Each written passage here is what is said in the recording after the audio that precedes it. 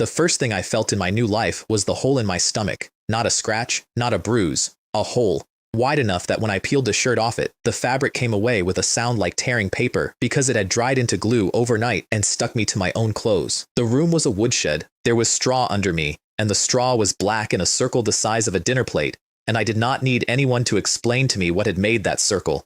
I opened my eyes and two things arrived at once. The sunlight, which was trying very hard to murder me through a gap in the boards, and the memories, which were worse, because they weren't mine. They belonged to the boy whose body I was lying in, and they came in the wrong order, the way memories do when they're handed to you instead of earned, and the last one in the stack was a girl in a pale dress driving a sword through his belly while she smiled. Her name was Shen Yue. She had been his fiancée for 6 years. Let me lay it out the way the boy remembered it, because he deserves that much. His name was Chen Fan, same as mine, which is either destiny or the universe being lazy. Only son of the strongest family in a nothing little place called Qingyun City. A genius, they called him, the kind that shows up once a century. 6 years of training and he'd already opened his meridians and climbed to the 3rd level of the Wei Sea realm, which in a town where the strongest old men had spent 40 years to reach the same place made him something close to royalty. 3 months ago, his parents vanished, just gone, both of them, no bodies, no note. The family's power fell off a cliff overnight, and the Xiao family, second strongest in the city, the ones his father had promised him to, the Xiao family did not walk away.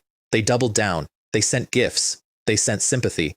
Shen Yue herself came to hold his hand and tell him she didn't care what he had left, that the engagement stood, that she'd be his wife the day he turned 18. The whole city called it a love story. 3 days ago, he taught her the family's sword art. 13 swords of the Lonely Peak, the thing his ancestors bled for, the single most powerful technique in the entire city.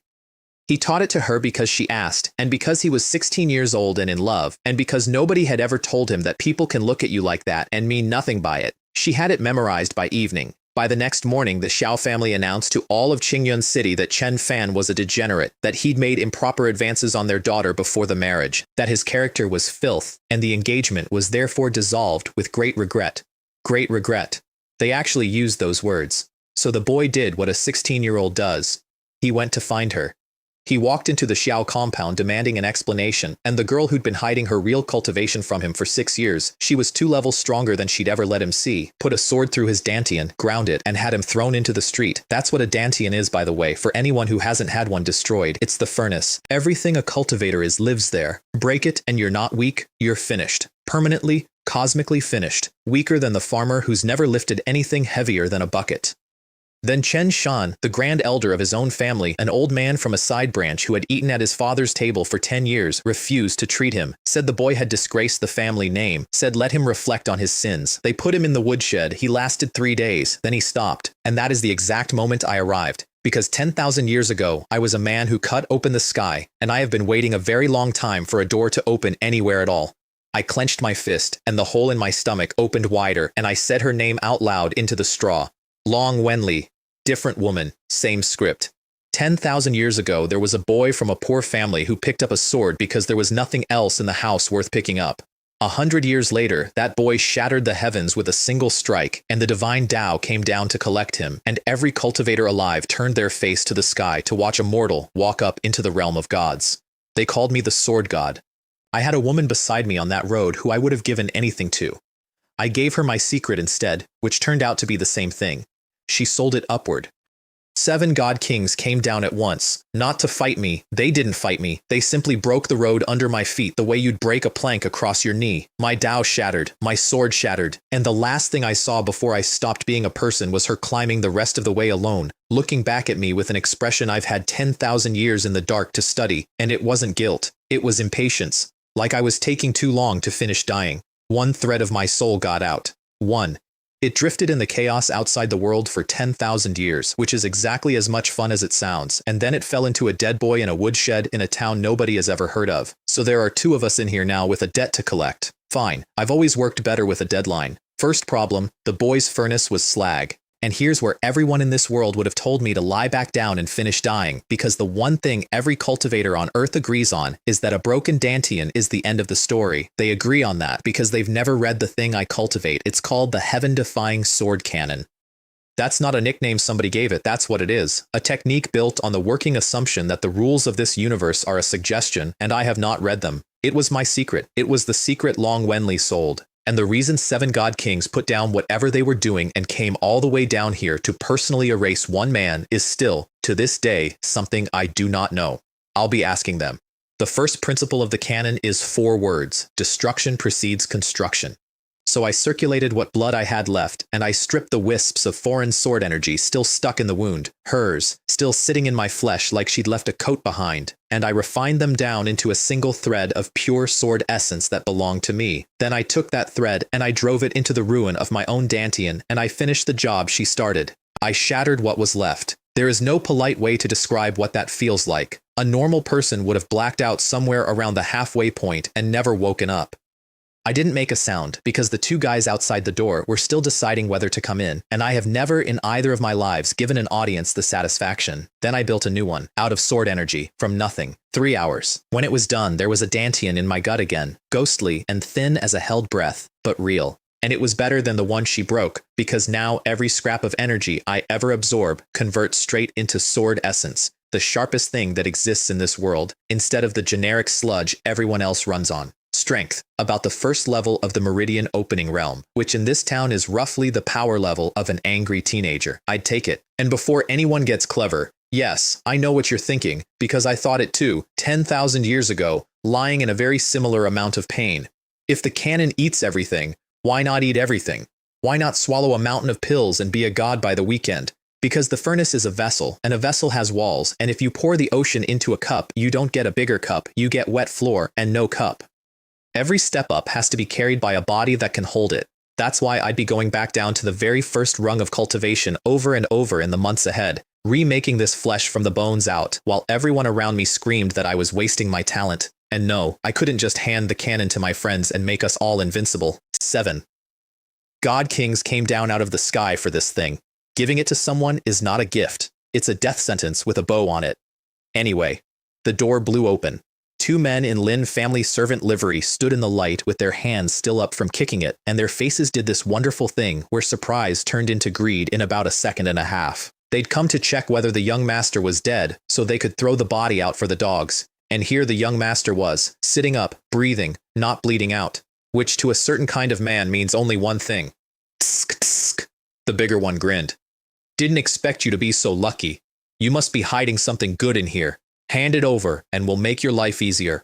Otherwise, don't blame us. The second one wanted to be included. Steward Zhao sent us to see if you were dead. If you were, we throw you outside the walls for the wild dogs. So behave. Even if we killed you right now, nobody in this city would care. They were both at the second level of meridian opening, 1 level above me. I stood up. I looked at them for a moment, the way you look at furniture. 2 lackeys, I said, raising their voices at me. Die. I brought 2 fingers together into a sword form and tapped the air twice. 2 sounds, very small, like someone thumbing a melon to check if it's ripe. They both got a hand up to their throats, which was the correct instinct and about a second too late, and the blood came out between their fingers anyway, and they went down one after the other and shook for a bit and stopped. I'd like to tell you that was skill. Mostly it was arithmetic. Yes, my cultivation was garbage, but sword energy condensed out of the heaven-defying sword cannon is pure the way nothing in this world is pure, and I have personally killed things that could have eaten this entire city, and the gap between knowing how to use a sword and knowing how to use a sword is the widest gap there is. Also, it emptied me completely. 2 attacks, half my power gone. Still too weak, I said to the room, which agreed with me. I crouched and went through their clothes and came up with 3 low-grade origin cores. Tier 1. The absolute cheapest medicine anyone in this world manufactures, the stuff serious cultivators won't touch because the impurities build up in your body and poison your future. I put all 3 in my mouth at once and swallowed. Here is a thing worth knowing about this world's pills. A proper Wei-Si cultivator needs about 15 minutes to refine 3 of those, and when he's done, he's stuck with the impurities forever. It took me 10 breaths, and the sword essence cut the impurities out mid-flow like a butcher trimming fat. I felt the new dantian firm up under my ribs, second level of meridian opening. I'd like to note, for the record, that this is the first time I swallowed a fistful of unidentified pills in front of a horrified audience. It is not the last, not by a wide margin. Now, the situation. Zhao Lei, the steward who'd sent those 2, was somewhere in this compound. The Grand Elder Chen Shan had taken the family. I'd been in a shed for 3 days and had no idea what shape anything was in, so I stepped outside into a courtyard I'd walked through 10,000 times in memories that weren't mine, and immediately had to duck 2 patrolling guards, then 2 more. The family's security had tripled. Nobody triples the guard on a house they already own peacefully. I knew this ground better than the people patrolling it. I went around them, cut through the back, and came out at the servants' quarters, and that is where I stopped moving. There was a woman on her knees in the yard with a wood-splitting knife on the ground beside her, because she'd been holding it until her arms gave out. Her back was a map of whip marks. Some of them had opened again. Standing over her with the whip was a man of about 40 with a mustache, hands on his hips, enjoying himself. Steward Zhao Lei, 4th level of meridian opening, 2 above me. You filthy little bitch. He said it comfortably, like a man discussing weather. If you'd served me properly, satisfied me, I could have made your life very nice, but you don't know what's good for you. You think you can save Chen Fan? Let me tell you the truth. Your useless young master is dead. I already had the body dumped outside the city. I imagine the dogs have him down to the bones by now. And the woman on the ground, who could not stand up, who had no cultivation at all, who was one solid hit from finished, she lifted her head and put every syllable in separately. Zhao Lei, you will get what's coming to you, and it will be horrible.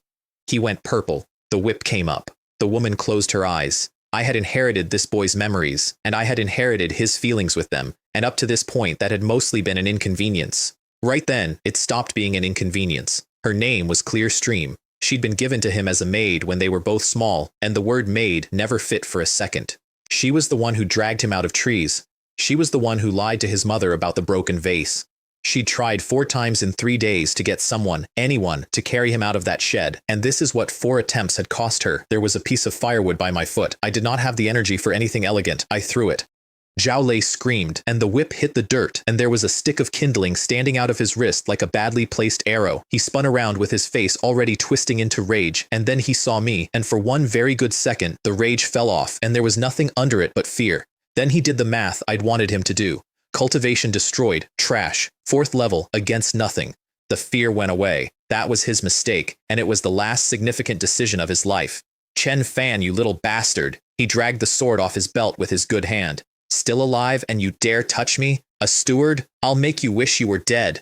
He came at me with his whole body behind it, which for a man with a stick through his wrist showed real commitment. I didn't move. I want to be clear about why. It wasn't bravery, and it wasn't a plan. It's that a meridian opening cultivator swinging a sword at me is not a threat. It's a man reading a book out loud that I wrote. I could see where the blade would be in half a second, the way you can see where a thrown ball will land. Also, and this is the part that will never stop being funny to me, Zhao Lei had chosen to attack the sword god, on purpose, with a sword. I let it come close enough to feel the wind off it. Then I made a small sound in my throat, and I let my aura out. Not power. I didn't have power. Presence. 10,000 years of standing in front of things that could unmake this planet, condensed into about 1 second of eye contact. Zhao Lei's hand opened on its own. The sword hit the ground. I moved my mind, and the sword essence in me curled out, wrapped around the falling blade, and put it in my hand. I hadn't held a sword in 10,000 years. I'd like to describe what that was like without sounding insane, and I don't think I can. Everything that had been slightly wrong since I woke up went quiet. The world got simple again. There was me, and there was a sword in my hand, and everything else was just a question of how much of it I wanted to still be standing. The aura came off me harder.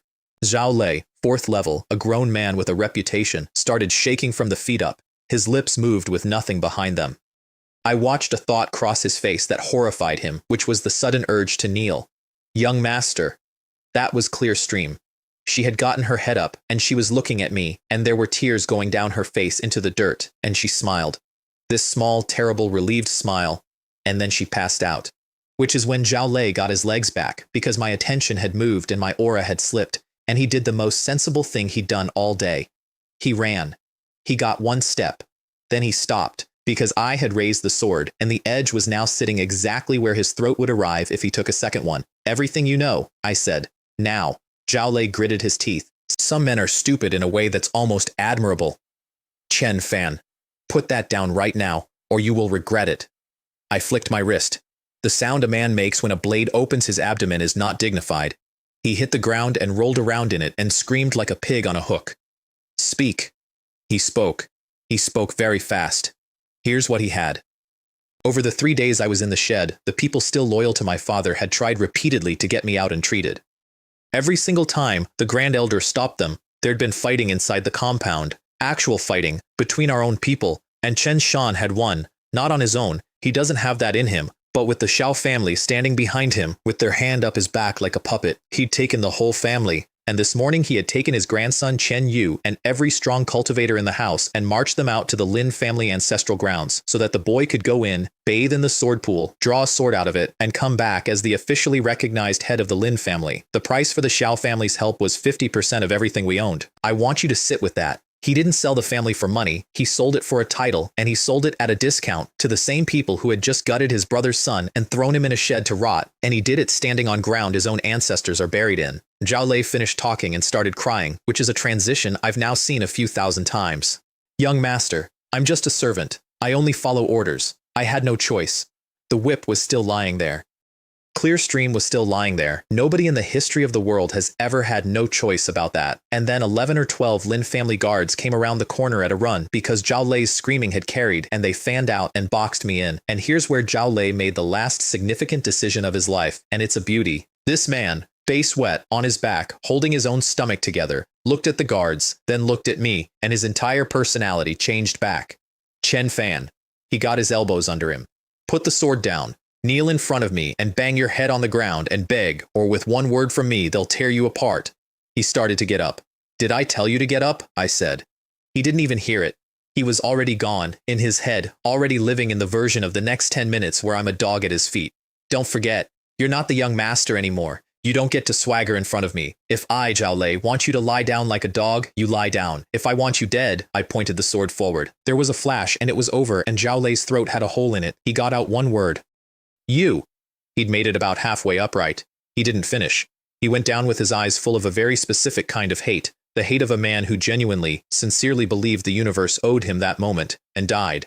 That's one. First man in this life to tell me to kneel. Start counting. It becomes a thing. The guards stared. 12 men, second and third level, weapons out, all of them doing arithmetic and not liking the result. I looked at them. Every single one of them found something interesting on the ground. Then somebody in the back, always somebody in the back, shouted it. Chen Fan is a disgrace to the family. He's rebelling. Kill him and the Grand Elder will reward you. Ah, there it is. Greed, the great motivator, beating fear by half a length in the home stretch. They came at me all at once. I stood still and let them come, and I want to explain why I wasn't worried, because it isn't arrogance, it's an actuarial fact. In my last life, I made Sword God in 100 years, 100 years of nothing but fighting. Being surrounded is not an emergency for me, it's Tuesday, and the things that used to surround me were not 12 teenagers from a provincial family with third-level cultivation. The sword essence surged, and an ordinary iron blade in an ordinary courtyard lit up like something out of a legend. This next part is a technique out of the canon, and I'm going to tell you what it does because it's beautiful. It's called the light-splitting, life-taking sword.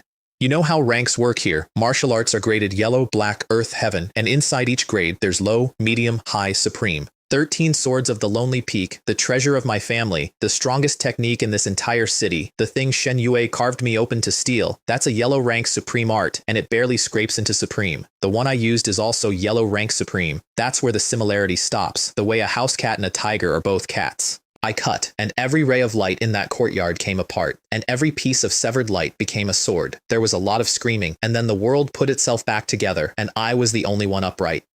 I want to be honest about my state of mind here, because I think it matters. I did not enjoy that. Those men were idiots and cowards, and they'd have handed my corpse to the dogs for pocket change, but I'd known some of their faces since this body was 6 years old. This is the part nobody tells you about being reborn into someone's life. You inherit their people. And then you find out exactly what all of them are made of, all at once, in about 4 minutes. I collected every pill off the bodies. I picked up Clear Stream. She weighed nothing, which told me a few things about the last 3 months. And I ran for the back garden. There's a rockery there, ornamental stones, the kind rich families put in a garden to prove they're rich. I hit a specific protruding rock with my palm. It sank, and the whole thing cracked open onto a dark passage going down. It's a secret only the heir to the family knows. It was built to keep important people alive when things go wrong. Things had gone wrong. Down in the chamber, luminous pearls in the walls, so not even dark. I got a proper look at her back and had to stop and breathe for a second. She was a girl with no cultivation whatsoever. There are grown men with power in their bones who would have quit under that. She'd taken it for days and gone right on telling that man exactly what she thought of him. I had a pocket full of dead men's medicine. I picked out 2 healing pills, fed them to her, put a hand flat between her shoulder blades and ran my sword essence backwards, reverted it to plain, gentle origin power, which is a trick nobody in this world can do, and which I will explain later, and pushed it into her to refine the pills for her. Half an hour, the whip line scabbed, the color came back into her face. Then I took everything else I'd collected and swallowed it, all of it. Healing pills, detox pills, cultivation pills, mixed together in one handful like a man eating peanuts. I want to stress how insane that is by local standards. Different pills have different properties. Mix enough of them in one body and the energies collide and you come apart. This is not a rare accident. This is the standard, well-documented outcome. The canon does not care. Sword essence went through my meridians ahead of the flood, cut the incoming energy into separate strands, and walked each strand along its own road, and none of them ever met. The dantian firmed up again, 3rd level of meridian opening, and a hair off the 4th. That's 2. Meanwhile, across the compound, in the main hall, a steward named Chen Heng, 30-something 8th level of meridian opening, genuinely strong by this city's standards, was bowing and scraping in front of a man from the Xiao family named Shen Bao, who was 6th level and nobody's idea of important. That's the shape of things now, in one image. Our strongest remaining officer, bent at the waist, in our own hall, for a mid-ranking errand boy from the family that gutted me. Because Chen Shan's grip on the Lin family ran entirely through the Xiao family's arm, which means the Lin family had already been swallowed. Nobody had gotten around to announcing it. Chen Heng, Shen Bao said, in the tone of a man who has practiced this tone. I want you to understand something. We didn't kill Chen Fan ourselves because we didn't want the city gossiping, but Chen Fan has to die. Do you understand? Chen Heng bowed lower. Don't worry, I sent men to confirm. They haven't reported back. I imagine they're busy dumping the body outside the walls for the dogs. That's when a guard came through the door at a dead sprint. Sir, something's happened. Speak. Sir, the young master. This family has no young master. Chen Heng's voice went to ice, and I bet everything I own it was for Shen Bao's benefit and not his own. Say that again, and you're out of this house. The guard adjusted immediately, which is a skill. Sir, Chen Fan is alive. He's killed Steward Zhao and a dozen of our brothers in the back courtyard. What did you say? And Shen Bao, who had been enjoying himself, snorted. It seems the Lin family can't be trusted to do anything properly. Please calm down. Chen Fan is nothing now. He can't cause real trouble. I'll take men and kill him myself, and I'll give the Xiao family a full explanation. I've lost faith in your family. I'll kill Chen Fan personally. He walked out. Chen Heng gathered men and hurried after him like a dog that's been whistled for. Down in the chamber, I finished refining, and Clearstream woke up. Her eyes opened, found me, and the very first thing out of her mouth, before any question about her own back, was, Young master, the family isn't safe. You should leave right now. Don't worry about me. I've had emperors and immortals, and one actual god, try to bargain with me. Nobody has ever knocked the wind out of me quite that efficiently. Stay here, I said. Heal. I'll come back for you when I've dealt with the people outside. Young master, don't fight them head on, please. Your safety is the only thing that matters. I shook my head and smiled at her. Don't worry. She looked at my face for a moment. Then she nodded, very seriously, like a soldier accepting an order. All right, Clearstream believes the young master can settle this. I'll wait here. There's a restriction built into the chamber that seals from the inside. I set it so that even with the entrance blown open, nobody could follow her in. Then I released it, walked up the passage, and pushed the door open. There were about 30 people standing in a ring around the exit. Chen Heng's face lit up when he saw me, and I understood why. They'd been trying to crack the chamber for a while and failed, and had convinced themselves I'd escaped down some other tunnel. Now here I was, walking out of it voluntarily, into a circle. Shen Bao got in front because he wanted the credit, and the first thing out of his mouth was a speech. Chen Fan, not only have you disgraced the Lin family, you have murdered innocent members of it. Do you understand your crime? My crime. I looked past him at Chen Heng. A man of the Lin family bows to the Xiao family and lives as their dog inside his own house. Do you understand yours? Chen Heng's face moved. It's a small thing, but I saw it. It's very hard to be a traitor out loud in front of an audience that used to respect you. Since you're so stubborn, he said, don't blame me. He started forward, and Shen Bao put a hand up without looking at him. Leave this trash to me, which tells you everything about the food chain in that courtyard. Shen Bao was 6th level, Chen Heng was 8th, and Chen Heng stopped walking. Shen Bao came out to face me with his chin up. Chen Fan, I think you're still living in the glow of being a young master. Let me update you. Everything in Qingyun City is decided by the Xiao family now. You've got nerve surviving all this, but in a minute, I'm going to break every bone in your body with my fists. I was at the peak of the 3rd level. He was 6th, 3 levels up. I lifted the sword and pointed the tip at his chest. Perfect, I said. Let's start settling accounts with the Xiao family from you. He laughed like I'd told him the funniest joke in the world. With your strength, for the Xiao family, killing you is easier than crushing an ant. He stepped in and threw a punch that pulled the air after it. One sword is enough, I said, and I thrust. Straight. Arm straight, blade straight, the whole line so exact it looked measured by an instrument. And Shen Bao, I want to be fair to him, he was completely confident. He had every reason to be. Shen Bao punched the point of my sword. He was going to snap an ordinary iron blade with his fist and then start on my ribs. That was the plan. It's not even a stupid plan. If you assume the sword is the important part of the equation, the sword is never the important part of the equation. The blade went into his fist and kept going and came out the back of his arm. I've heard a lot of screams. That one had a particular quality of personal betrayal to it that I enjoyed. I turned my wrist. His arm came apart along the whole length of it, and the sword kept traveling, and he had one moment where the light in front of him went strange and chopped up, and he couldn't see, which is what the light-splitting sword does to you, and he tried to dodge in the general direction of somewhere. Nobody dodges faster than the sword that's already moving. It went through his throat, and the sword energy came off it like a struck match, and Shen Bao stopped. The courtyard made a sound. 30 people inhaling at once. Shen Bao, 6th level, Xiao family, killed in one strike. By the cripple. Chen Heng saw it more clearly than anyone, because he was strong enough to read it. My cultivation really was destroyed. There really was only a scrap of it left, 3rd level, peak, at best. Which meant it wasn't power. It was the swordsmanship. And it was a sword art he'd never seen, and it had just taken a man 3 levels above me apart without slowing down. He took a very deep breath and started walking toward me, drawing his blade as he came, and I'll give him this much. He understood his situation exactly. Shen Bao had died in the Lin family compound, in front of him, on his watch. If he didn't produce my corpse, the Xiao family's anger was going to land somewhere, and he was the only one standing under it. Chen Fan, his voice was low and steady. You killed Shen Bao. You've called down a disaster on this entire family. If you're allowed to keep living, you'll destroy all of us. That's the thing about men like Chen Heng. Right up to the end, they need it to be your fault. I didn't have any more words for him. I touched my toe to the ground and went in. He was 5 levels above me, and, credit where it's due, he was good. He met the first exchange, and the second, and the third. Clang. We separated. He was rattled. He'd expected the peak of the 3rd level to feel like the peak of the 3rd level, but he covered it. Give up, he said. You're too weak. You're getting ahead of yourself. Then his aura spiked and he roared and came in with the family's own art. Gale sword, high grade, the one every Lin child grows up watching the elders demonstrate on festival days. Fast enough that the guards around us couldn't follow the blade, which meant precisely nothing for 2 reasons. 1, I've seen faster. I've seen faster on a bad day. 2, it was our sword art.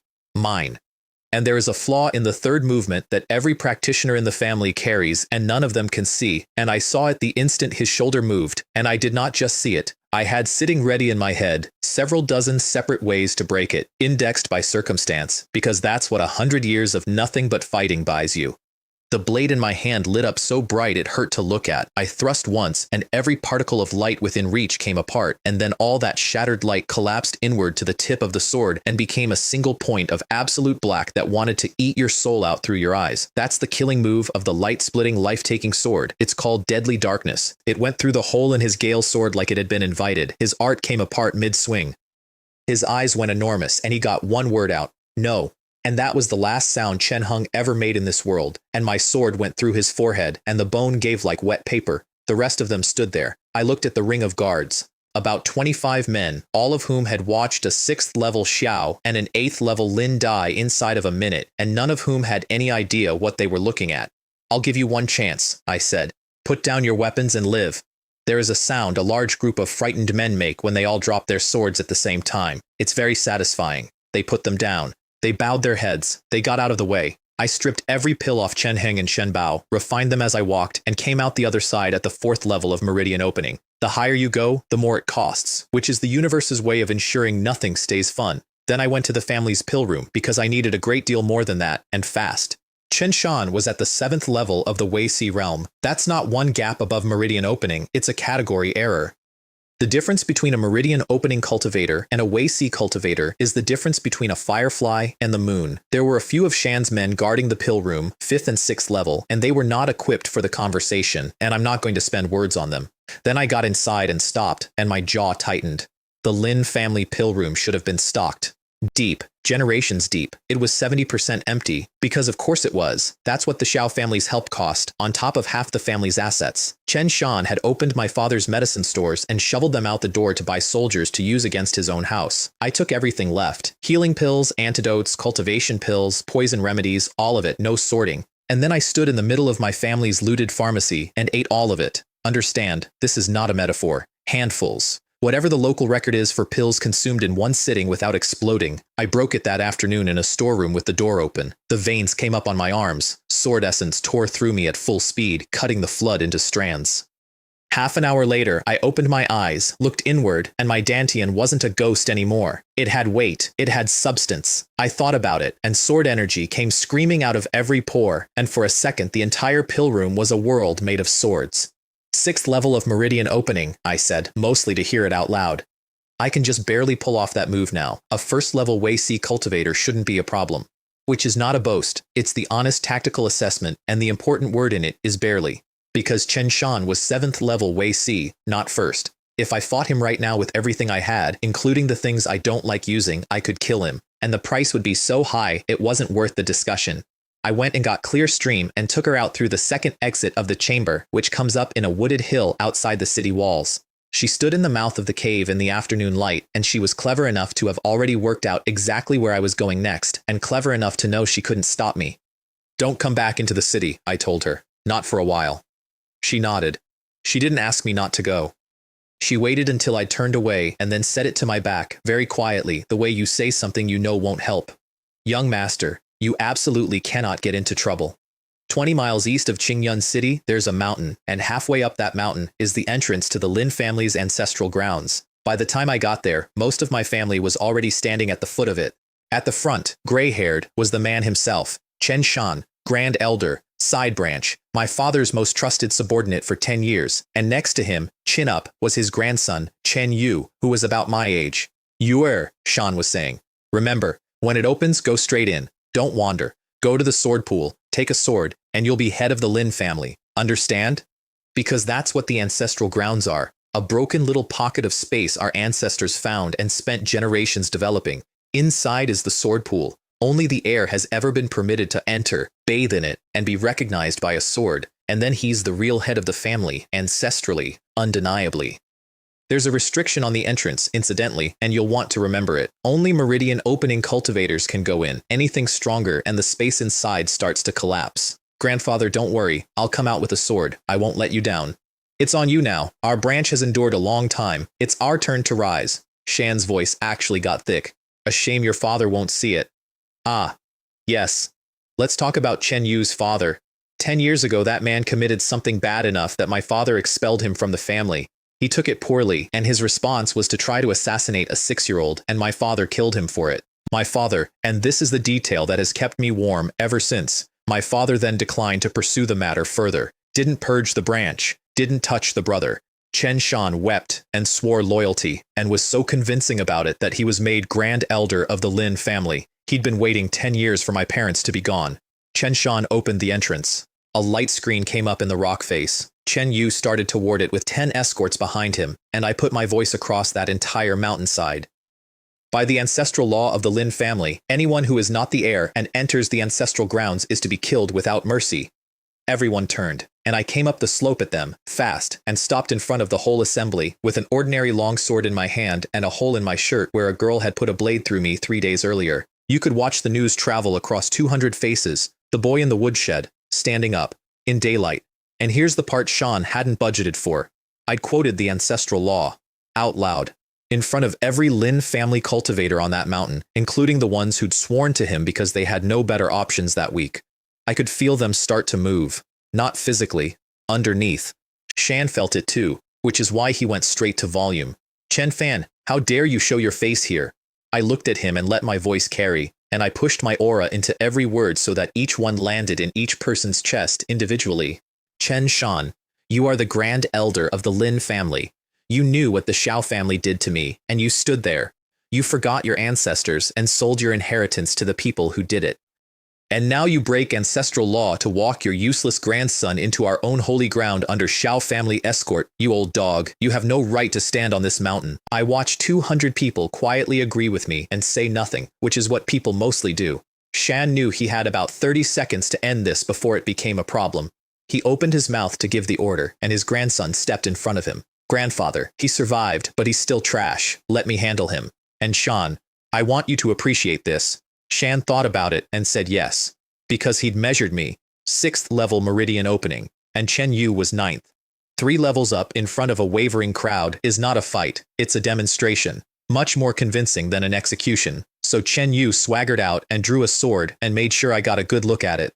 Chen Fan, do you recognize this? I did. It was mine. A Tier 1 sword named Qing Hong that this body had earned in the ancestral grounds at the peak of meridian opening and which had gone into Chen Yu's hands the day Shen Yue opened my stomach. If the man holding it is worthless, I said, a divine sword in his hand is scrap.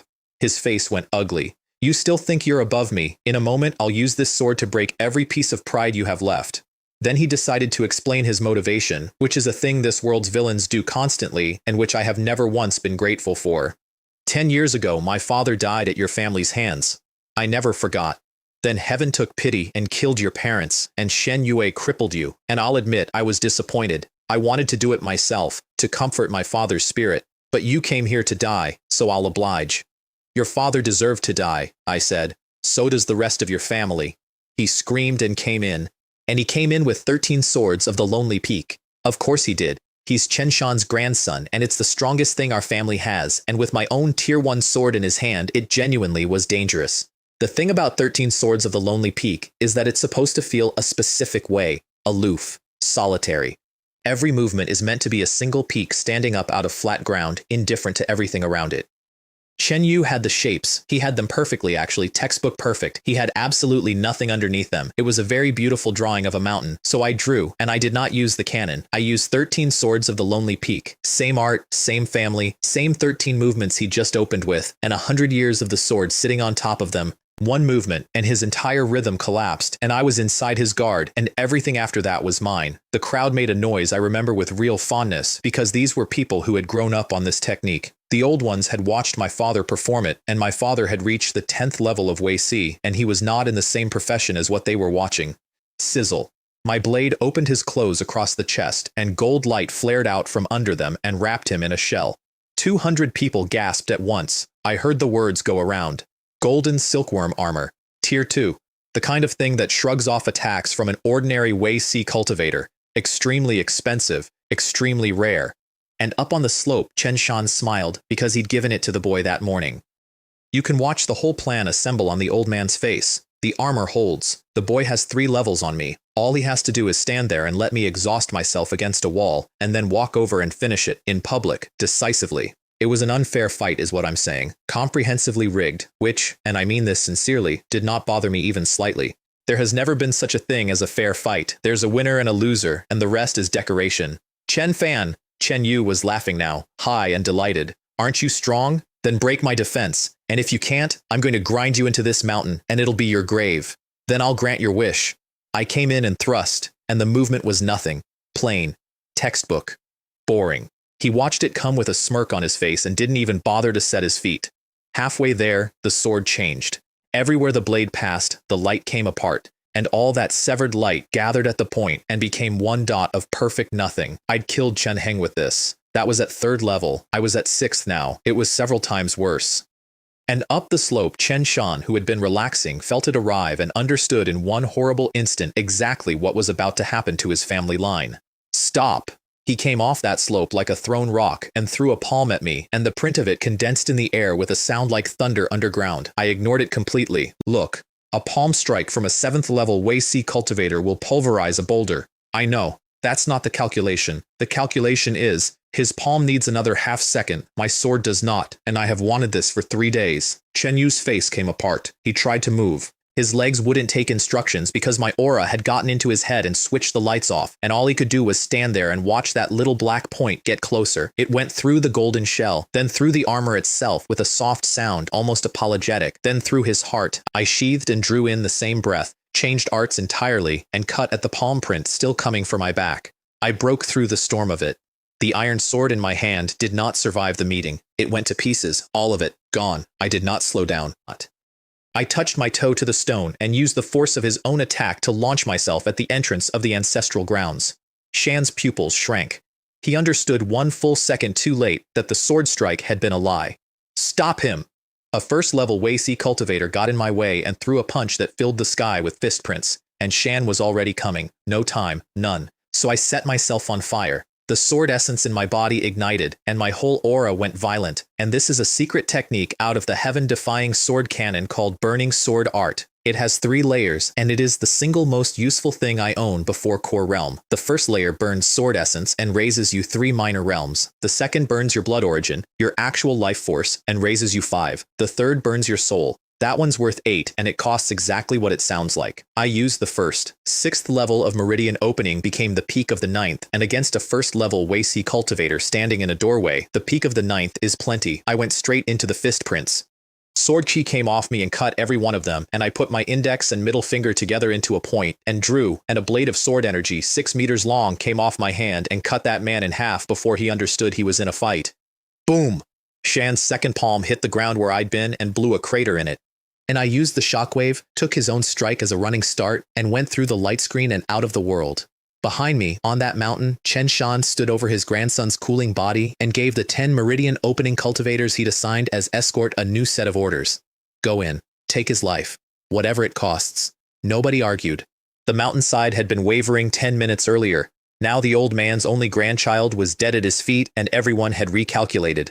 They watched 10 10th-level cultivators walk into our ancestors' holy ground to hunt me in direct violation of the law I just read out loud to them, and they said nothing at all. Shan picked up the body and stood there shaking, looking at the entrance. Don't worry. Grandfather will send him down to you. Inside.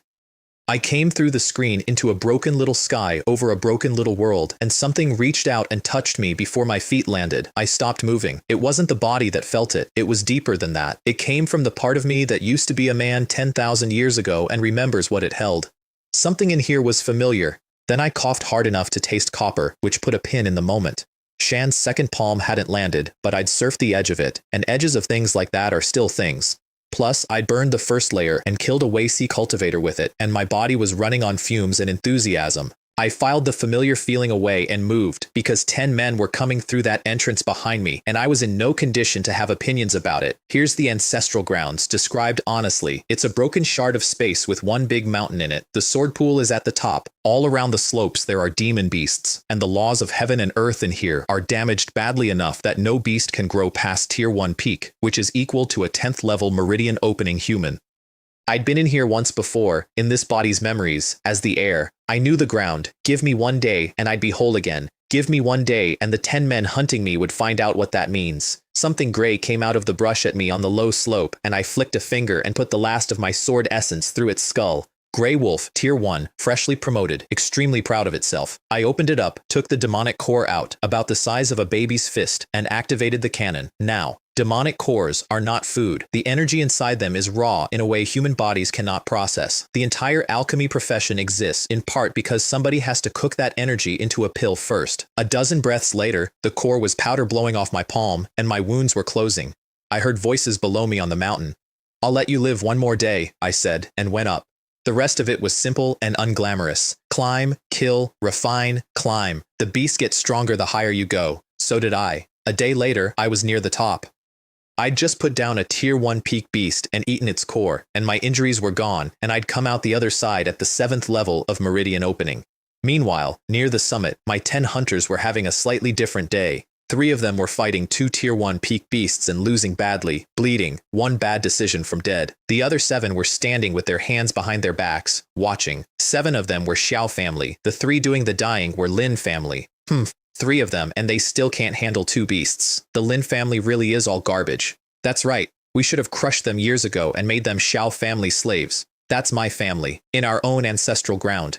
Being sent in first as bait by the family that bought us, on the orders of our own grand elder. The leader of the 7 was a man in his early 20s, and he was giving instructions. Don't relax. The patriarch's mission is to take control of this place. We take every sword out of the sword pool, then we wait at the top. The moment Chen Fan shows up, we kill him. A pause. He surprised me a little, honestly. Young Miss crippled his dantian with one sword and he can still fight. His name was Shenlong, collateral branch of the Xiao family, Shen Yui's cousin, and 3 days earlier he had been standing in the room when she did it. He is going to come up again. I want you to remember that face. I came up over the last ridge onto the summit, and there it was, a shallow depression in the rock, and above it, floating in a slow circle, more than a dozen swords. Tier 1, every one of them. That's the Lin family sword pool. Generations of heirs have climbed up here, performed the correct rituals in the correct order over the correct number of days, and been permitted to have one. And that pull in my soul, the familiar thing that had grabbed me the second I came through the entrance, it was coming from the bottom of it. I walked to the edge and stepped off. The last time this body was here, it wouldn't have dared. There are procedures. There are ceremonies. There is a very old man who reads things out. More than a dozen Tier 1 swords came at me the instant I entered the water. Here's the thing about swords, though. I was the sword god, not a swordsman, not a master. The emperor of the entire concept. I let the aura out and the sword key roared, and every blade in the air stopped like it had hit glass, and then turned and began to circle me, slowly, point down, worshipping. Heavenly Scar, I said. I'm back. Nothing. You should come back too. And in the heart of the mountain, something moved. The whole world shook. Not the ground, the space itself, all of it at once, like someone had struck the shard of reality we were standing in, and it had rung. Buried in the center of that mountain was a piece of iron. It could have torn its way out of the rock any time it wanted. That wasn't the problem. The problem was what was wrapped around it, the residue of divine law, laid down by 7 specific people 10,000 years ago and left there to keep a thing pinned. That was the familiarity. It came from a scrap of metal, because that scrap of metal was my sword, divine rank, beyond 9th tier. Every material in it a divine material I'd spent decades hunting down personally. It had gone through more battles than most sects survive as institutions. Heavenly Scar. When I cut the sky open, that's what I did it with. When the 7 god kings broke my Tao, they broke my sword with it, and one thread of my soul got out, and it turns out one piece of the blade did too. And here's the part I sat with for a moment, up there in the water, with a dozen borrowed swords turning around me. The Lin family ancestral grounds are a shard of space that got cut off from the world when a divine sword shattered 10,000 years ago. My ancestors found the hole and moved in. The sword pool is fed by sword chi leaking out of that fragment, and every Tier 1 treasure the Lin family has ever produced was just a piece of ordinary metal that sat next to my broken sword long enough to get ideas. I was reborn into a family in a town nobody's heard of, and my sword had been waiting under the floor the entire time. I'm not a superstitious man. I've met gods and found them disappointing, but I'll allow that one. Heavenly Scar answered me, faintly, almost nothing, the way a voice sounds from underwater. I'm back, I said. I know you've been waiting. Come out. Nothing can hold your light down. In this life we go together again, and in this life we don't repeat the last one. Not even a god king stops us. The iron in the mountain began to shake harder, and the divine law that had been sitting on it for 10,000 years, the sealing work of 7 god kings, which is not a small thing, which is the kind of work that outlives civilizations. That law had been eroding for 100 centuries, and under the edge coming off that fragment, it started to crack. Which is when my 10 hunters arrived at the summit. 9, actually. One of the Lin family men had met a Tier 1 peak beast on the way up and lost, so now it was 2 Lin family cultivators, both covered in wounds, and 7 Xiao family men without a scratch on them. They came around the rim and stopped because the mountain was shaking and there was a boy standing in the middle of the sword pool with every sword in it orbiting him like he owned the sky. Shenlong did not like it. He was cautious. He was also a certain kind of man, so his caution took a very specific shape. He turned to the 2 bleeding Lin family cultivators and pointed. This Chen fan is a disaster your family produced through your own incompetence. You 2, go get him. They were terrified. I could see it from 30 meters. And they went anyway, because a Xiao family collateral had told them to, and because that was the world they'd agreed to live in 3 days ago, and because it is genuinely easier to charge a man who's about to kill you than to say no to someone who's been humiliating you for a week. They shouted and came and threw everything they had. I didn't stop calling. I just had a thought, and a dozen Tier 1 swords went past me in a line. I want to say something about those 2 men because it deserves saying. At the 10th level of Meridian Opening, they were genuinely capable. Their attacks were solid. Against most people, that would have been a real fight. And they had just spent a day being cursed at, spat on, and used as bait by people they were forbidden to talk back to. And they had accepted every bit of it. Then they died running errands for those people. The swords went through them in one pass like sewing and came back to me. The 7 Xiao family men stopped smiling. Shenlong took a long breath and started thinking out loud, which is a habit that has killed more clever men than stupidity ever has. There's a secret here we don't know. The spot he's standing in, that's the control point for those swords, and he can only reach inside the pool's range. so we don't enter the range. Spread out, attack together, force him off that spot, and do not kill him. Take him alive, make him give up the secret, then kill him. Two things about that. First, he was right. My cultivation genuinely did cap the swords at roughly pool-sized range. Second, I could have walked off that spot any second I liked and killed all 7 of them, and he'd built his entire plan on the assumption that I couldn't. But killing 7 men mattered less than what was happening under the mountain. The sword pool is where Heavenly Scar's overflow gathers. Standing in it is the only place the fragment can hear me clearly. And I could feel it straining against 10,000-year-old law, and I knew, the way you know things about someone you've spent 100 years with, that if I broke the call now, it might not have enough left in it to finish.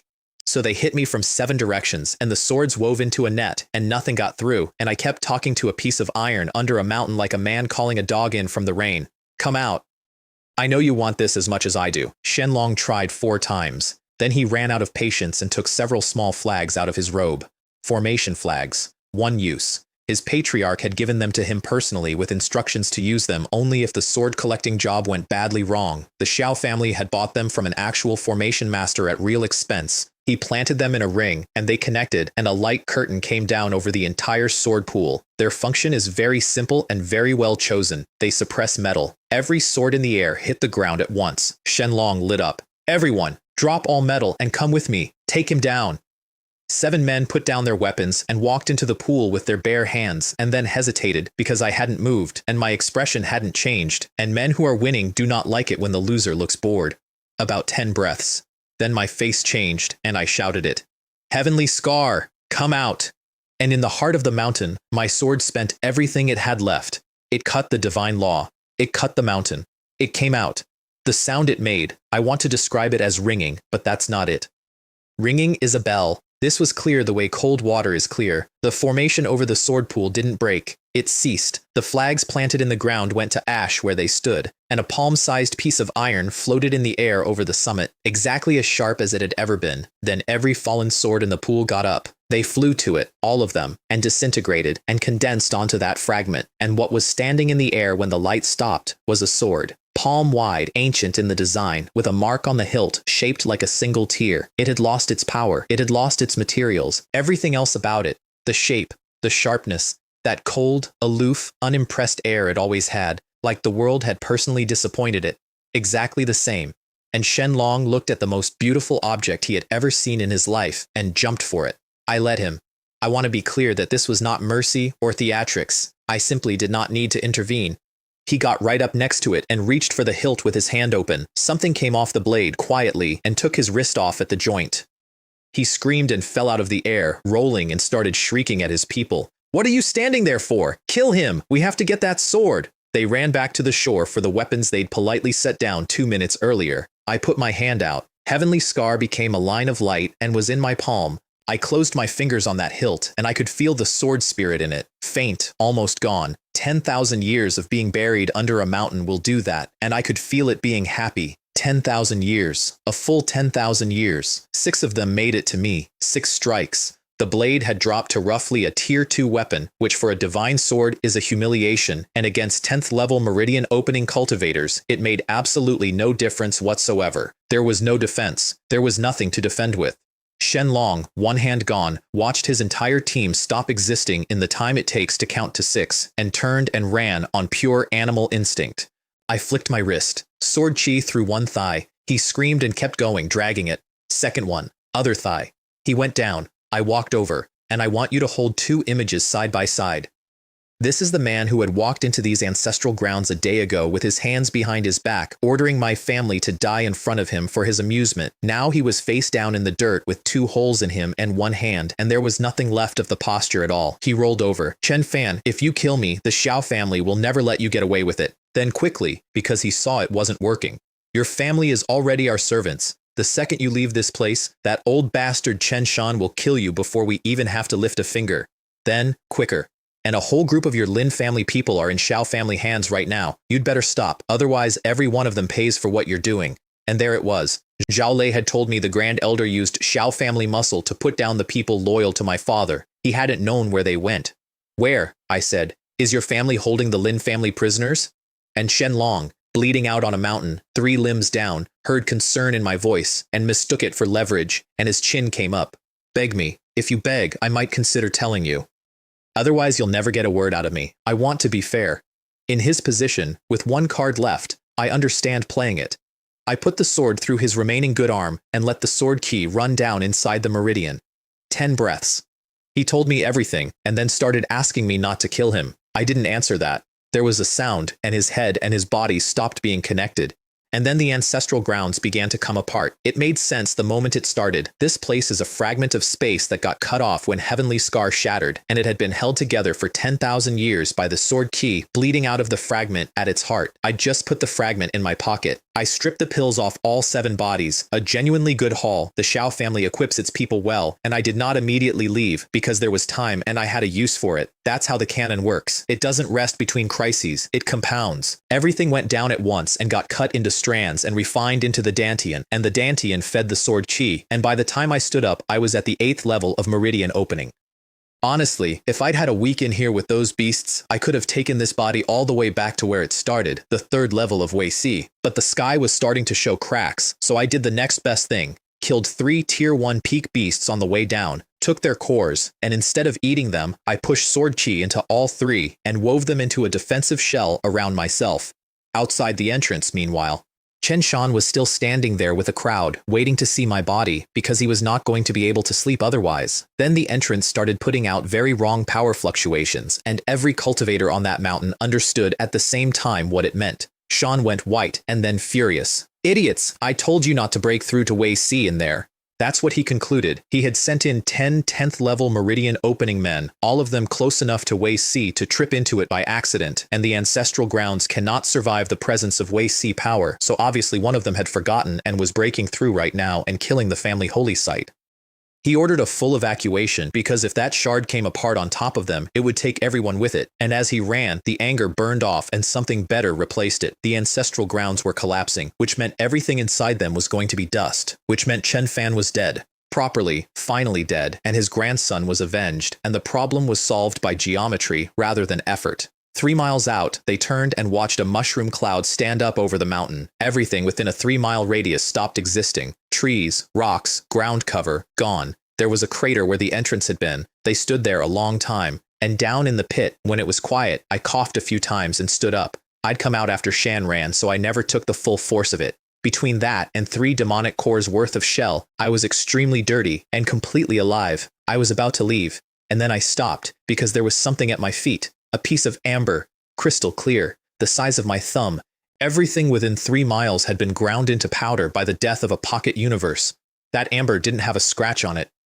I picked it up, and warmth went up my arm, and every bit of exhaustion from running a defensive formation through a spatial collapse simply left. My blood started moving like I'd slept 10 hours. I held it up. There was a small amount of crimson liquid suspended inside. About 1 drop. I sent a thread of mental energy in to have a look. 2 things happened at once.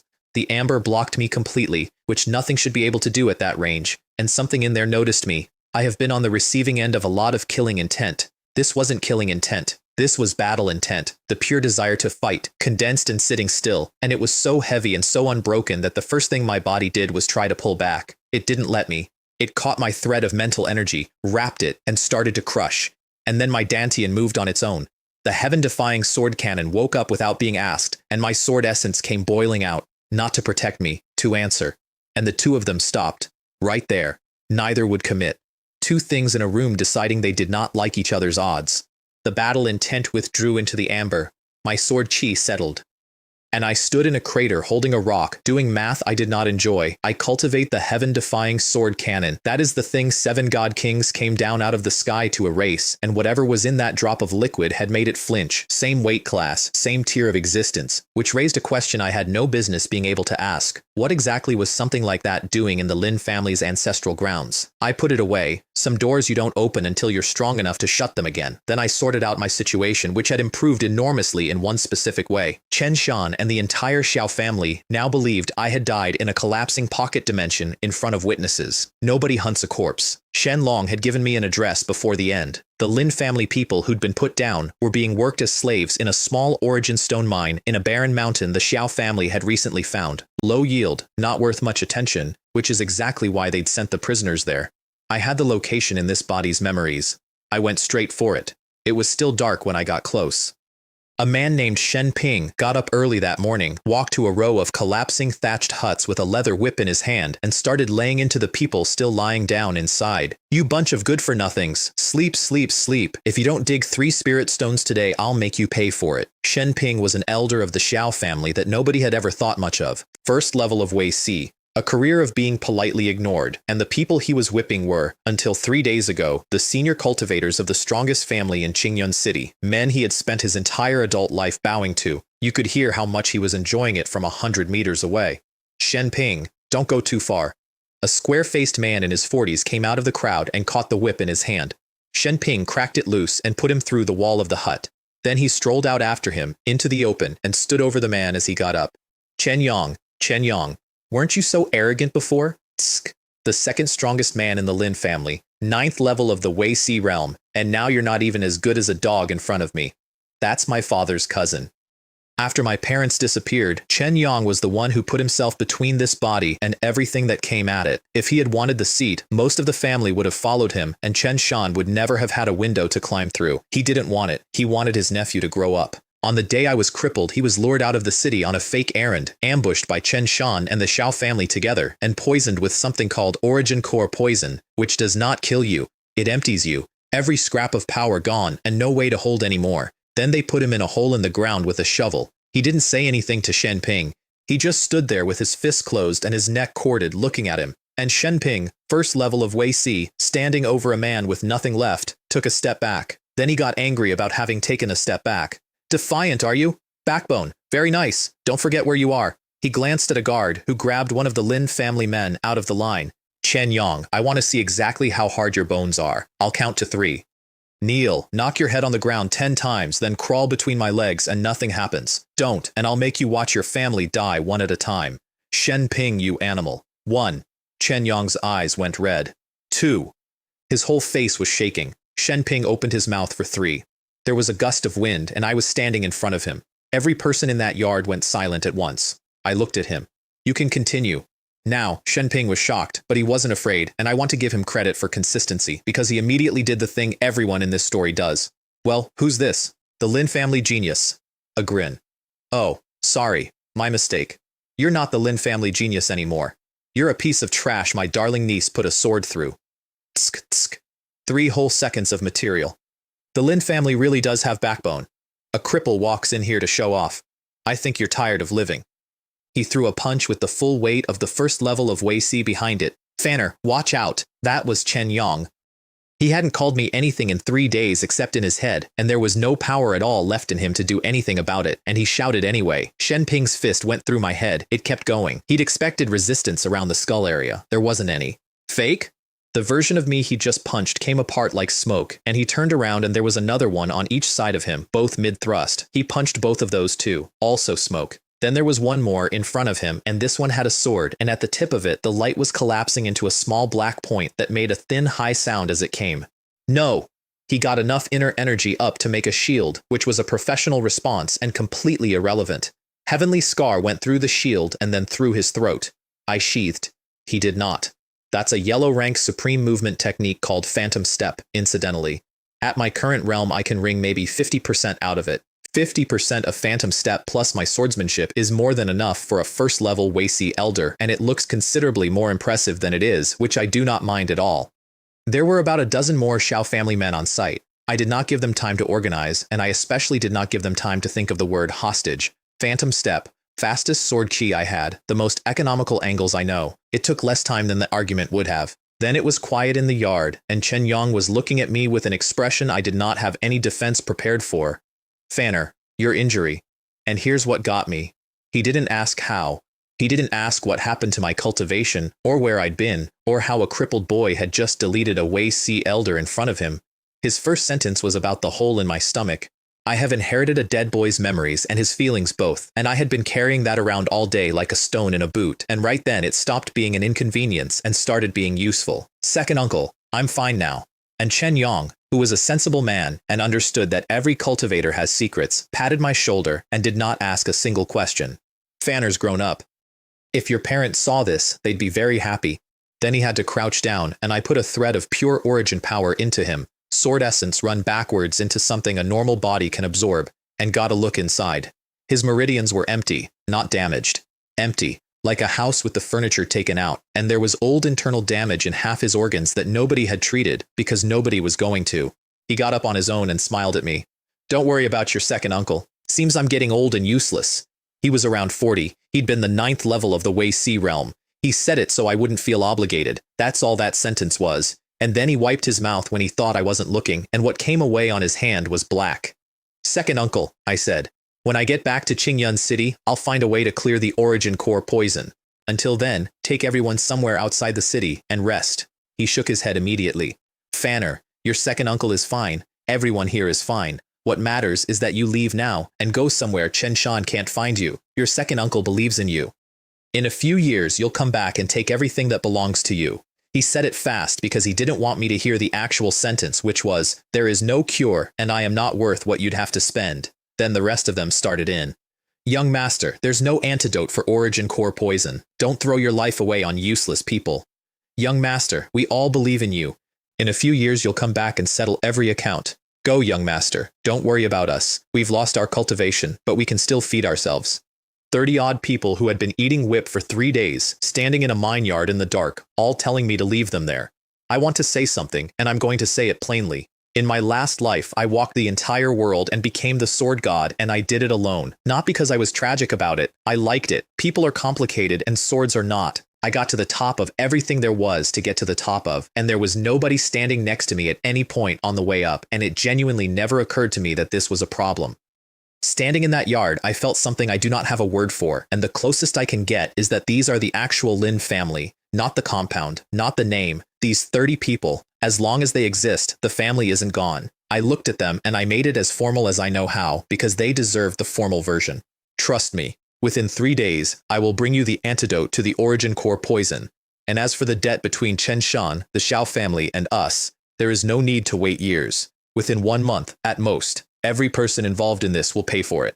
2 promises, out loud, in front of 30 witnesses. Hold on to both of them. The mine was low yield, which meant nobody would come looking for 2 or 3 days. I took every pill off Shenping and his men and found 6 low-grade origin stones in his quarters, refined out of the ground by the people he'd been whipping. Origin stones are condensed world energy, 4 grades, low, medium, high, supreme. 1 low-grade stone is about a month of cultivation for a meridian opening cultivator. 6 of them would have taken me from the 8th level to the 10th in an afternoon. I didn't eat them. First time all week. I walked everyone half a day out to the cave where I'd left clear stream. Chen Yong had the presence of mind to strip the mine of every scrap of food on the way out, which tells you what kind of officer he'd been, and then I sat down with those 6 stones and started drawing on them. Array patterns. Using mental energy to guide sword chi as an engraving tool, which is not how anyone does this. An hour to inscribe all 6. Then I set them around the cave mouth in a specific arrangement, made a series of hand seals and said, start. 6 beams of sword light went up and met in the air and turned into 1 point of brightness, which spread out over the whole hillside and vanished. I stepped outside the boundary and flicked a wisp of sword chi into it as a test. Sword chi came at it from every direction at once and annihilated it. Conceals and kills. I was satisfied. For the record, the original of that formation is 6th order. I had 6 low-grade stones and a body at the 8th level of meridian opening, so I simplified it savagely and got 2nd order out of it. A 5th or 6th level Wei Si cultivator would need to work hard to break in, and in the whole of Qingyun City there are almost none of those, and they do not go for walks in the wilderness. Chen Yong watched me do all of this from about 4 feet away, and when I told him where the life gate was, he had the look of a man revising his entire model of reality, because there is no formation master in Qingyun City, not one. The formation flag Shenlong used up on that mountain were single-use items his family had bought at enormous cost from someone in another city entirely. Fanner, he said, go. Your second uncle believes in you.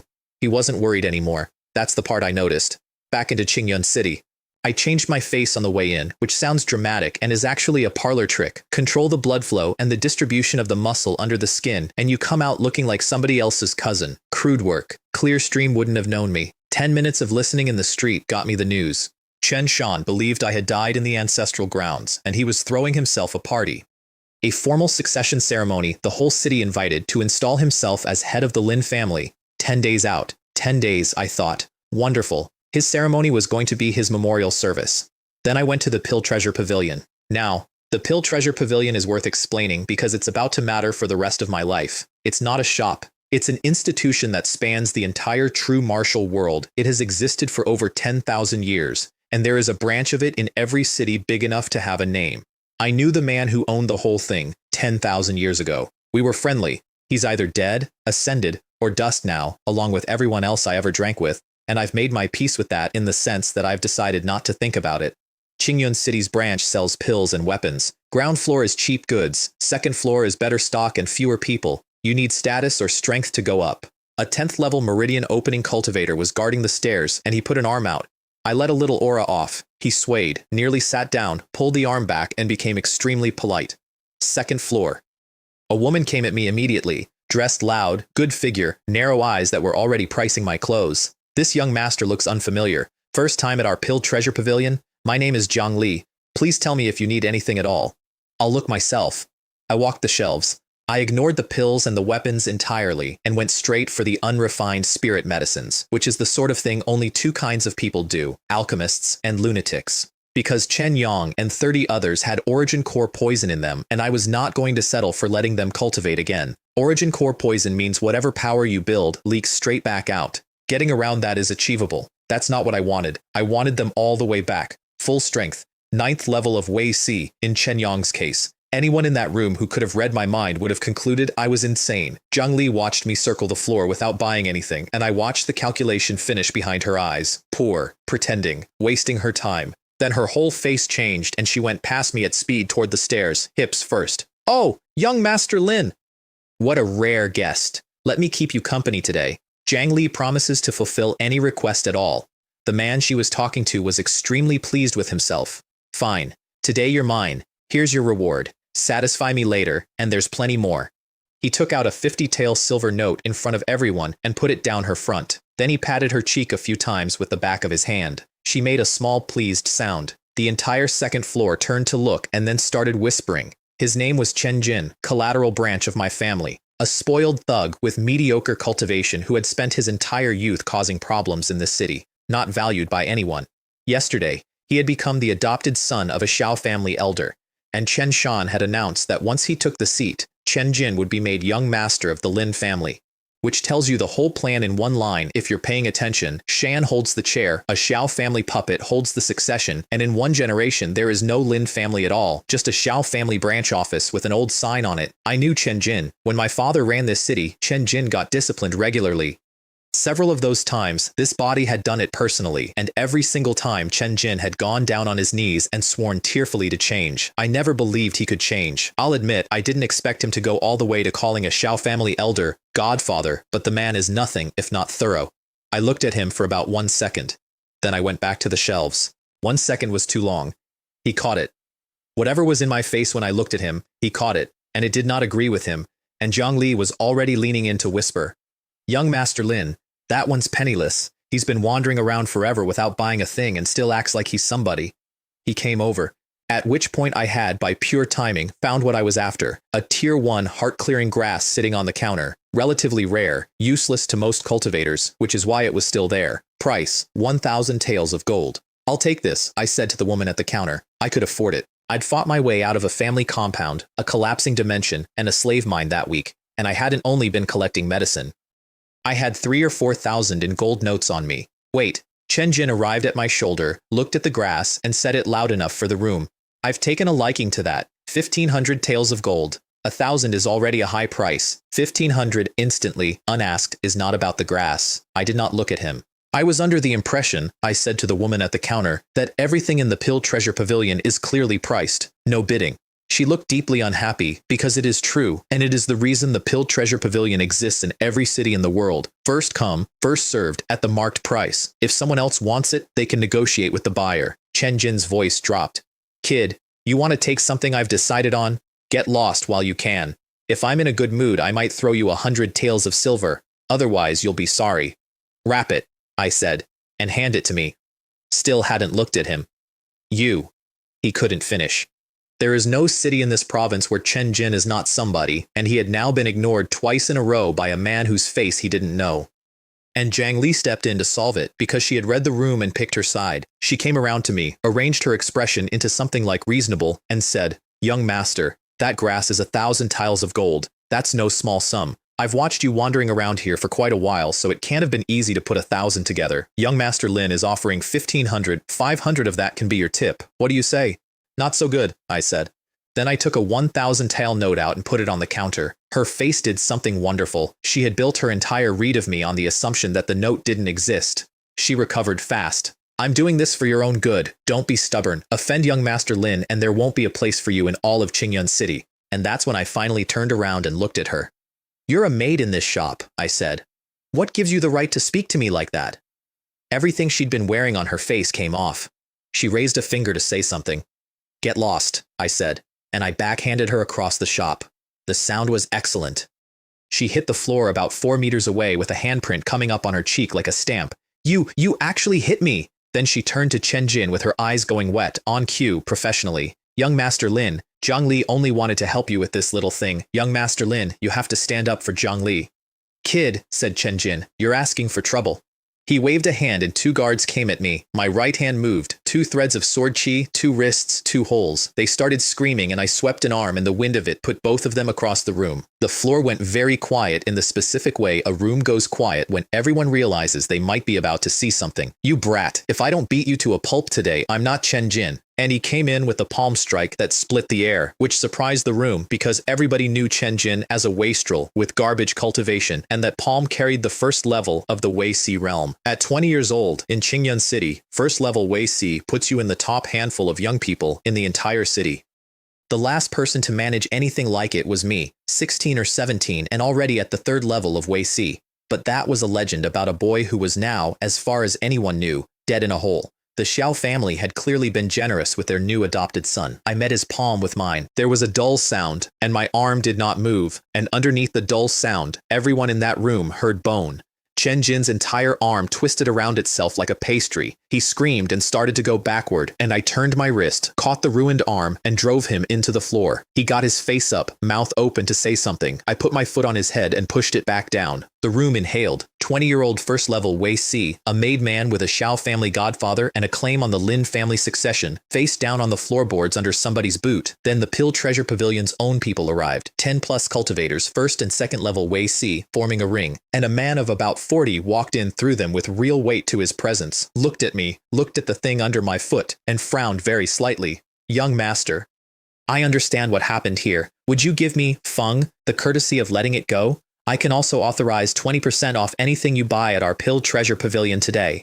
Sheng Quan, head steward, a significant man in this city, and the reason he was being that polite to a stranger who just wrecked his 2nd floor is the single best thing about the Pill Treasure Pavilion, and the reason it has branches in every city in the world. When something happens on their floor, they do not take sides. They work out who was in the right. I was in the right, and he'd already checked. I took my foot off. Chen Jin scrambled several meters across the floor on his hands before he got up, which is not a dignified way to travel, and rounded on Shen Quan. Steward Feng, I, Chen Jin, have been humiliated in your Pill Treasure Pavilion today. You have to give me an explanation. You cannot let this go. Shen Quan closed his eyes for a moment. When he opened them, there was something in there he didn't quite hide. Young Master Lin, I advise you to know when to stop. If you're unwilling to drop it, the people standing behind you are welcome to come and discuss it with the Pill Treasure Pavilion directly, which is an extremely elegant way of saying, bring your godfather and let's see how enthusiastic he is about you. Chen Jin had no answer to that, so he glared at me instead. Kid, you wait. If I let you leave Qingyun City alive today, I'll change my surname. He'd already taken a Xiao family elder as his father. He didn't deserve the surname in the first place. So I hit him with another palm, and Chen Jin went through the doors and windows of the 2nd floor and landed in the street below. Steward Feng, I said, I'll compensate you for the doors and windows. Shen Quan gave me a very tired smile. Young Master Lin jokes. Our Pill Treasure Pavilion had failings in this matter too. It's doors and windows. It's nothing. Then he turned and looked at Zhang Li, who was still on the floor, and every trace of the smile went. From today, you don't need to appear at the Pill Treasure Pavilion again. A guard picked her up and threw her out. Young master, if there's nothing else, I'll take my leave. Steward Feng. There is something. Oh? To be honest, he was polite, but he had zero goodwill toward me. Everything he'd said out there was for the institution's reputation, not for mine. I'd started a brawl in his shop. I need to use the pill refining room, I said. The grade A1. Every pill treasure pavilion has refining rooms, graded A through D. They're for internal alchemists and almost never lent out, and the grade A room is barely used even by staff, because opening it once costs a fortune. His face said no before his mouth got there. Young master, if you need to do alchemy, I can lend you a grade D room. Please rest assured, Steward Feng, I won't use it for free. This is my sincerity. I took out a sheet of paper covered in very small handwriting and gave it to him. He unfolded it with a look of profound patience. Then he stopped. It was a pill formula, 9 spirit medicines listed, every one of them a polarity medicine, meaning a medicine with exactly one medicinal property, driven to the absolute extreme of what that property can be at its grade. Anyone in the profession will tell you that a single polarity medicine is a nightmare to make into a pill. That paper said to put 9 of them in the same furnace. Shen Quan was the head steward of a pill treasure pavilion. He had a good eye, and there was something in the refining method written under the ingredients that he could not identify but could tell was not from around here. He looked up at me with an entirely different face. Young master, please come upstairs with me. Let's talk. The 3rd floor of that building had been a mystery in Qingyun City for as long as anyone could remember, and almost nobody had ever seen it. The room he brought me to was small and immaculate, and there was incense burning that helps a martial artist settle his mind, and he made me a pot of spirit tea that helps condense origin ki, and then he said, "Please wait a moment, I'll be right back," and went to go find someone who could tell him what he was holding. I sat and drank his tea. The formula is called the 9 Extremes pill. It's tier 1. That's not a mistake. It really is tier 1, which is the lowest rank there is. And it tempers a martial artist's body in every direction at once, and it is worth more than most tier 3 pills, and I found it in a ruined secret realm a very long time ago in a life that no longer exists. Personally, it does nothing for me. I temper this body with sword chi. For everyone else in this world, it's gold. Shen Quan came back bowing, leading an old man. I'm sorry to have kept you waiting, young master. Let me introduce you. This is Pavilion Master Zhou of our Qingyun City Pill Treasure Pavilion. I stood up. Greetings, Pavilion Master Zhou. Gu Tao, a man so far up the ladder that at the height of the Lin family's power, my father would have bowed to him. Gu Tao waved a hand, and Shen Quan left and shut the door behind him. Then the old man sat down, smiled at me and said, "If you trust me, Gu Tao, young man, you might as well take off the disguise." I wasn't surprised. Everyone in this city believed the strongest cultivator in Qingyun City was at the 10th level of Wei Si. Everyone in this city was wrong by an entire realm. This man had condensed his origin core. Against a core realm cultivator, my little muscle trick was never going to hold, and honestly, it had been sloppy work. I let my face come back. Chen Fan of the Lin family? Exactly. And Gu Tao, to his enormous credit, did not chase that thread even slightly. Brother Lin, I've examined the formula. It's extraordinary. Although you've included a refining method, I suspect it isn't enough to actually turn 9 extreme medicines into a pill. Indeed. I'd left a piece out. I don't mind sharing the whole thing. I mind sharing it for free. Young Master Lin, name your terms. The pill is called the 9 Extremes pill. I'll hand over the complete method and the Pill Treasure Pavilion refines it. On one condition. It is never to appear in the hands of the Xiao family or of the Lin family as currently controlled by Chen Shan. I believe that's within the pavilion's power. It was a difficult ask. It was not an impossible one, and he understood immediately that it couldn't be my only ask, so he got ahead of it. Brother Lin, 30% of the profits on every 9 Extremes pill sold. What do you say? The number was an opening bid and both of us knew it. But the Pill Treasure Pavilion is a network that spans the entire world, and I intended to be dealing with it for a long time. No problem. Then I showed him the missing piece, a pill condensing method called 9 Extremes 9 Revolutions, which is what keeps 9 extreme properties from tearing each other apart in the furnace. Gu Tao got so excited he skipped straight past pleasantries. Brother Lin, Steward Feng says you need the grade A room. I'll have it opened immediately, and you'll need materials. Name anything at all. Consider it a gift. I named a list. Half the items on that list I did not need. I put them in because a formula can be reverse engineered from a shopping list, and I have learned things the hard way in more than one lifetime. He had all of it inside half an hour, which tells you more about the Pill Treasure Pavilion than any amount of description. Then he opened a grade A room for himself as well, because he could not wait to try the 9 Extremes pill personally. The important thing in an alchemy room is the flame. The one in a grade A room is a thread of earth core fire piped in through a formation. It burns hot enough that it strips impurities out of spirit medicine at speed and pushes your success rate up. It is also hot enough that the standard rule is you need roughly peak Wei Si physical strength to stand near it without cooking yourself, and Gu Tao very kindly warned me not to open it all the way at the start. I opened it all the way at the start. Sword chi came up over my skin and held the heat off. I made a seal, and the lid of the furnace came off and set itself aside. Then I picked up the Tier 1 heart-clearing grass, the one Chen Jin had wanted so badly, drew a thread of blue flame into my hand, and wrapped the grass in it. Refining impurities out of a spirit medicine by hand is a mental energy problem, not a heat problem. And whatever else this new body lacked, my soul was a fusion of 2 lifetimes. The impurities burned off, and what was left condensed into 1 drop of green liquid inside a shell of pale blue fire, and I flicked it into the furnace. An hour. Alchemy does not let you look away, not for 1 second, and by the end of it, I was soaked through. Then it was a matter of waiting about half an hour for the properties to merge before the final condensation.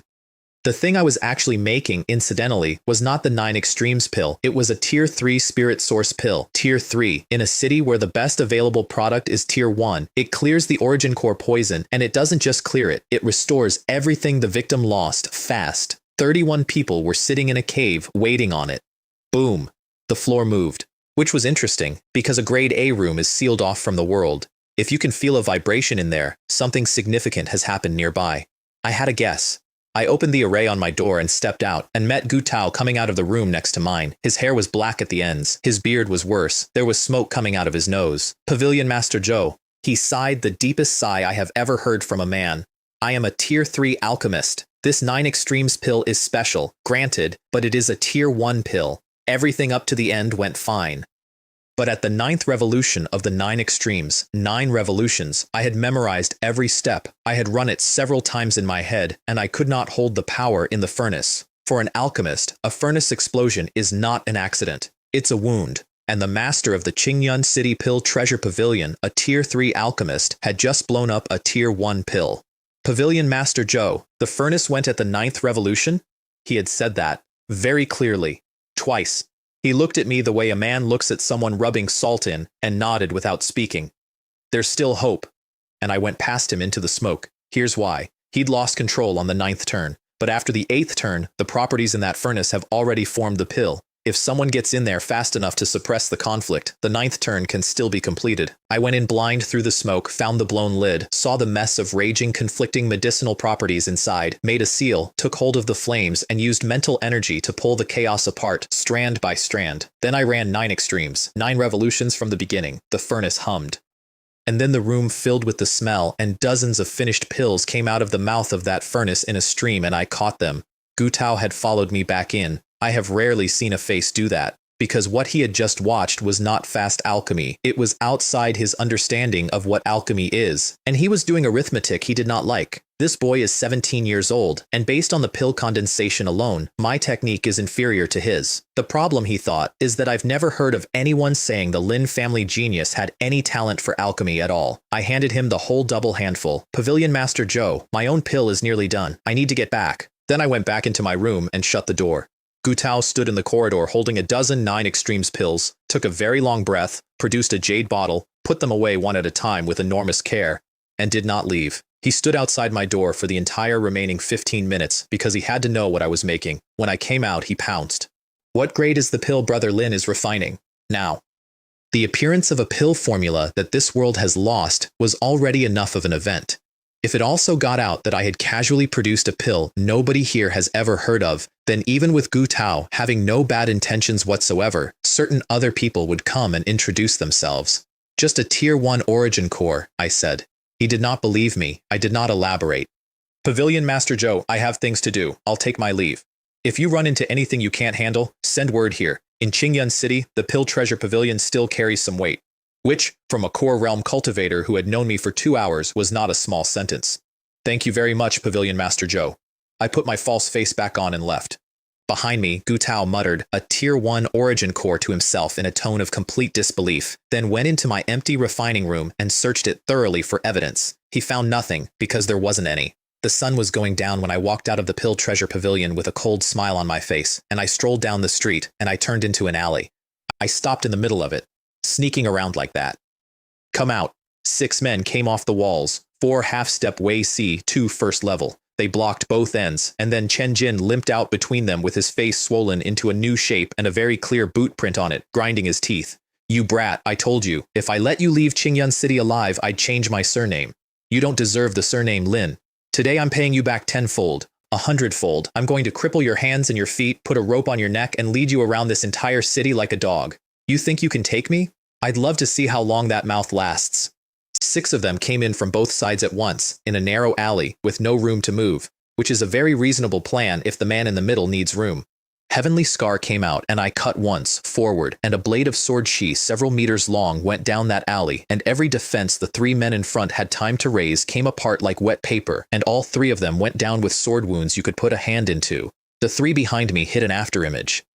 Phantom Step put me in the middle of them, and I used the light-splitting sword, and there were 3 quick sounds, and it was finished. Chen Jin's face was doing something remarkable. He had spent the walk over here designing my humiliation in detail. Then in about 2 seconds, 3 of his 6 men were dead, and 3 were down. He ran. The 3 wounded ones scrambled up and ran after him, which tells you what his money buys. I caught the 3 of them without effort and cut them down mid-stride and did not slow. And I was closing on Chen Jin, really closing, another 1.5 seconds, when something arrived up ahead of me. Big, real. The pressure of it filled the alley. So I put everything I had into the strongest killing move of the light-splitting sword and threw it down the corridor. No flash, no light, just every particle of illumination for 20 meters folding into one black point and going straight at Chen Jin's back. Boom! The alley came apart. When the dust settled, Chen Jin was on the ground, alive, with the expression of a man who has just had his entire life explained to him. He could not stand up. In front of him was an old man in his 50s or 60s, frowning at an empty alley. Chen Jin crawled to him and got his forehead down. Thank you for saving me, Godfather. Shen Quan, 2nd elder of the Xiao family, 5th level of Wei Si, at minimum. Do you know who that was? Chen Jin shook his head. He genuinely had no idea. Waste? The old man snorted and left. And 2 streets over, I changed the lines of my face again into a 3rd person entirely and walked out of Qingyun City with my hands in my sleeves. I could have killed a 5th level Wei Si elder. At the 8th level of Meridian Opening, with everything I had, including the parts I don't like spending, yes. And it would have cost me time, and time is what brings the rest of them, and I had 31 people waiting on a bottle. Back at the cave, I went in through the life gate and put the Tier 3 spirit source pills in Chen Yong's hands to distribute. I want to describe what happened in that cave for a second, and then I'll move on because it's the only part of that week I still think about. They had all agreed, out loud, 3 days earlier, that there was no cure. Every one of them had said it to my face so that I wouldn't waste myself on it. And then a boy walked into a cave with a bottle. Chen Yong looked at the pill in his palm for a long moment before he took it, and he didn't ask what it was, and he didn't ask where it came from, and I understood that he had decided quite deliberately not to. Promise number 1, 3 days, paid. Then I took the extra spirit medicines I'd asked Gu Tao for, the decoys, the ones I'd added to the list to muddy the formula, and I ate them. All of them. Raw, unrefined, standing up. 15 minutes later, my dantian firmed, and I came out at the peak of the 10th level of Meridian Opening, 1 step from Wei Si. Here's why that mattered so much. This body's original peak was the 3rd level of Wei Si. All I've been doing since I woke up is repairing a furnace that already existed and shoveling fuel into it. Restoring what the boy had is not cultivation, it's masonry. And now that I had a working relationship with the Pill Treasure Pavilion, getting all the way back before Chen Shan's ceremony was no longer a question. Over the next several days, I went into the city 4 times with 4 different faces. Gu Tao had cracked the 9 extremes pill. He was in an extremely good mood about it and kept giving me spirit medicine by the armful, which I kept eating. And the day before the ceremony, my dantian finished setting, 3rd level of Wei Si, exactly where the boy had been standing when Shen Yue put a sword through him. Chen Yong and 30 others had their power back too, all of it. That evening, I went to see Gu Tao one more time. Are you making your move tomorrow? He asked before I'd sat down. That's right. The Lin family and the Xiao family both suspect you're alive. They think you were behind the mine. They are waiting for you to show your face tomorrow. The Xiao family had found the barren mountain a few days earlier and gone through the roof about it. Public declarations, vows to find the murderer. Then I need a favor, I said. Gu Tao frowned, and I want to be honest about what I was asking. The Pill Treasure Pavilion does not intervene in local power struggles. That is not a guideline. It is the entire foundation of their business model in 10,000 cities. He waited for about 4 seconds. All right, I could have managed without him. It would have been much worse. Thank you very much, Pavilion Master Zhou. He looked at me with an expression I couldn't read and said, if Brother Lin doesn't mind, Call me Elder Brother Joe from now on. That night, under Pill Treasure Pavilion arrangements, 31 Lin family cultivators walked quietly back into Qingyun City, and I did not sleep because there was one more thing I wanted. In a courtyard Gu Tao had lent me, I sat down and ran sword qi through my own flesh and bones, and went back to the very first step of cultivation: body tempering. The rung everyone climbs off at 14 and never looks at again. This body had done the 10 stages of body tempering years ago, and it had done them the way this world does them, which is to say badly. There were holes in the foundation, and I intended to stand on that foundation for a very long time, 2 hours. Then I stopped, opened my eyes, and Heavenly Scar came off my knees with a clear ringing sound. I stood up and ran through the light-splitting sword once, and every movement was correct, and every movement was a lie. My body's still too weak, I said out loud, to nobody. The instinct isn't there. Here's the thing nobody warns you about being reborn with 100 years of swordsmanship in your head. The memories are in the soul. The sword lives in the muscle. I knew 10,000 ways to kill a man, and this arm had never done any of them. To an outside observer, it looked flawless. From the inside, it was like listening to a fluent speaker with a heavy accent. Every technique had to be routed through my head first, and in a real fight, thinking is a delay. That gets fixed exactly one way: fighting, over and over, until the body stops asking permission, something to look forward to. Then I ran the whole of tomorrow in my head, every branch of it, until there was nothing left in it that could surprise me, and only then did I let myself rest. The next morning, the Lin family compound was full of people. Everyone in that city knew we'd fallen. Nobody was willing to say so with their attendance. Every family of any size had sent gifts. Chen Shan stood at the door, greeting them all with a smile that must have hurt his face by the end. Then a Xiao family elder arrived, and Shan went out personally to bring him in and took him aside into a side room, and that is where the two of them had a conversation that I would very much have liked to hear live. Chen Shan, Shen Quan speaking from a great height. Rest assured, our Xiao family has made all the arrangements. This city is sealed. Nobody who wants to cause trouble is getting in. Shan actually bowed to him, in his own house, on the day he was going to be named its head. I thank the Xiao family for their strong support. Once today is settled, I will announce that the Lin family has become an affiliated family of the Xiao family. Then he couldn't help himself. I'm just worried that Chen Fan is really still alive, and that he's brought Chen Yang and the others into the city. Chen Yang and the others are poisoned. They're nothing. And if Chen Fan is alive and dares to come, he doesn't leave. We were careless before. We won't be again. And then Chen Jin came hurrying in, still wearing his new face, to report. Godfather, Pavilion Master Zhou of the Pill Treasure Pavilion has arrived, with a congratulatory gift. Both of them stopped talking. Neither of them could think of a good reason for that. Both of them went out to greet him at the door anyway, because the master of the Pill Treasure Pavilion does not get left standing in the courtyard. The hall filled up. The auspicious hour arrived. Chen Shan stood, looked around at every important person in Qingyun City, and began. Today I am honored by your presence. As you all know, some time ago, my Lin family produced a disgraceful descendant named Chen Fan, who brought shame on us all. I could not bear to see it, but considering that the child was, after all, of our blood, I did not take his life. I merely locked him in the woodshed to reflect on his actions. He paused there and put on a pained expression, and I wanted on the record that the man did it well.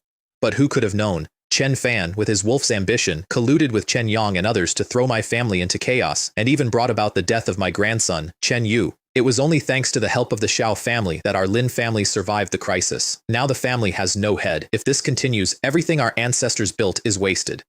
And so I, Chen Shan, have been asked to take up the position in this time of crisis. I hope you will all support me as you supported the Lin family before. An elder he'd appointed himself stepped forward, holding a jade pendant in both hands, the symbol of the head of the Lin family. My father wore it. His father wore it. Chen Shan smiled and reached for it. Lin Nantian, you are not worthy of the position.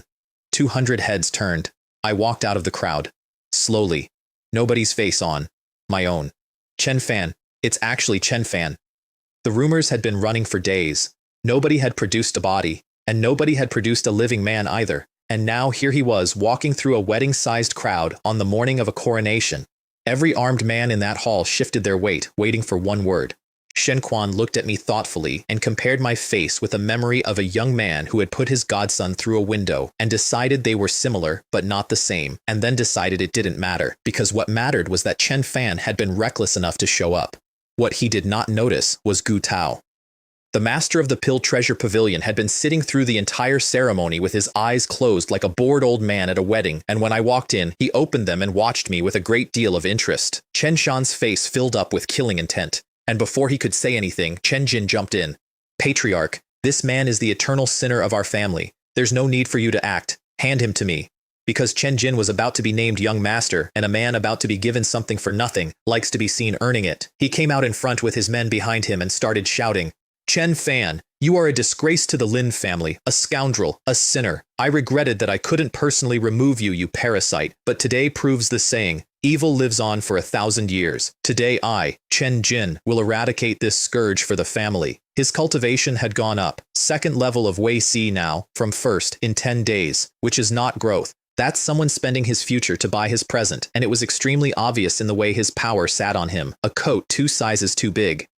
He had absolutely no idea that 10 days earlier a stranger had stood on his head in the Pill Treasure Pavilion. He drew his sword and pointed it at me. Chen Fan, you used to be so proud, so untouchable. Today your fate is sealed. You'll die miserably on my blade. This is your destiny. In a moment, I said, the one who dies will be you. Enough talk. If you have the guts, draw your sword and fight me. I shook my head. What? You don't even have the courage to draw against me? Coward. Your existence is a disgrace to this family. Prepare to die. He came in with a flourish that threw up 6 sword shadows. I did not move a single step. I pointed one finger. Pure sword chi went through his technique like it was fog, and then through his forehead. One finger, sold out instantly. Chen Jin fell over. There was a full second where nobody in that hall understood what they had seen, and then 200 people started talking at once. Third level of Wei Si. That's third level of Wei Si power. His dantian was destroyed. He's back at his old realm? No, even at third level Wei Si, you don't kill a second level Wei Si that easily. The problem is that sword chi. Did anyone see it? That sword chi is not the Lin family's swordsmanship. I did not spend a second on the body. Chen Jin was a clown, and he wasn't even a good one. Chen Fan. Shan couldn't hold it any longer. You have some nerve. I met his eyes and did not blink. Chen Shan, you old dog, what right do you have to talk to me like that? You could hear the crowd's reaction from the street. Because Chen Shan was the grand elder of the Lin family, a man of standing and reputation, 30 seconds from becoming its head, and at his own ceremony, in front of every family in Qingyun City, a 17-year-old had called him an old dog. Fine, very well. Today I will teach you respect on behalf of the ancestors of this family. Respect. I let that sit for a second. If he were a person, even an ordinary one, I would respect him. But something that doesn't qualify as human, that doesn't even qualify as an animal, expects respect from me? He went the color of ash. Men, seize him. If he resists, kill him where he stands. Nothing happened. Nobody moved. Nobody spoke. 200 people watched an old man give an order to an empty room. He faltered. Then he tried again, louder, and it came out as something else entirely. Help! Help! And from the back of the hall, another voice. Lin Nantian, today your retribution has come. Chen Yong, 9th level of Wei Si, restored, walked into that hall with several loyal Lin family cultivators behind him, and every single one of them had one of Shan's people by the collar. They had been in the city all night. With his strength and his old standing, taking down the men who'd bent the knee to Shan had not required much of the morning.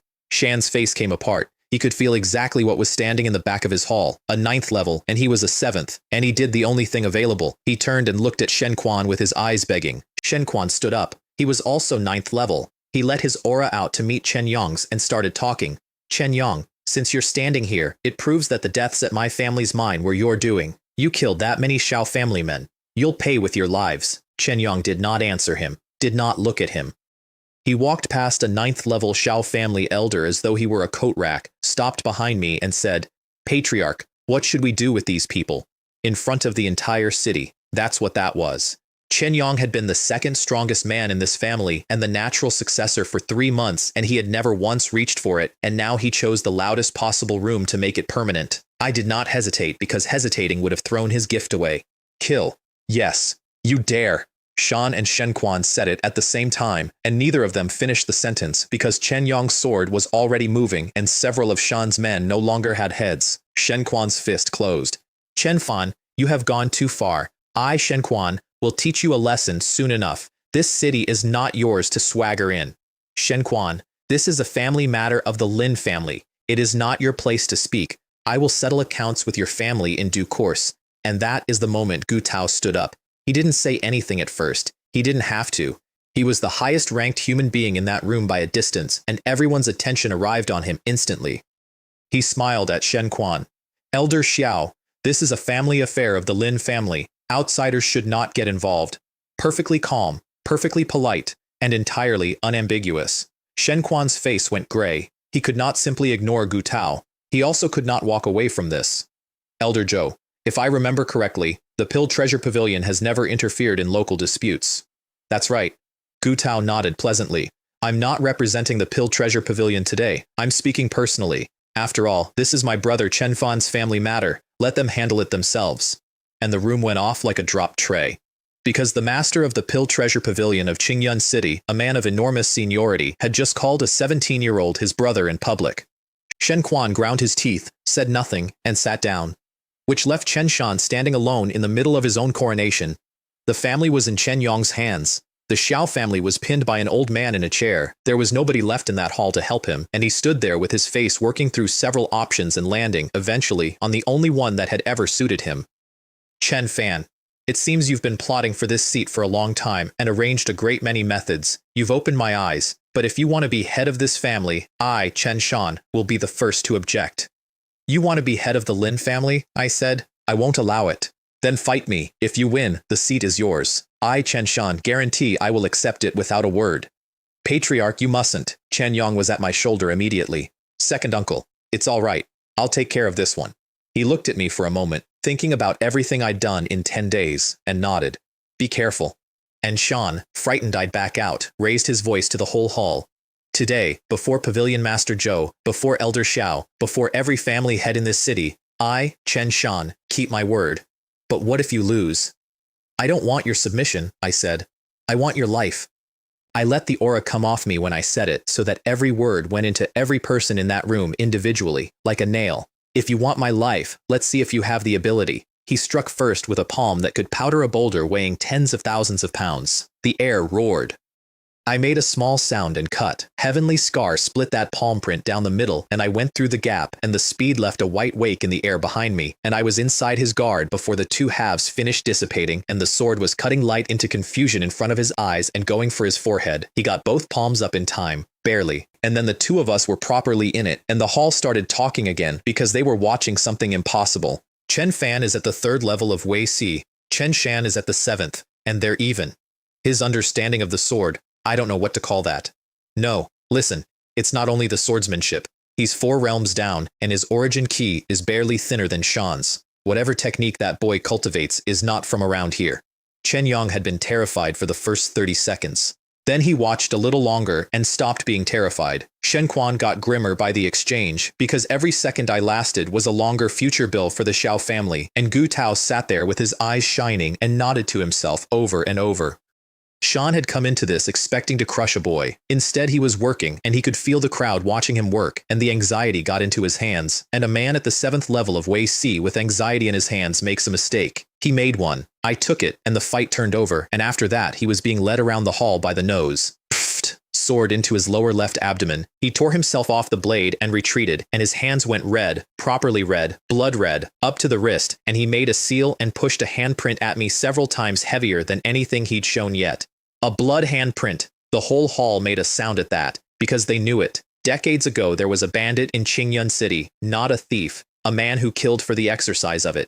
He murdered close to 100 people here before my father put him down, and my father paid a real price to do it, and the technique that bandit used was the blood handprint. I brought up Deadly Light, the strongest killing move of the light-splitting sword, and shattered it, and then I said it out loud, because there were 200 witnesses in the room, and I am not above using an audience. Chen Shan. 10 years ago, my father took that bandit alive and imprisoned him, and he escaped. It seems that was you. The temperature of the room changed, because everyone there knew the rest of that story. My father had planned a public execution. The bandit got out, and on his way out of the city, he killed a great many more people, and the families of those people were standing in that hall. Nobody had ever known how he got out. Now an old man with red to the wrist was standing in the middle of the room performing that man's signature art. Chen Fan, stop spouting nonsense and slandering me. It was your father's carelessness that let him escape. I went to great trouble to hunt him down and kill him, and I learned this handprint from him in the process. You can hear it, can't you? He couldn't even keep the lie consistent across 2 sentences. He was terrified of what I'd say next, so he stopped talking and went all in. His aura climbed, the blood in his hands went to threads, and he came at me faster and heavier than before. I took a breath and raised the sword. First layer of burning sword art.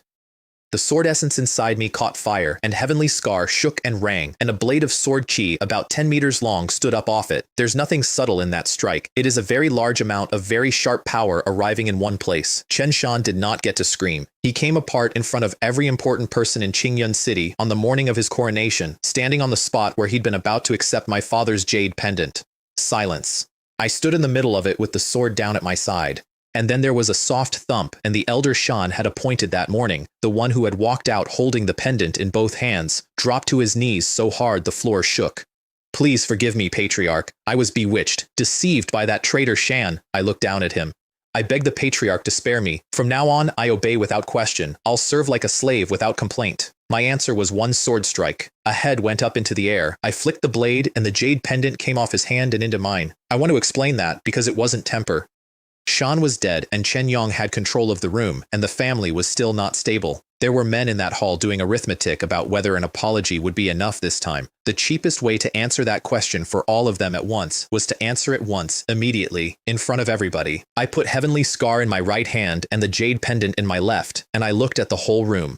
From this day forward, anyone who moves against the Lin family dies.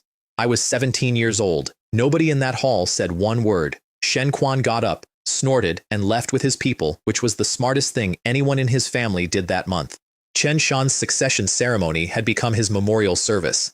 Promise number 2, on schedule and under budget.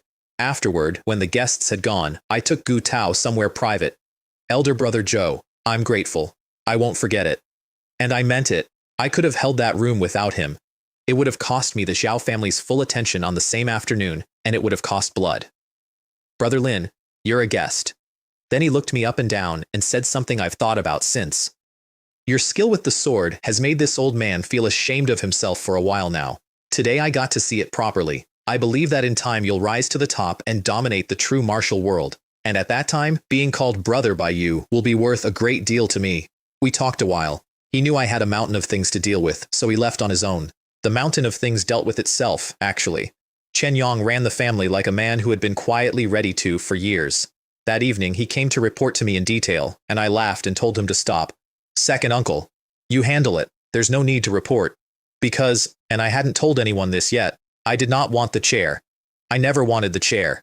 I had one plan, which was to get back to where I'd been 10,000 years ago as fast as physically possible, and a family seat in a provincial city is not a step on that road, it's a chain bolted to it. I'd already decided to hand the whole thing to Chen Yong the moment it was stable. Then Clearstream came back into my life, and it went badly. She had decided that serving me was now a full-time vocation. She brought things. She hovered. Her eyes did a thing that I found genuinely alarming, so I told her, kindly, to go and rest. She concluded that I found her disgusting and began to cry. I have stood in front of 7 god kings. I have had my Tao broken under my feet.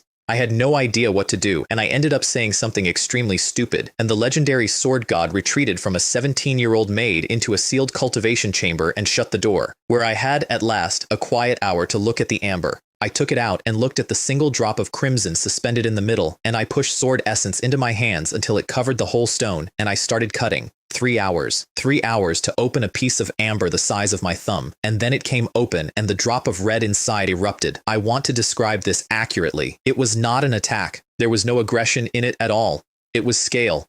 I was suddenly a man standing in an ocean at night, and the ocean was not hostile. It simply had no reason to care whether I existed, and the waves were carrying battle intent the way a tide carries water, inexhaustibly and without effort. I knew it was a projection. I knew it in the way you know a nightmare is a nightmare while it's happening, which is to say, uselessly. I forced the cannon to full and said one word, withdraw, and it all went away. And the drop of blood was sitting in my dantian, radiating enough battle intent to break the furnace and everything past it. I gritted my teeth and threw every scrap of power I had at holding it, and a figure came out of the drop and stood in front of me, and it was Hua Li, the mother of the body I was wearing. Fanner? Her voice was a projection, and it was still absolutely her. You have finally grown up. I have inherited this boy's memories and his feelings, and I had been managing that fine. And right at that moment, something came up out of the deepest part of me that had nothing to do with me at all. Here's the first thing I noticed, once I could think again. That was a strand of divine soul, stripped out of a living person by extremely powerful methods, and her expression was calm, which means nobody took it. She removed it herself, on purpose, and set it inside a drop of blood, and sealed the blood inside amber, and left it in the Lin family ancestral grounds. In the boy's memories, his mother knew nothing about cultivation. She was a woman who ran a household in a provincial city. That is not a thing a woman who knows nothing about cultivation can do. Fanner, if you are seeing this projection, then perhaps your father and I have already met with misfortune, but none of that matters. What matters is that you can see this at all, which proves you have truly grown up. Refine this drop of blood carefully. Try to comprehend its essence. You will gain a great deal. In time, you will be a name known throughout the true martial world. Before you reach the Yuan Huang realm, remember, do not reveal anything about this drop of blood to anyone. Then, and remember this, no matter what happens, do not try to find me and your father. A pause. Never. And she was gone. I sat there in the dark for a while, because do not look for us is not something you say when you're dead. It is something you say when you are alive and being held somewhere by something you have already decided your son cannot fight, which means my parents are not dead. They are in the hands of a power large enough that a woman who could strip her own divine soul apart considered the situation hopeless enough to forbid a rescue in advance. I took a breath and said it out loud to an empty room, and I said it slowly. Whatever the truth of this is, I, Chen Fan, will find you, and I will get you out. Then I got back to work, because the alternative was sitting there. The crimson liquid was blood. One drop. And if one drop of a man's blood carries enough fighting spirit to make the heaven-defying sword cannon flinch, then the man it came out of, even after I became sword god, I did not have that. And I am fairly confident that none of the 7 god kings who came down to break me had it either. I slid mental energy into the drop very carefully, and a figure appeared in my mind, standing, enormous, facing away. The aura off him made it hard to breathe. That was battle intent condensed until it became something physical. Battle key. He wasn't doing anything. He was standing still, and the sky in that mental space was cracking, and the ground was collapsing simply because he was in it. I pulled out. I came back to myself flat on my hands, drenched, gasping. One more breath in there, and that thread of mental energy would have been crushed, and damaged mental energy is one of the very few injuries that does not heal properly for anyone, ever. Right, not yet. Boom, boom, boom. Then my body shook, and the sword essence in my dantian churned and evolved a 4th ocean. Breakthrough. 4th level of Wei Si.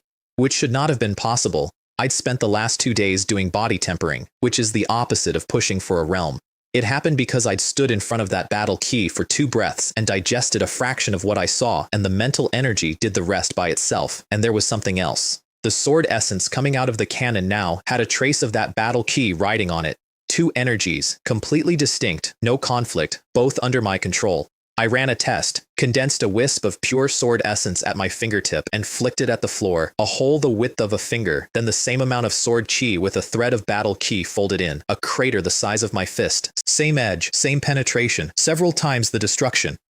If Chen Shan were standing in front of me right now, I wouldn't need burning sword art to kill him. Of course, my mother's projection had told me not to reveal it before the Yuan Huang realm, which is several entire lifetimes above where I was standing. She said it in a message she gave up part of her soul to leave, so I filed it under things I would use only when the alternative was dying, and closed the subject.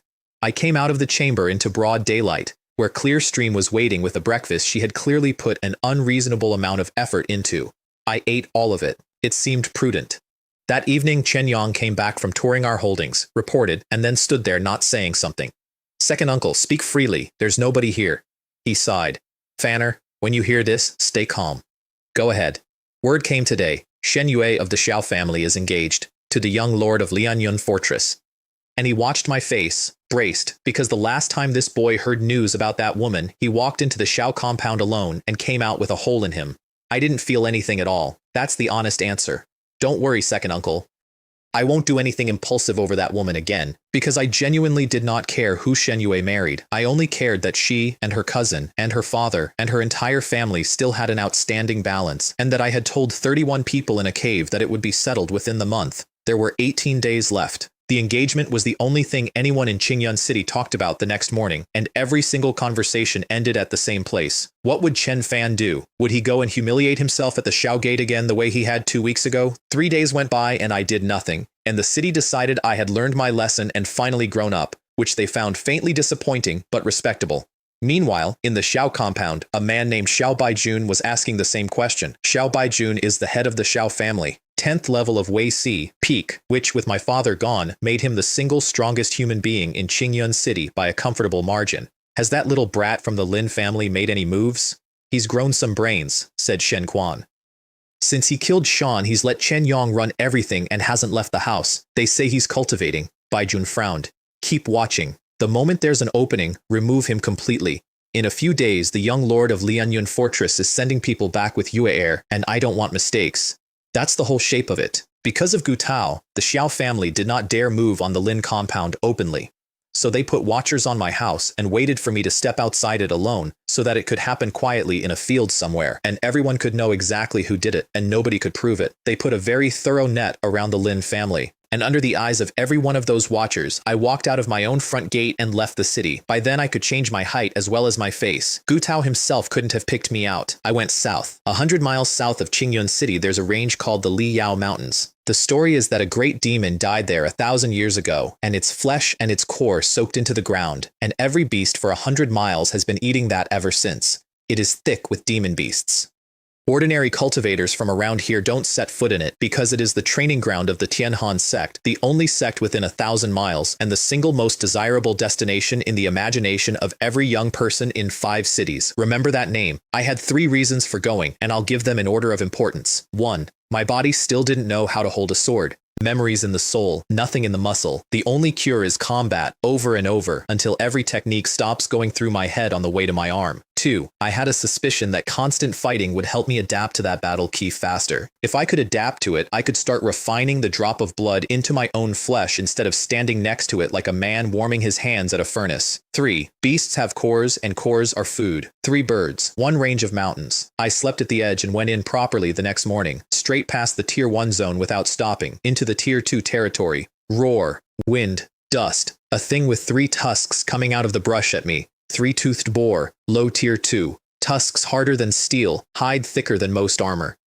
Equivalent to a 1st or 2nd level Wei Si cultivator, and even a 4th level Wei Si cultivator has to work to put one down quickly. I flicked my wrist and Heavenly Scar drew a flower in the air and there were several wet sounds and it hit the ground and stopped moving. Core out, refined on the spot, converted straight into sword chi and pushed into flesh and bone. 15 minutes later, I stood up and there were several more Tier 2 beasts in the trees around me, drawn in by the blood. Tier 2 beasts have a certain amount of intelligence. All of them were waiting for somebody else to go first. I didn't have the patience. I stepped, phantom step, and reappeared beside a brown ape hiding behind a boulder to my left. The ape was over 2 meters tall with fur like steel needles, and it had been planning an ambush, and instead of an ambush, it now had a person standing next to it. So it picked up the boulder, several thousand kilograms of rock, and threw it. Heavenly Scar went through that rock like it was bean curd. Then I twisted, and the sword chi came out of the blade inside the stone, and the stone became powder. The ape had not finished understanding this when the sword went through its skull. The rest of them, instead of running, got excited. That's the thing about Tier 2 beasts. Fear and bloodlust live very close together. A wind wolf spat a blade of wind at me, a fire rat turned into a rolling ball of fire, a poison toad and a pack of blood jackals came in from the sides. Good timing, and I mean that. Since I'd woken up in that shed, I had killed a great many people, and I had not once had an actual fight. 4 Tier 2 beasts at once, and I did not use a single movement technique to avoid any of them. I stood in the middle and used the sword, and I used all of it.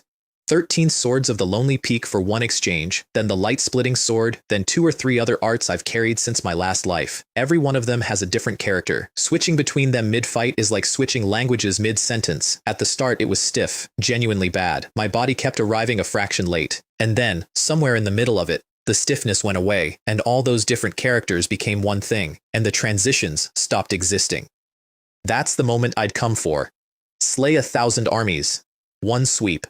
Swordlight crossing itself in every direction, an art out of the canon built on the idea that a single sword should be able to break an army, and 4 beasts in 4 different positions stopped existing at the same time. I took the cores and moved on. Everything here was low tier 2 now, and I'd already gotten what I came for from them. By that evening, in a dark cave, 2 points of light were burning in the black. They were my eyes. I'd refined 4 cores and finished what I started in Qingyun City. Body tempering, all 10 stages, done properly for the first time in this body's life. My flesh and bones were now hard enough that ordinary blades would have trouble, which is a thing that specialized body cultivators spend decades achieving and which most sword cultivators never bother with at all. And when I reached for that battle key again, I could stay in it for 5 breaths instead of 2. The battle key riding on my sword essence had doubled in concentration. Unleashed without restraint, with the destruction of that and the edge of the cannon together, it would have terrified anyone. I didn't unleash it. Mother's instructions. 2 days later, I'd killed 10 mid-tier and 2 high-tier beasts. I laid 12 cores out around me in a specific pattern, ran sword essence through them until the energy in each one linked to the next, and turned the whole arrangement into a small gathering array. Inside my dantian, 4 oceans of sword essence roared, and a 5th started to form. Open. The 4 oceans poured into one point, and my blood went in with them, and the 5th ocean took shape and stalled, not complete, and the 12 cores were nearly dry. If it dissolved now, I'd have to start the entire process over. So I reached for the battle key. The instant it hit that half-formed ocean, a conviction went through me that I could cut heaven and earth in half. Boom! 5th ocean. 5th level of Wei Si. And it was not like the other 4 because there was battle key woven all the way through it. Then, while I was still looking at it, the drop of blood that had been floating above my dantian dripped down into that 5th sea. Tick. The sound was very small and very clear, and I heard it in my ears, not my body. The 5th ocean boiled like water hitting hot oil, and I felt nothing at all. Then it settled, and thin red threads began to spread out of the drop through the 5th sea, and then out of the 5th sea into the other 4, and in a moment all 5 oceans in my dantian had faint red veining through them. Then, at a thought, the red came out of the seas and went into my blood and wrapped around every muscle and every bone I have. The heat lasted about 15 minutes. When it stopped, I was stronger everywhere. Strength, blood, bone, meridians, all of it up. And there was something else. My body had picked up an extra instinct. Faint. Not identifiable. Just a sense that if something came at me right now, I would already be somewhere else.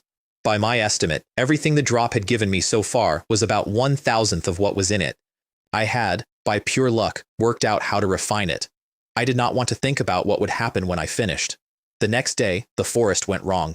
No birds. Nothing at all. In a range this thick with beasts, that's a message. I spread my mental energy out to a radius of 100 meters.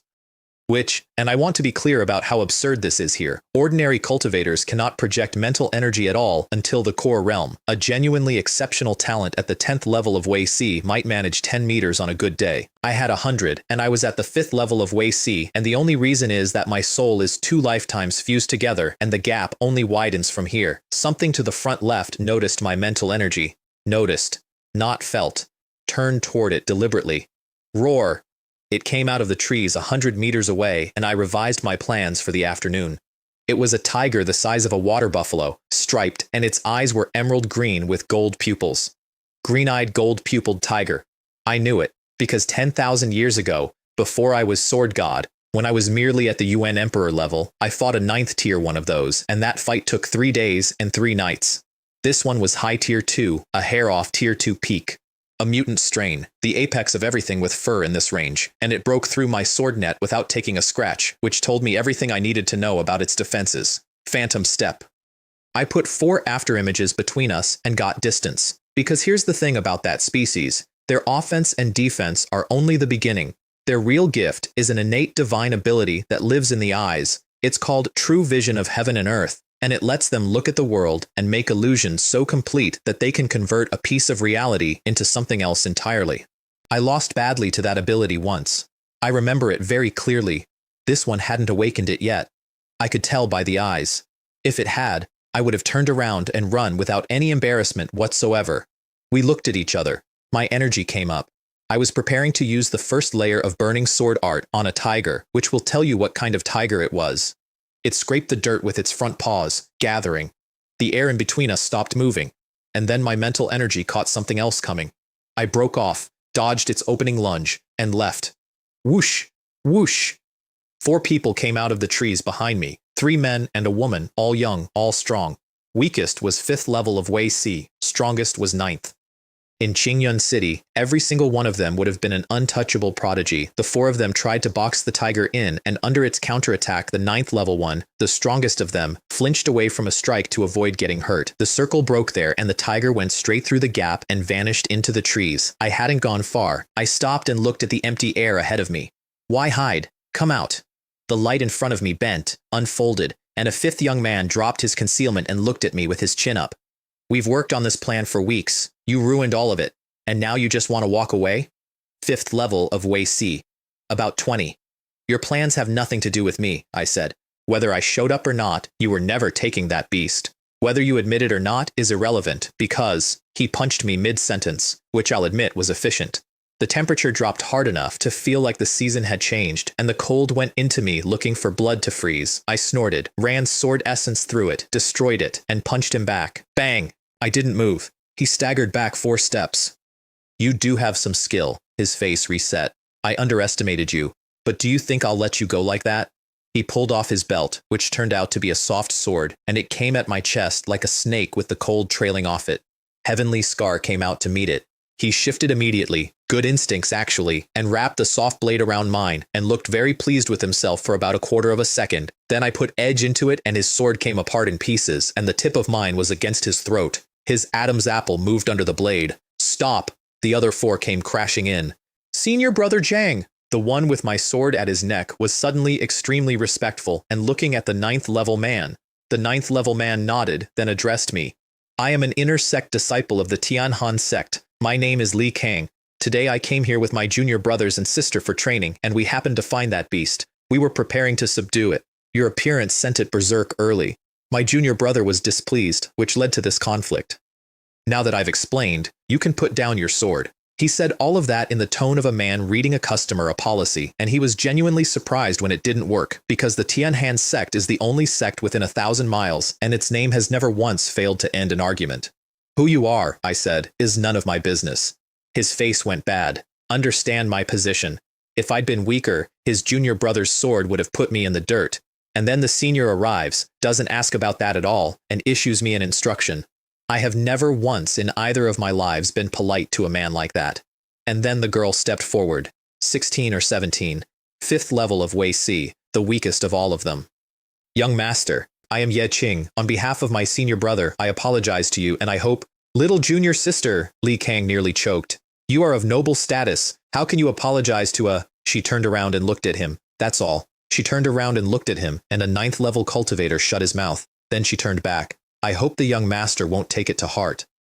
To show my sincerity, I'd like to offer this Tier 2 blood marrow jade as an apology. She took a jade pendant off her belt. Red patterns all through it. For a martial artist, that's not a trinket, it's a serious tool for strengthening blood. She was completely genuine. There was no calculation anywhere on her face, which in my experience is rarer than the jade. I took the sword off her senior brother's throat, declined the pendant, and left. Young master, please. It's a token of sincerity. No need. Behind me, once I was out of earshot, Li Kang closed his fist and said, he'd better pray he never sees me again.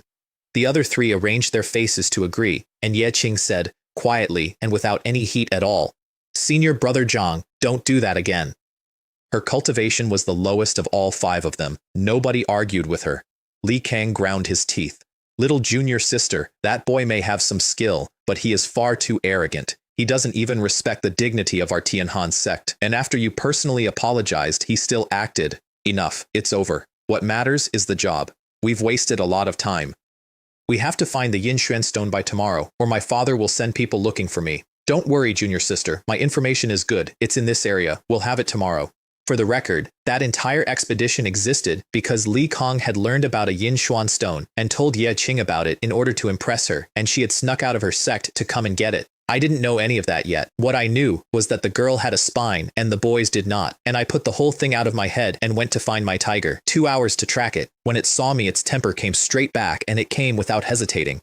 First layer of burning sword art, phantom step to its flank, and then a great deal of extremely sharp light. It ended fast. It also emptied me out because I'd run the layer at full and pushed hard the whole way. I cut it open, took the core, and left before anything came to investigate. Li Kang and his people arrived at the noise about 10 minutes later and found a corpse. Senior Brother Zhang. Could that be the work of that kid? Absolutely impossible. Li Kang shook his head with total confidence.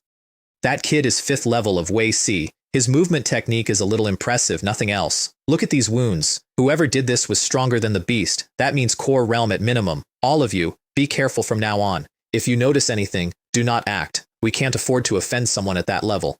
I was, at that moment, sitting behind a rock about 400 meters away, holding the core. Here's why I was in a hurry. When a mutant beast dies, everything it is goes into the core. Refine that core within an hour, and there is a chance, not a promise, a chance, that you inherit a trace of its innate divine ability, and through that trace you can comprehend the ability itself. Even after I made Sword God, when I thought back to that 3-day fight, I still considered that species gift one of the most profound things I'd ever come up against. I ran the cannon and started refining. At the very last moment, an image came out of the core and rushed into my spiritual world. Powerful beast races keep a fragment of their soul inside the core to guard the core secrets of their species. That's what came at me.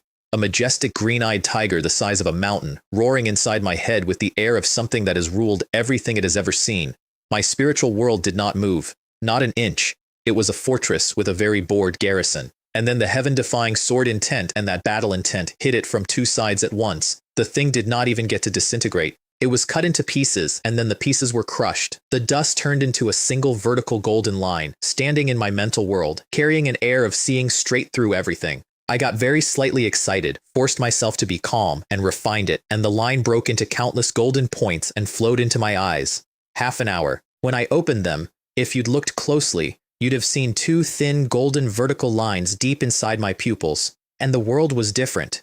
Everything was clearer by an order of magnitude, and the yuan energy of heaven and earth, the stuff that fills the world and that nobody has ever seen, was suddenly right there, like weather. Martial Dao True Eye, I said out loud, and my voice was not steady. It's an eye technique that sees through power, through techniques, through the trajectory of any movement. It is also one of the 10 legendary pupil techniques of the true martial world, each of which, taken to its peak, does something the world does not have another word for. I'd gone into the Liyao Mountains to teach my arm to hold a sword. I came out with one of the 10. A fluctuation of mental energy and the golden lines vanished. Another, and they came back. Fully under control, no tell. Over the following days, I fought constantly and used the eye in every fight, and every attack any beast made came at me in slow motion with the flaw already highlighted, and my kill rate went vertical, 5th level to 5th level peak. Then it started hurting. Not injury, pressure. I'd gone up too fast and my body wanted a word. After the 6th level, I'd have to stop and let it catch up. And then at noon on the 4th day, I stopped mid-step and turned north, because something over there was cold in a very particular way. 3 words arrived in my head at once. Mysterious yin stone, extremely rare refining material, only tier 2, and it carries a secret almost nobody knows.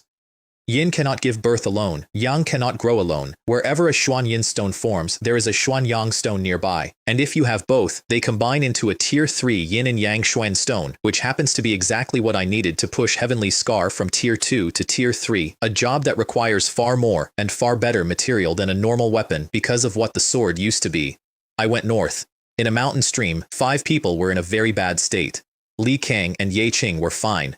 The other 3 were bleeding badly. Senior brother Zhang, Ye Qing was saying, "The beast guarding the Yin Xuan stone is at half-step tier 3. We can't take it. Let's give it up." "No, that stone is a gift for you, junior sister, and if we miss these few days, the yin cold energy inside it disperses. We attack again later. I refuse to believe 5 of us can't take one ice python." "Senior brother Zhang, I've made up my mind. If I hadn't used that tier 3 defensive formation flag, we'd all be dead in there. The flag is gone now. I am not going to risk everyone's lives for a rock." "Little junior sister, don't worry. The serpent's badly hurt too. Wait here. I'll get it for you." Then he turned to the 3 men who were bleeding. "Junior brothers, I hope you can help me one more time." And there was something in his face when he said it. They knew what Li Kang was like about grudges. So they nodded. He led them off at speed. Ye Qing was slower than all 4 of them, and could only follow. I got to the stream about the same time, followed the cold up to the source, found a dark cave with the water coming out of it, and traces all around the entrance of a fight that had happened within the day, and a very violent aura sitting inside, waiting. "Senior brother Zhang, look, that kid from yesterday." Li Kang came back around the rocks with 3 wounded men, saw me, and his entire personality changed. Gone was yesterday. He arrived at my shoulder with a warm smile. "Young brother, I didn't expect to meet you here. Truly fate." I said nothing, which he took as encouragement. "You must have noticed the anomaly in this cave. I'll be honest with you, there's a tier 2 ice essence fruit inside, guarded by a tier 2 peak ice python. For reasons of my own, I must have that fruit. But as you can see, my junior brothers are all injured, which makes the python too difficult. If you'll join us, I only want the fruit. The python's core is yours, and I'll add 10 spirit stones as thanks." Let me translate. In that cave was an extremely rare Xuan Yin stone, which he called a tier 2 ice essence fruit, which is a bit like calling a warhorse a pony. And the beast was half-step tier 3, which he called tier 2 peak. I did not point out either of these things. "Tell me how you plan to cooperate." His face lit up. "This python is cunning. If we fight it inside, the terrain limits us to maybe 60 or 70% of our strength and we lose. So we lure it out. I noticed yesterday your movement skills are quite impressive. With your speed, going in and drawing it out shouldn't be a problem. Then my 3 junior brothers and I set up around the entrance, and the moment it appears, we go all out and kill it. What do you say? The plan is good, I said. Excellent. Then it's settled. Afterward, I can introduce you to the inner sect of the Tianhan sect. We'll be sect brothers. He was talking fast now, worried I'd think about it. Let's not delay. I walked into the cave. The second I was out of sight, his voice came out of him completely differently. Did you really think I'd let yesterday go so easily? Senior brother Zhang, what if the kid can't lure it out? Don't worry. His strength is average, but his speed isn't a problem. He'll get out. Remember this. The moment he clears the entrance, I kill him immediately. You 3 hold the python for a moment. I'll go straight in and get the Xuan Yin stone, then we all pull back. There's no need to fight that thing to the death. Understood? Yes. Inside the cave, I opened the martial Dao True Eye, and the dark stopped applying to me. I walked the tunnel until 2 lantern-sized eyes came out of the black, radiating cold, and behind the coils of a very large snake I could see a fist-sized stone that was the source of everything wrong with the temperature in that mountain. The python flicked out a tongue like a blade. That's a warning. Leave. I smiled at it, drew, and cut. Then I turned around and ran flat out with phantom step. To be clear, a half-step tier 3 beast is genuinely difficult for me at the first layer of Burning Sword art, and there is no reason on earth to fight it to the death in a tunnel. There were also 4 Tianhan sect disciples outside with a plan, so I gave the trouble to them. My sword chi hit the serpent's skull and left a white scratch on the scales. It came after me at speed. Boom! Outside, Li Kang heard the noise and brought the full weight of the 9th level of Wei Si up into his fists. The instant I appeared, he was going to end me. A few breaths. I came out of the mouth of the cave at a dead sprint. He threw the punch without hesitation. Countless ice fist prints filled the air. He was so committed to it that it took him a moment to register the smile on my face. The bad feeling arrived, and then the sword chi arrived, and it went through every fist print he'd thrown and kept coming. He got both palms up into an ice shield. Crack. Crack. The shield held for exactly as long as it took the first crack to reach the second one, and then it was a cloud of glittering fragments. I was already gone. Phantom step, around to his side. He turned to keep at me anyway, which was very brave and very badly timed, because that was the moment the python came out of the cave, and Li Kang, having just attacked something at the entrance, was the closest living thing to it. It spat an ice arrow as thick as an arm through his lower abdomen. He screamed. Then the body of the thing came around and hit him, and he went across the clearing. The other 3 ran to help, which was decent of them, and did not go well. I used Phantom Step and went back into the cave. Li Kang's plan had been to use me to draw the snake out and then dispose of me. The problem with a plan like that is that it requires you to be right about which person in the arrangement is the tool. At the bottom of the cave, I reached for the Xuan Yin stone, and the cold went up my arm and turned it to ice in about a second and a half. I snorted, flashed the sword, shattered the ice, and pocketed the stone. Then I did not leave. I opened the True Eye and searched. It took no time at all. There was a faint, strange power in one corner. I pointed, sword chi took the rock apart, and there was a stone in there radiating enough heat to hurt. Xuanyang stone. I flicked it into my hand, took the other out, and let them touch.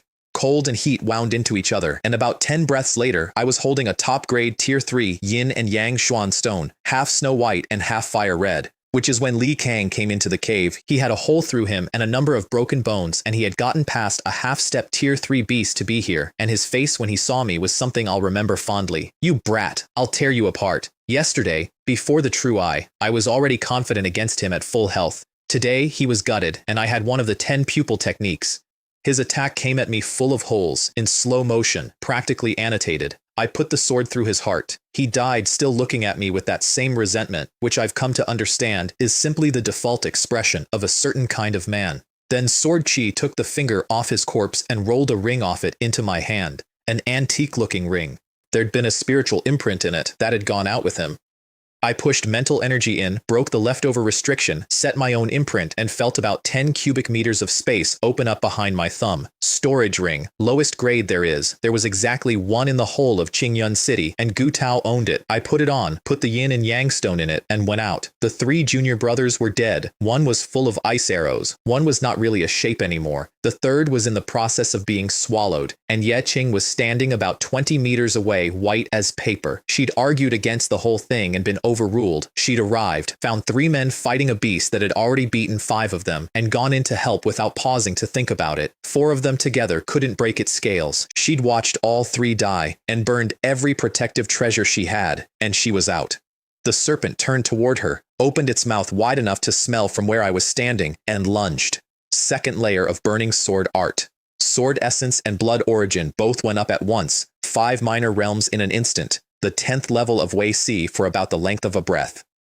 I whistled, and the sword essence on Heavenly Scar condensed into a blade of chi 10 meters long and almost solid, and I brought it down. Ye Qing had already closed her eyes. The pain she was expecting did not arrive. She heard a very clear sound instead. When she opened her eyes, the head of the ice python separated from the rest of it and rolled to a stop against her foot. And a little way off, a young man she'd met once was leaning on a sword, breathing hard. By every rule I know, the second layer should have put me on my back for a day. Instead, I leaned on the sword for about a minute and the strength came back. I checked inside, and there it was. Strands of rich blood growing out of my own marrow and repairing the damage as fast as I'd done it, because the drop that had gone into my 5th sea the day before was already threaded through every inch of my flesh, which means the second layer of burning sword art, the one that costs blood origin, the one you're supposed to spend like a dying man spends money, had just become something I could use whenever I liked. That is not a small upgrade, that is a completely different fighting style. Ye Qing came over.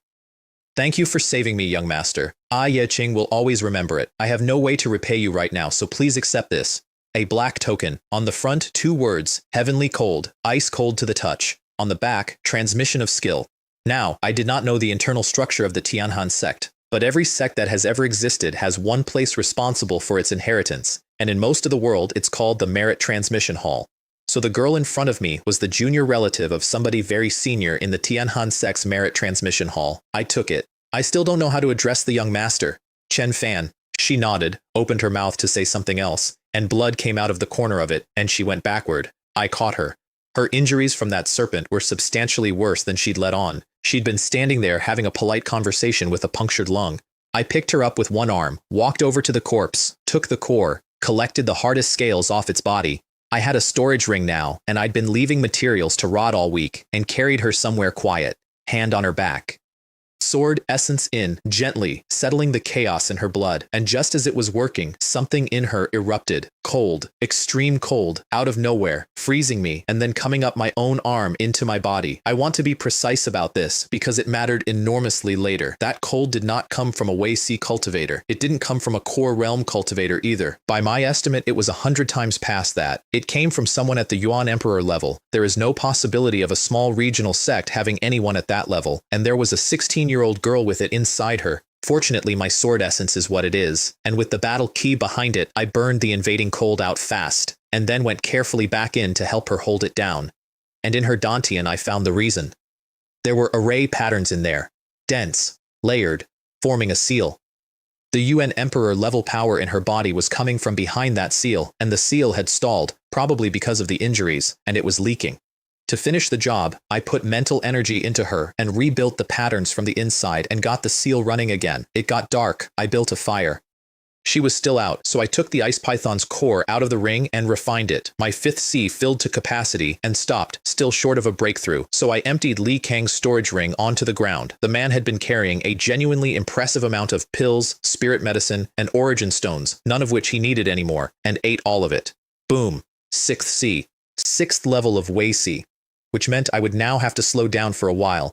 It also meant that whatever waited for me back in Qingyun City was no longer a problem. You broke through? Ye Qing was awake and staring at me. I nodded. She had felt that. She'd felt all of it, and the commotion of my breakthrough had been bigger than her elders' breakthroughs at Core Realm, and she was smart enough not to ask a single question about it. Not how I killed the serpent, not what technique I cultivate, not one. Although I was unconscious, she said instead, I know you saved my life again.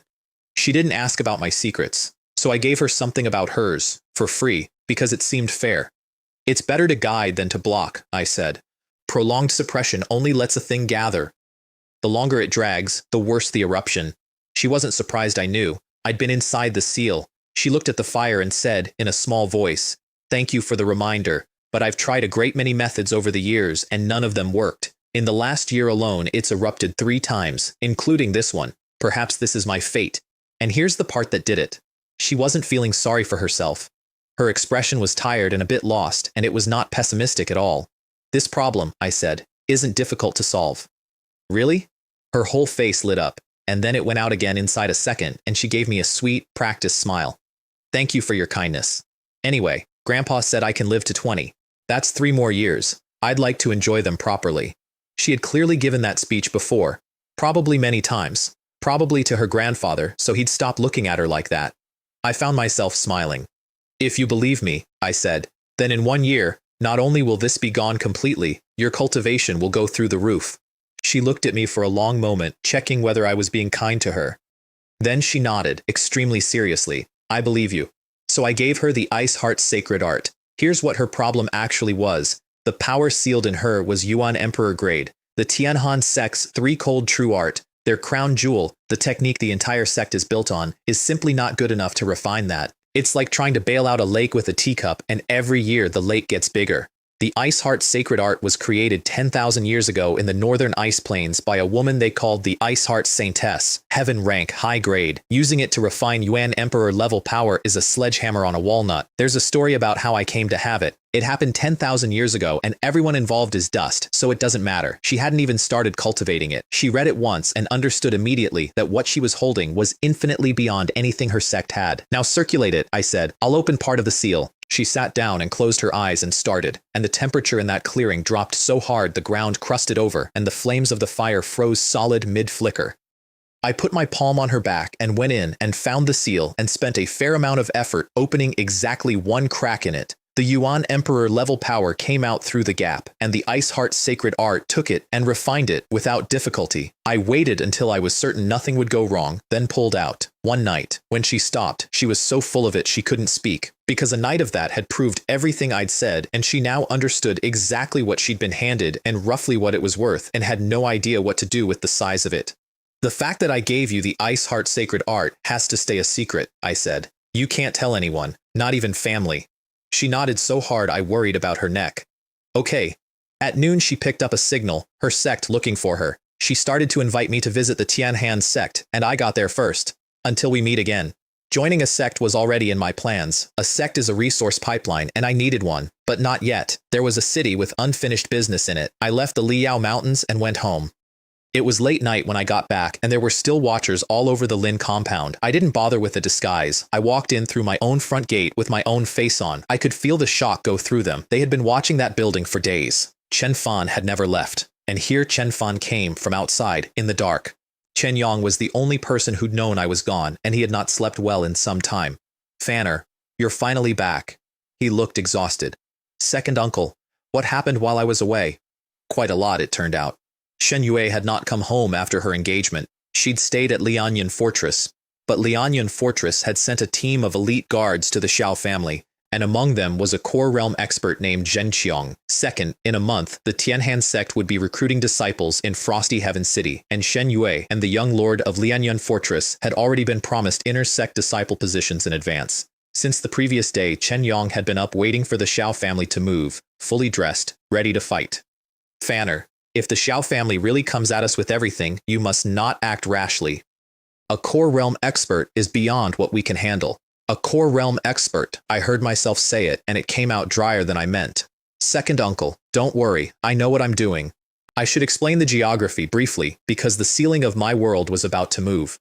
Qingyun City sits under the jurisdiction of Frosty Heaven City. Frosty Heaven City governs 5 cities of roughly our size. And the largest power in Frosty Heaven City is Lianyan Fortress, which has 3 core realm experts in it. Their young lord is called Li Hai, and he is the acknowledged #1 prodigy of the entire region, 6th level of Wei Si at 18, with a genuinely solid foundation and deep mastery of his family's black rank art. To Qingyun City, Lianyan Fortress is not a rival, it's weather. The watchers reported me the moment I walked in, and Shen Quan went straight to Xiaobai Jun, who was in a room with Zhen Xiong of Lianyun Fortress. Shen Xiong listened to the whole report and then said, without particular interest, "He's a greenhorn. Why is the Xiao family patriarch so wary? Tomorrow I'll go to the Pill Treasure Pavilion and occupy that pavilion, Master Zhou." Without his backing, Chen Fan is a fish on a board. That was the entire plan, and it was a good one, and I want to give it its due. They had correctly identified that the only thing protecting me was an old man in a shop. The next morning, Zhen Qiong went to have tea with Gu Tao, and Shen Quan led a team of elite cultivators straight at the Lin family gate, making no attempt to hide. I was in the back courtyard before dawn running sword forms. I'd stopped, and there was a little sweat on my skin when Clearstream came around the corner at a run. Young master, something terrible. What? Elder Shen Quan of the Xiao family has broken into our compound with his men. The second master fought them, and he's hurt. She got that far, and then there was a flash, and I was gone. I'd been expecting this. I had not expected it at sunrise, which told me how badly they wanted it done before anyone woke up. In the main hall, Chen Yang was standing with a red line at the corner of his mouth and his energy fluctuating badly, holding a line of Lin family cultivators against the Xiao family. Shen Quan looked entirely comfortable. He had reason. Normally, the only man in the Xiao family who could reliably beat Chen Yang was Xiao Baijun himself. Quan, 9th level against 9th level, was a coin flip at best. But half the men he'd brought were from Lianyun Fortress, and one of them was also 9th level of Wei Si, and 2 9th level cultivators working together had already put my uncle on the back foot. Chen Yang, I'll give you a chance. Don't resist. Kneel, submit to the Xiao family, then kill Chen Fan yourself. I can promise to make you head of the Lin family. That's 4. Somebody should keep a proper tally. Chen Yang's fists closed.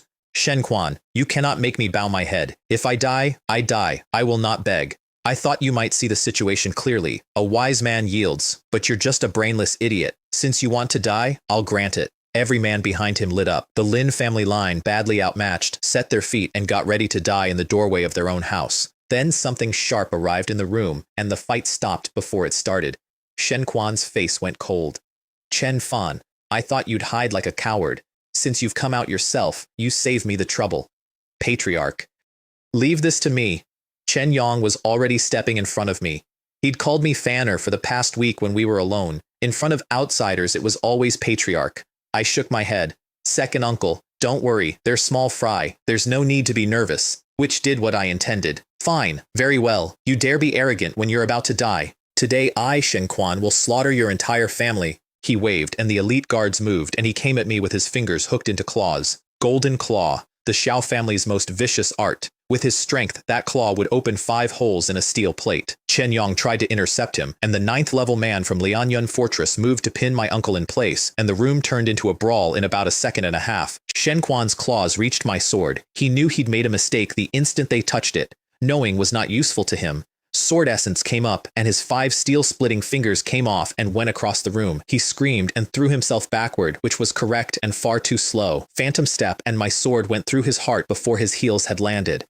The sword chi went through the rest of him, and the 9th level Xiao family elder, who had been so comfortable 4 seconds earlier, stopped being a person. Both sides stopped fighting to look. The Xiao family's morale fell off a cliff. My family's went the other way, and the 9th level man from Lianyun Fortress, who was substantially stronger than Shen Quan and knew it, made a decision. He threw everything into one attack, forced my wounded uncle back, and came at me from the air with a greatsword over his head. His art was one of the 3 black rank arts of Lianyun Fortress. His blade was tier 2, and it was sharp, and he was very good with it. I did not change expression. Sword essence up. The blades met. His tier 2 treasured sword snapped in half. My momentum did not change at all. 10 meters of sword chi came off the follow-through and took him apart in mid-air. 2 9th level Wei Si cultivators, 1 exchange each. The remaining Xiao family men turned to run. You walk into the gates of my family, I said, and then all of you stay. 1000 army slash. It is a black rank supreme art, and it is built for exactly that situation. When it was quiet again, Chen Yang and the others were standing in a courtyard full of bodies, and the attempted massacre of the Lin family had concluded with the deaths of every person who came to perform it. Guard this place, I said, and walked out over them without looking back. Chen Yang had already worked out where I was going. He didn't try to stop me this time. He had, in fact, revised his estimate entirely. He was now quite certain that my father, 10th level of Wei Si, the strongest Lin in living memory, could not have done what he just watched me do, because it had taken my father everything he had to hold Shen Quan, and I'd killed 2 men of that caliber in the time it takes to cross a courtyard. He gave the order to stand ready, which was correct because the moment I stepped out of the gate, a second Xiao family unit came at me, men who'd been positioned to kill anyone escaping the compound, and who had no idea Shen Quan was already dead behind me. Phantom step in a street is deeply unfair. I would simply not be where the attack went, and there would be a pile somewhere else. Behind me, Chen Yang brought our people out, and the 2 families finally had their open fight in the streets, and I wasn't worried about him because the Xiao family's best had just been removed from the board in one room. Then I turned south toward the Xiao compound. The whole city was watching by then, because everybody had known about this feud for 2 weeks and nobody had expected either family to actually do it. Chen Fan, is he going to the Xiao family? It looks like it. The Xiao family sent everyone at the Lin compound. They're at their weakest right now. What a joke. Even if they're empty, does Chen Fan think he can take the Xiao family by himself? That's absurd. Xiao Baijun is personally in residence. If he had sense, he'd have run after breaking the siege. Walking into that compound is walking into a coffin. I want to note, for the record, that they were all being extremely reasonable. At the Pill Treasure Pavilion, meanwhile, Sheng Quan had just whispered in Gu Tao's ear that the Xiao family and the Lin family were at war in the streets. Gu Tao had tried 3 separate times to invent an excuse to leave the room. Zhenxiong kept him there every time, pleasantly, talking about nothing. And Gu Tao, a core realm cultivator, master of a Pill Treasure Pavilion, a man whose entire institution forbids exactly this, had privately decided that he was going to tear the mask off and fight a core realm expert from Lianyun Fortress in his own shop because a 17-year-old was about to die across town. Then Sheng Chuan came back and whispered again that Chen Fan had killed 2 9th-level Wei Si cultivators without effort and was now walking to the Xiao compound alone. And the old man relaxed all at once. He revised his estimate too. If I could delete Shen Quan and a Lianyun Fortress 9th level in one pass, then Xiao Baijun was not going to be the obstacle everyone assumed. The only useful thing he could do now was keep this core realm cultivator sitting in a chair. Steward Feng, he said out loud, I'm discussing important matters with our distinguished guest from Lianyun Fortress. Unless it's urgent, don't come in and disturb us again. Understand? Sheng Quan bowed and withdrew, and made sure that from that moment nothing whatsoever happened in Qingyun City as far as that room was concerned. Pavilion Master Zhou is a wise man, said Zhenxiong comfortably, a pleasure to deal with. He believed he was containing an obstacle. He was being babysat. At the Xiao compound, a steward came in at a run. Master, terrible news. Chen Fan is attacking us. Xiao Baijun frowned. How many? Just him. The boy has nerve. Escaped the Lin family and comes here. He didn't even stand. Let the 18 iron guards handle it. Don't let him set foot inside the gate. Hang the body next to it when you're done. Yes, sir. By the time that conversation finished, the 2 stone lions in front of the Xiao gate were rubble, and there were dead guards on the steps, and 6 or 7 survivors packed against the doors with nothing left in them. I walked up the steps. They took a step back, all together. I smiled and took another step. They tried to retreat again, and a violent force came out from behind the gates and threw all 6 of them at me. Their own house used them as projectiles to buy 2 seconds. My face went cold and I cut them out of the air, and I want to be clear that they were dead the moment their own master decided they were furniture. Then the gates opened and 18 enormous men came out. Every one of them was silent. Every one of them had skin with a faint metallic sheen. Every one of them was at the 5th level of Wei Si, and their cultivation came from the same source, and their auras connected into one thing and came down on me like a slab. My God, the Xiao family's 18 iron guards. They actually exist. I always thought it was a rumor. There'd been a story in Qingyun City for years that the Xiao family had been raising a group of martial artists from childhood, all on the same technique, all of one mind, ferocious and nearly impossible to hurt. Nobody had ever believed it. I looked at them, and I noticed the problem inside about 2 seconds. Yes, they had explosive power. Yes, the gold under the skin meant serious defense. Yes, their expressions and movements were perfectly synchronized. But that is not what people mean by being of one mind. They had no minds. They'd been taken out. Every one of those 18 men was being operated. In any sense that matters, they were not people anymore. They were a weapon the Xiao family had built out of children. The combined aura of 18 5th-level Wei Si cultivators came down on me, and I let my own out, a single edge, the way an ancient sword that has existed since the beginning of the world would feel if it noticed you, and cut straight through the middle of it. They moved, all 18 at once, encircling, punching in perfect unison, and 18 simultaneous roars made one sound that would have flattened a hill. I cut. Heavenly Scar bit into one guard's forearm, and sparks came off it, metal on metal. I frowned. My sword essence is the sharpest thing in this world. My blade was tier 2 and genuinely good. An ordinary tier 2 treasure would have come apart under that strike. That arm was harder than most tier 2 treasures. I put more into it, and the arm came off and hit the stone with a clang, and the guard did not react to losing it in any way at all. It simply swung with the other one, and the other 17 arrived. I shouted and let sword chi rage around me and stopped everything at once, and for a moment it was a stalemate, which from the outside looked exactly like me losing. He can't kill them fast enough. They don't feel anything, they'll just keep going. Sooner or later he opens up, and then they'll beat him into paste. I did the math too.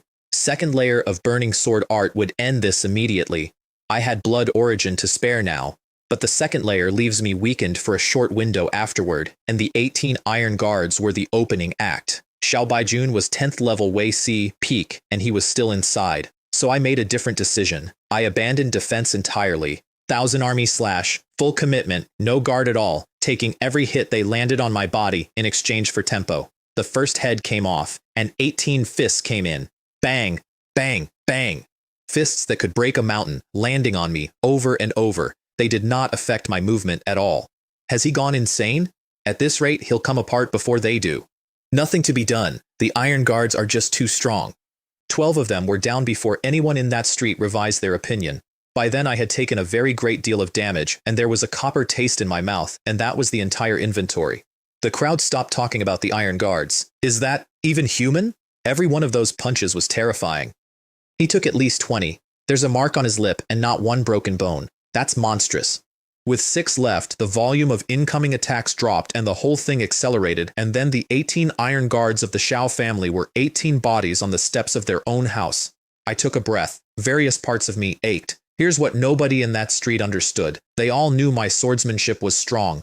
What none of them knew is that after I restored this body's original cultivation, I went back down to the first step and rebuilt the flesh from the bones outward, and then a drop of blood from something out of legend rewrote that flesh again. Those iron guards had sacrificed their souls and spent 2 or 3 decades being forged. Their bodies were extraordinary. Their offense was not as good as their defense. That's the whole answer. I worked that out in the first few exchanges and then simply decided to be hit. I looked up at the gilded plaque over the Xiao family gate, and I cut it in half, and both pieces came down on the steps. I stepped onto the half with the character for Xiao on it. From this day forward, I said, and I let it carry, Qingyun City will no longer have a Xiao family. Everyone within 4 streets heard it, and every one of them felt something in their chest move, because now Xiao Baijun had to come out personally. 10th level of Wei Si, peak, the strongest man in the city. Every person in that crowd was suddenly desperate to see what a 17-year-old was going to do about that. Nobody spoke. You could hear people breathing. Xiao Baijun, come out and face your death. There was a roar from inside, and then wind, and then a figure came out of the wind with an aura on it like a building falling. The 18 iron guards were the Xiao family's true strength, not their reserve, their point. Xiao Baijun had sent them out expecting to end me and simultaneously announced to the entire city permanently that the Xiao family was the first family of Qingyun City. They were now in pieces on his own steps, along with a great deal of money and 40 years of work, so he did not hold anything back. The pressure of a 10th level peak cultivator flattened the crowd back a street.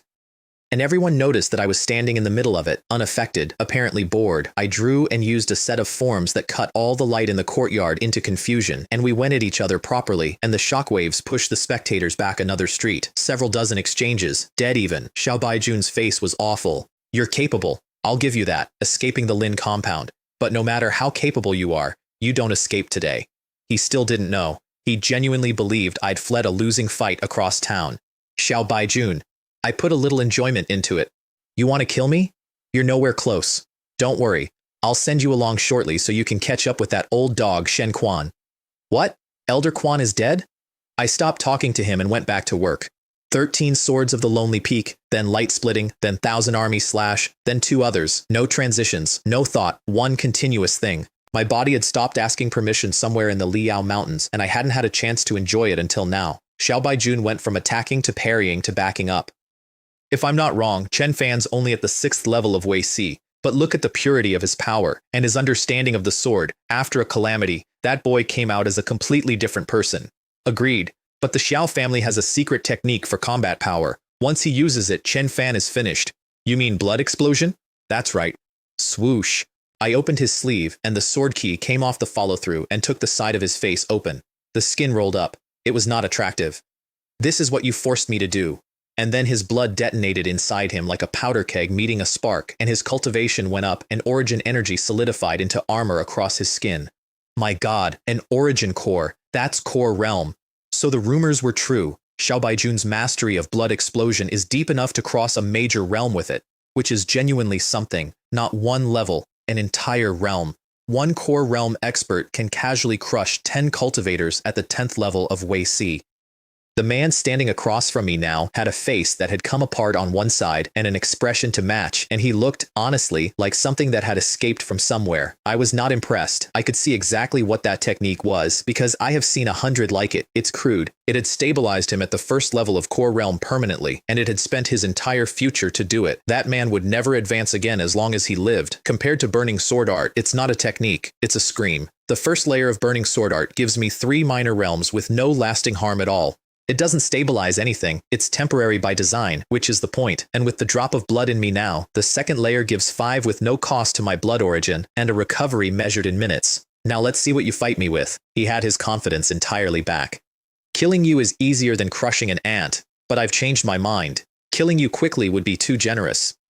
I'm going to break you in front of this street, take that sword out of your hand, and then walk you back through your own front gate so your family can watch me finish it. Is that so? You're far too confident. And the sword essence and blood in me caught fire. One breath. My aura came up level with his. That's... Chen Fan's power is at the first level of core realm too. The crowd made a noise like a wave breaking. And Xiao Baijun's face did the single most enjoyable thing I saw in Qingyun City. Because he had just spent his entire future, every year of cultivation he would ever have had, to reach the first level of core realm with enormous difficulty as a last resort, and a 17-year-old had gone from the 6th level of Wei Si to the same place in one breath without appearing to find it interesting, which told him something about the technique I was using that he did not want to know. He had no way out, so he came anyway, and I'll give him that much. Fist print the size of a calf, space distorting around it. I cut it in half and the sword chi kept going. He slammed both palms together and made a wall of origin energy. The sword chi went through the wall with a sound like tearing sheet metal, and then both of them shattered. He didn't get to breathe, because in the instant the wall came apart, I was already inside it. Phantom step, and heavenly scar went through the armor of solidified origin energy and out the back of his throat. Xiao Baijun died, the most renowned man in Qingyun City, the top of the entire city's food chain, fell at my feet with a very great deal of resentment and absolutely no options. The street went completely silent. I didn't look at him. I walked in through the gate.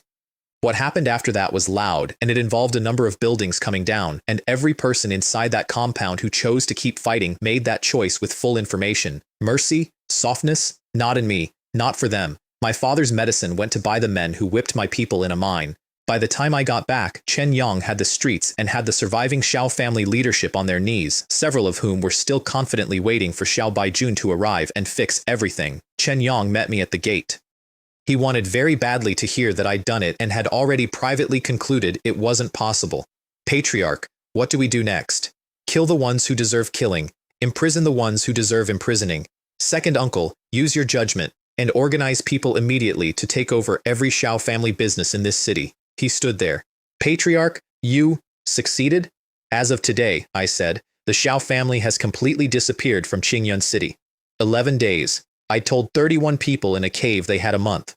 Over at the Pill Treasure Pavilion, Zhenxiang had finally decided he'd killed enough time and stood up. Meeting Pavilion Master Zhou today felt like a long-awaited reunion, but you're a busy man and I won't impose further. If you're ever in Frosty Heaven City, come to Lianyun Fortress and let me show you hospitality. It's rare to be this happy, said Gu Tao, who had been having the worst morning of his life. And I happen to have nothing else on. Brother Lianyun, why the hurry? Let me show you around. Forget it. I have important business here. Pavilion Master Zhou knows. Our young lord has married the eldest daughter of your city's Xiao family. And recently, a fellow named Chen Fan has been causing them trouble. Lianyun Fortress can't sit idle. I need to deal with it now. Then, because he couldn't resist, oh, by the way, I've heard Pavilion Master Zhou is close with this Chen Fan, but I'm sure Pavilion Master Zhou knows what matters and won't interfere. Brother Lianyun is well aware, said Gu Tao, smiling. Our Pill Treasure Pavilion has never interfered in local power struggles. He walked him to the door personally and made a certain amount of small talk on the way and delayed him by another minute or two, just for his own satisfaction. And when the two of them stepped outside, there was a young man standing in the street in front of them. Gu Tao took one look and smiled and nodded to himself. Zhenxiang frowned. How dare you block my path? Are you blind? This road is for people to walk on, I said. Is there a rule that says I can't be here? He was a senior figure of Lianyun Fortress from Frosty Heaven City, being addressed like that by some boy from a provincial town. Your eyes are useless and I don't like what comes out of your mouth. So I'll take the eyes and pull the tongue. Gu Tao stepped in immediately. Brother Lianyun, please calm yourself. What? Pavilion Master Zhou wants to stop me from teaching a brat his limits? You misunderstand. He's an alchemist of our Pill Treasure Pavilion. Oh? Zhenxiang reconsidered, then produced the smallest possible amount of generosity. For Pavilion Master Zhou's sake, I'll be magnanimous. Kid, kneel and knock your head on the ground a few times and we'll call it finished. 5. What you say, I told him, doesn't count. You brat, do you know who you're talking to? I didn't answer. I just let him see what my face thought of him. He couldn't take it. He roared and struck out with a palm, casually, honestly, not even close to full strength, because in his eyes there was a 6th level Wei Si boy in front of him, and the correct amount of effort was almost none. I struck out with mine. Bang! The force went out sideways from between our palms. Zhenxiang's feet came off the ground and he went back 4 steps. I did not move. His expression changed for the first time. That casual palm would have flattened an 8th or 9th level Wei Si cultivator, and a 6th level boy had eaten it and pushed him backward. You brat, who are you? Chen Fan, I said, and smiled. What? You're Chen Fan? Yes. The troublesome person he had come all the way to Qingyun City to remove had been standing in front of him for a full minute, had insulted him twice, and had made him lose face in the street, and he hadn't recognized him. It seems the Xiao family really are useless, letting you walk around alive. That's right, I said. The Xiao family are useless, which is why the Xiao family stopped existing in Qingyun City about half an hour ago. Zhenxiang's face stopped moving. What did you say? Beside him, Gu Tao, who had spent the entire morning heroically babysitting a core realm cultivator to buy me time, was also learning this for the first time and had to work very hard on his expression. The Xiao family, I said, has been wiped out by me, and then I just looked at Zhenxiang and let him assemble the rest of it himself. You came here to help the Xiao family get rid of me. I've gotten rid of the Xiao family. I'm standing in the street. What are you going to do? His chest started moving. Good. Very good. Everyone underestimated your strength, and now look what's happened. The Zhao family are our in-laws. They've been wiped out. If Lianyun Fortress shows no response, we become a joke in all of Frosty Heaven City, so when I, Zhenxiang, move next, I will not give you the slightest chance. I wasn't concerned. I'd burned the 2nd layer of burning sword art in the Xiao compound, and it had already come back. Zhenxiang was 1st level core realm, considerably stronger than what Xiao Baijun had bought himself, but I was confident. And Gu Tao, who had been silent, suddenly changed his expression, nodded at me once, and stepped forward. Brother Lianyun, we got on so well today, and Brother Lin here is an alchemist of my Pill Treasure Pavilion. I don't think we should act rashly. Pavilion Master Zhou, this boy has been disrespectful to me and has cost Lianyun Fortress its face. Alchemist or not, he pays. Gu Tao didn't argue. Brother Lianyun, you may not know this. The medicinal pill I mentioned to you earlier, the 9 Extremes pill, was refined by my brother Lin. I have already submitted the formula to the Pill Treasure Pavilion in Frosty Heaven City. Word has come back from Pavilion Master Sheng Chen. He intends to grant Brother Lin the status of guest elder, so you see, Zhenxiang's face changed again. Lianyun Fortress is the largest power in Frosty Heaven City. In front of the Pill Treasure Pavilion of Frosty Heaven City, Lianyun Fortress lowers its head. And if he killed a man who was about to become a guest elder of that pavilion, there was a real possibility that Lianyun Fortress would hand him over personally to smooth it out. He thought about it for a moment, then he found his exit. In that case I can let it go, but he must apologize to me. You're overthinking it, I said, before he'd finished the sentence. His fists closed. Fine. If you've got the guts, take one of my moves. Take it, and I, Zhenxiang, walk away without another word. Fail, and I don't want your apology. You'll bear the consequences yourself. Gu Tao looked at me and nodded. I had come here to give Lianyun Fortress a warning. This was the cleanest possible way to deliver it. All right, I'll give you time to prepare. I won't have you telling people afterward that I, Zhenxiang, bullied a junior. Go ahead. He snorted, and 1st level core realm came off him, and the origin energy in his palm gathered and made a sound like heavy surf. Surging waves palm. Another of the 3 black rank arts of Lianyun Fortress. Every strike arrives as one wave after another, endlessly. When it came at me, I genuinely felt like a small boat. And then a faint golden light moved in the depths of my eyes, and the flaw in his art stood out like a lit window. I drew Heavenly Scar and used 1,000 Army Slash. One cut through the wind and the water. Everything went still. Zhenxiang stood there. His face had gone gray and the muscles in it were moving on their own. He did not say one word. He turned and walked away. He stopped a good distance off, with his back to us, and I watched him put one hand in front of himself and close it, and his entire arm was shaking. Brother Lin, said Gu Tao, I'm truly sorry I couldn't help you today. Elder Brother Zhou held a core realm cultivator of Lianyun Fortress in a chair all morning. That was the help. He gave me a complicated smile because he had already worked out that if he hadn't been holding Zhenxiang in that chair, Zhenxiang would probably have gone to the Xiao compound and would therefore be dead. He decided not to say it out loud. "Come in," he said. "Let's talk." Upstairs, undisturbed, we talked for a long time. He'd reported the 9 extremes pill upward without asking me and apologized for it, which was unnecessary. It's a tier 1 pill of enormous significance, and if he hadn't sent it up, the pavilion would have come and taken it. "I gave you the formula and the method," I said. "You decide." I gave Master Sheng Chen a general report of your alchemy talent. He thinks very highly of you. In a few days, your guest elder status in Frosty Heaven City will be confirmed, and after that, every pill treasure pavilion in the world becomes convenient for you. Then he said the other thing. Also, although the Xiao family you destroyed was related to Lianyan Fortress by marriage, Brother Lin, you don't need to worry too much. As far as I know, their young lord is a playboy, and Shen Yue is merely one of his concubines. Lianyan Fortress may care about appearances, but they will not start a real conflict with a guest elder of our pavilion over a concubine. I sat with that one for a second. Shen Yue had ripped my dantian out to advance her family, and then her family had married her off, and not even as a wife. I have never held a lower opinion of anyone in my life, including the woman who sold me to 7 gods. Then I asked for the last thing. "Elder brother Joe, one more favor. I'd like to borrow the forge. You want to do refining?" "No trouble at all. I'll arrange the best one and assign you our finest artificers. Tell them whatever you need." "That won't be necessary. I can manage." "Brother Lin also knows artifact refining?" "A little." He looked at me for a while with an expression I'd describe as suspicion having a nervous breakdown. The boy is 17. His cultivation lets him stand against first-level core realm. His alchemy is beyond mine.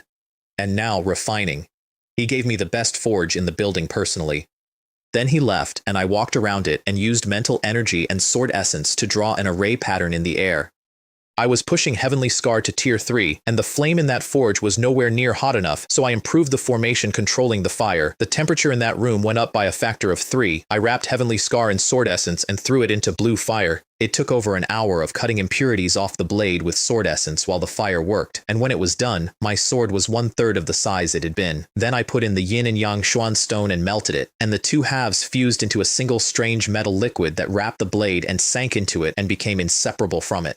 Normally, the next step is inscribing runes, which takes days. I skipped it because Heavenly Scar has a sword spirit in it, and the spirit is recovering as I recover, and as it recovers, it improves the sword on its own. Adding runes to that would be like nailing a splint to a growing tree. After that, I brought out everything worth using from the Xiao family treasury, which I had taken possession of 2 hours earlier under the terms of no longer having a Xiao family. It got dark.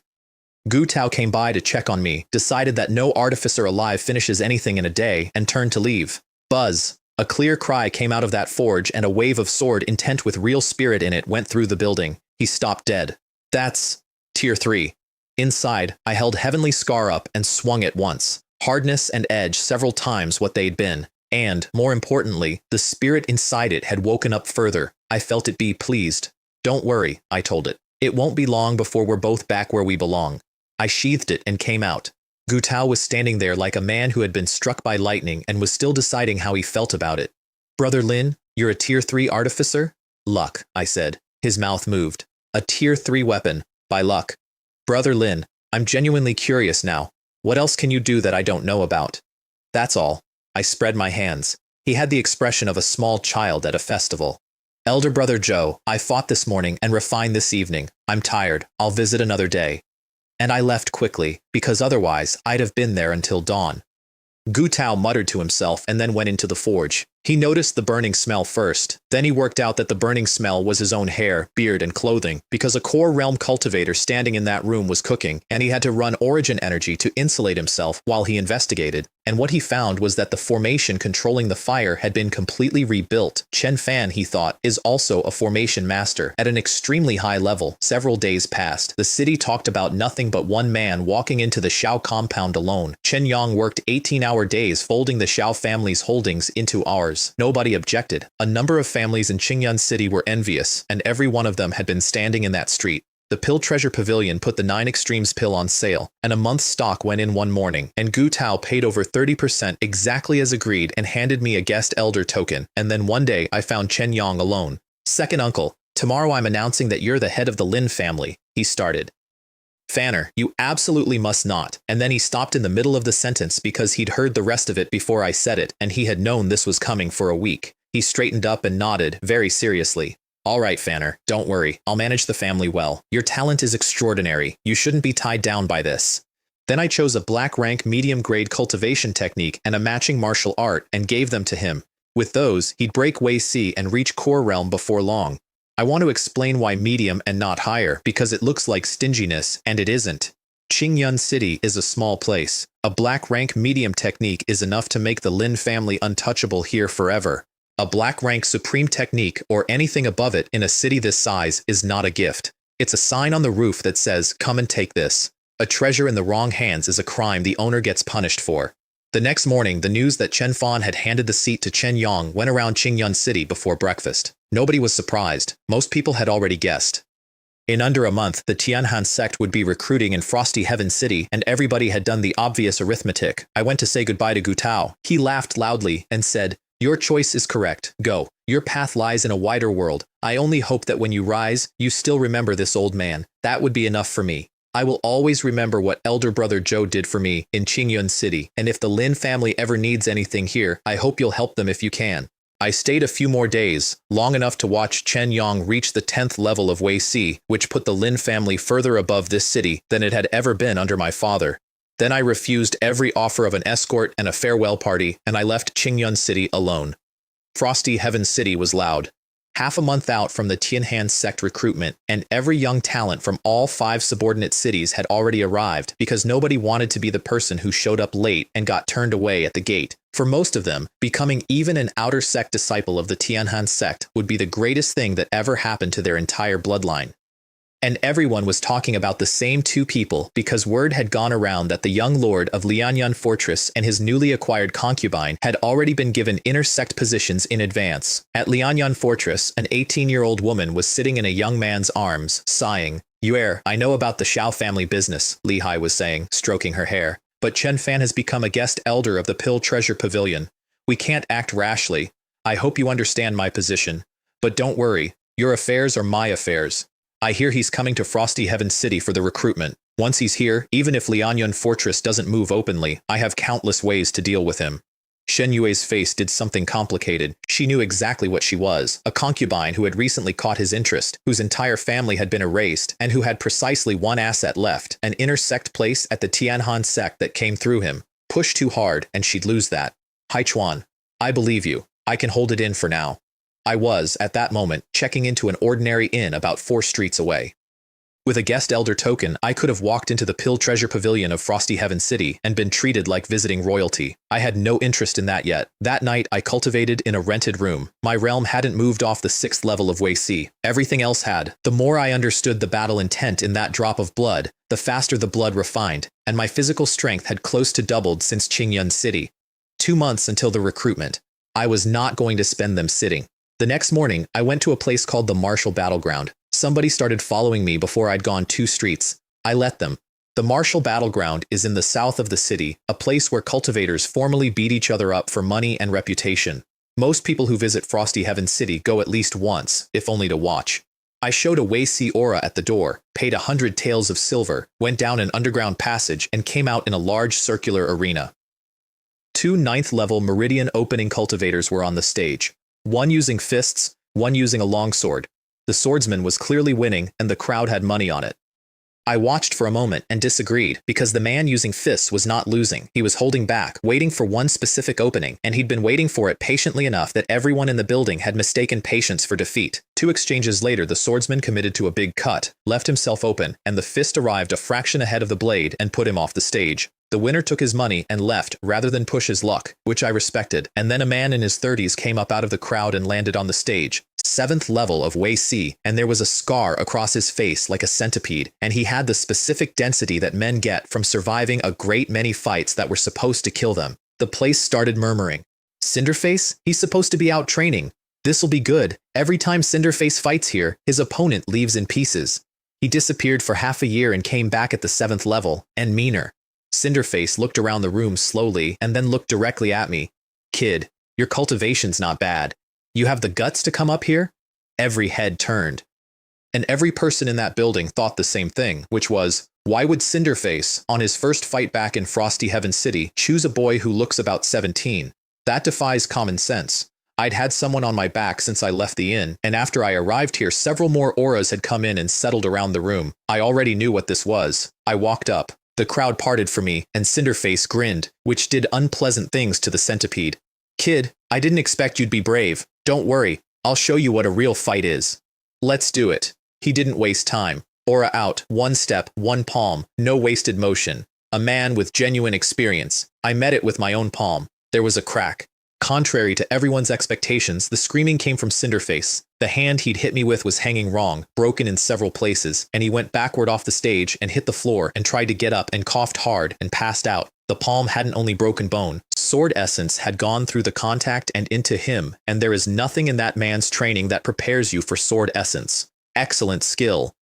I, Fang Li, would also like to experience it. A shout from the crowd and a figure came at the stage, and the aura coming off him was the 8th level of Wei Si. The room reacted because Fang Li was famous in Frosty Heaven City and had never once fought here. I glanced at him mid-air, snorted, and pointed. The sword chi went so fast nobody saw a trajectory, only a result. Fang Li hit the stage with a hole in his abdomen, and the fight was over before it started.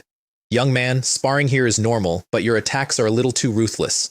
A hunchbacked man came up onto the stage, slowly, and stood in front of me. The room reacted again, harder this time. 9th level of Wei Si. They called him the Humpback King. By now, every single person in that arena had concluded there was something very wrong going on, and that the boy on the stage had a background of some kind. If you want to end up like them, I said, go ahead. His eyes went cold and sharp. Young man, you're too arrogant. You won't have a good ending. Then he came at me with a short barbed sword in each hand, going for my throat and my chest. The man had just finished lecturing me about excessive force.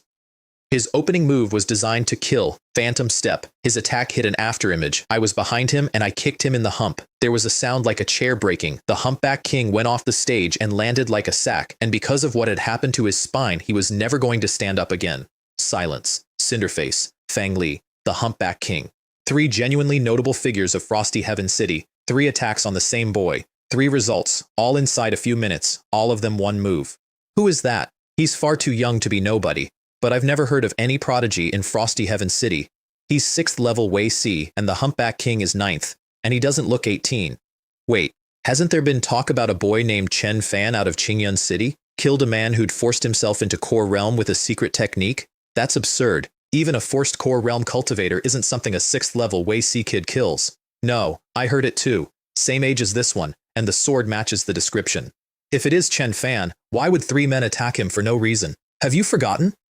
Lianyun Fortress's young lord just took a concubine named Shen Yue from Qingyun City, and the man Chen Fan killed in Qingyun City was also, the speaker stopped there, went pale, and checked whether anyone important had heard him. Then a 4th one came up. Red hair, bright as a fire, a curved blade with a sun engraved on the scabbard, 9th level of Wei Si, peak, and the heat coming off him distorted the air. Oh my god, how is he here? The Fierce Fire Duo. That's Blazing Flame, and that's the Great Sun-Curved Blade. 10 years ago, 2 brothers turned up in Frosty Heaven City, calling themselves the Fierce Fire Duo. Nobody knew them. Then they had a disagreement with a local family and killed more than 30 of that family's people in a single night, and everyone knew them. Later, the elder brother was killed by enemies, and the younger one faded out of sight. Now he was standing on a stage, and this time I was actually interested, because he was only 9th level, but there was real weight in him, the kind that most 10th level cultivators don't have. I didn't expect anyone to have such a good nose, I said.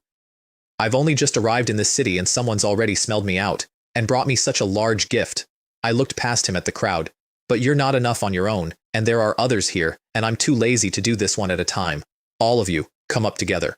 Several faces in the audience changed. None of them said anything. Kid, I'm not those 3. Blazing Flame drew, and the heat went up until the space above the stage bent. This blade is more than enough for you. Look at the knife. Everyone in that arena sighed with appreciation, because it really was very impressive. 3 exchanges. My sword was already back in its sheath. His great sun-curved blade was pitted along its whole length and full of cracks. Go back and tell whoever is behind you, I said, to bring whatever they have. I, Chen Fan, will take all of it. He didn't answer. Then the blade in his hand finished coming apart, and the pieces rang on the stage, and fine red lines opened all over his body at once, and he went down, not dead, not able to speak, and I had just declared war out loud on the young lord of Lianyun Fortress in front of several hundred witnesses. Which is not a thing many people in that city would do, and the crowd's opinion of me shifted in a direction I hadn't asked for. Several men in the audience quietly put their heads down and left. Nobody else came up. I stepped off the stage to go, and a column of extremely well-organized cultivators came into the martial battleground and walked straight to me, all in the same uniform, with a symbol on it that every martial artist in Frosty Heaven City can recognize at 100 paces. The room went very quiet in a completely different way. A man in his 50s came hurrying through them, beaming. Guest Elder Lin came to Frosty Heaven City without saying hello. Pavilion Master Feng has found out and blamed me for handling things poorly. He's ordered me to invite you to the Pill Treasure Pavilion for a chat. Then, as an afterthought, oh, forgive me, I'm Zhang Jin, Vice Pavilion Master of the Frosty Heaven City Pill Treasure Pavilion. I have a life-or-death friendship with Gu Tao of your Qingyun City branch, and he wrote to me a few days ago to say that if I don't take good care of Guest Elder Lin, he'll come after me personally. I want you to picture the faces. All right, I said. Then I'll trouble you, Pavilion Master Liu. Guest Elder Lin, what are you saying? If you have things to finish here, take your time. I'll wait. Everything here is finished. We left. Behind us, an entire arena stood in silence for several seconds. Guest Elder? Guest Elder? Chen Fan is a Guest Elder of the Pill Treasure Pavilion? Because everyone knows what a Guest Elder means, and everyone knows there are exactly two ways to become one, and both of them are alchemy or artifact refining at a level that takes decades. He is 17. His combat power alone is terrifying. Where would he find the time? They were never going to work that out, and neither was anyone else. Gu Tao couldn't, Sheng Chen couldn't, Jiang Jin couldn't. It didn't stop any of them from treating me as a monster with unlimited potential, which is the only conclusion available when the facts refuse to fit. The Frosty Heaven City Pill Treasure Pavilion is at least 10 times the size of Qingyun cities. Zhang Jin took me up to a room where a man of about the same age was already sitting with T, Core Realm, Peak, and there was something wrong with his aura. I did not react to it in any way. Chen Fan greets Pavilion Master Feng. Sheng Chen stood up. Guest Elder Lin, no need for that. Treat this pavilion as your own home, and I hear you're staying at an inn. If Gu Tao finds out, he'll talk about me behind my back for a year. We sat and talked, and I could feel both of them recalibrating as we went. I was 17, and I was neither arrogant nor deferential, and apparently that's rare. When the martial battleground came up, Sheng Chen said, Guest Elder Lin, the people who did that have already paid a heavy price. There are some things we can't confront directly. I hope you understand our difficulties. I did. The Pill Treasure Pavilion does not fight local powers, and Li Hai had been careful to use outsiders. Pavilion Master Feng, rest assured, I understand your position. He nodded, then turned to Jiang Jin. Pavilion Master Liu, there's been a severe shortage of certain spirit medicines lately, so our pill output has fallen considerably. Go to Lianyun Fortress and inform them that pill supply may be reduced by 30% over the next 6 months. I'll take care of it now. That is what a Pill Treasure Pavilion does instead of drawing a sword, and I want to be clear that it is not a small thing. Lianyun Fortress is the largest power in that city, and 30% of 6 months of pills is an enormous amount of pain delivered entirely through paperwork. Then Sheng Chen got to his actual subject. Guest Elder Lin, you should know that our Pill Treasure Pavilion is not limited to this city. In the entire true martial world, we are a leading force. I wonder whether you've considered joining us formally? Guest Elder is a partnership. Membership is something else. Thank you for the offer, Pavilion Master Feng. But I've made my decision. I'm going to join the Tianhan sect. 10,000 years ago, the single highest-ranking human being in the entire Pill Treasure Pavilion asked me the same question in a nicer room, and I said no then too. The pavilion has a great many rules. Whatever you do, there are conditions attached. Guest Elder Lin, there's no need to refuse so fast. The benefits of formal membership would be hundreds of times what the Tianhan sect can offer. Of course I won't press. Perhaps consider it for a few more days? I nodded. My decision was not going to change. But you always leave a man a way to withdraw. A few days later, I felt something at the top of the Pill Treasure Pavilion. Evil Qi. And I recognized it, because I'd noticed it the first time I met Sheng Chen and had been politely ignoring it ever since. Now it was getting stronger. It hadn't erupted yet, but it was concentrated in a way that has exactly one trajectory, and by my estimate, it had about a day left before it stopped being containable. The good outcome for Sheng Chen at that point was death. The bad one was that he'd lose his mind and become a thing that only knows how to kill. I'd been eating this building's food for several days, so I went upstairs. There were several 10th level Wei Si guards on the top floor with strict orders. They knew who I was, and they did not move. Zhang Jin came down the stairs in a hurry and nearly walked into me. Guest Elder Lin. Is there something I can help with? Let's go up and take a look. Guest Elder Lin, today isn't convenient. Perhaps tomorrow. I might have a way, I said. But if we wait for tomorrow, it becomes serious. His whole face changed, because I had just told him that I knew exactly what was happening on that floor. He hesitated. He did not believe I could help. He also could not afford to be the man who said no. Since it's inconvenient, I said, and turned to go. Wait a moment. Upstairs, it was worse than I'd thought. There were several second and third order formations already running, and without them, the evil key would have gone off hours ago. Guest Elder Lin, I'm sure you understand the seriousness without me explaining. If you find a way, act. If you're not confident, do not take the risk. I nodded. Zhangjin opened the formation and led me into a sealed room. Shengchen was sitting cross-legged on a mat, and every vein visible on his skin was standing out, and there was black moving inside them. That black is evil qi. It's a very specific kind of energy, and most of the ways it comes into existence are foul. I could tell immediately that he was still lucid and still fighting it, and that it hadn't been generated by anything he'd done. It was an infection. Pavilion Master Feng has already given instructions, Zhang Jin said quietly. If he hasn't recovered in another hour, I'm to take him away and kill him. I nodded, because that is the correct instruction, and because a man who gives that instruction in advance deserves to have it taken seriously.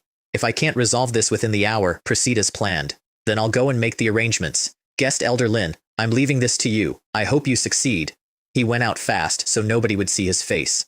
I put my palm on Shengchen's crown and pushed sword essence into him. The evil key went violent immediately and tried to throw me out, and after a short standoff, my sword essence won and started spreading, and then the evil key did something I've only seen a few times. It dodged, not reacted, dodged, intelligently, in a coordinated fashion, all through his body. Fine. I ignored it entirely and went straight for his dantian. Shengchen was core realm peak, so in there was a finger-sized origin core containing everything the man is. It was black as ink. That was the source. Everything else in his body was downstream. And it was extremely dangerous to touch, because an origin core holds all of a cultivator's power, and there was now a second and hostile power wrapped through it, and if I made those two collide inside him, he would come apart from the middle outward. I wrapped the core in sword essence, very slowly, then I went inside it, then I began peeling evil key off it in strands. Half an hour. I was soaked by the end of it. Shengchen stayed conscious the entire time and cooperated perfectly, which is not a small thing to do while somebody performs surgery on your soul. The core came clean. That was step 1.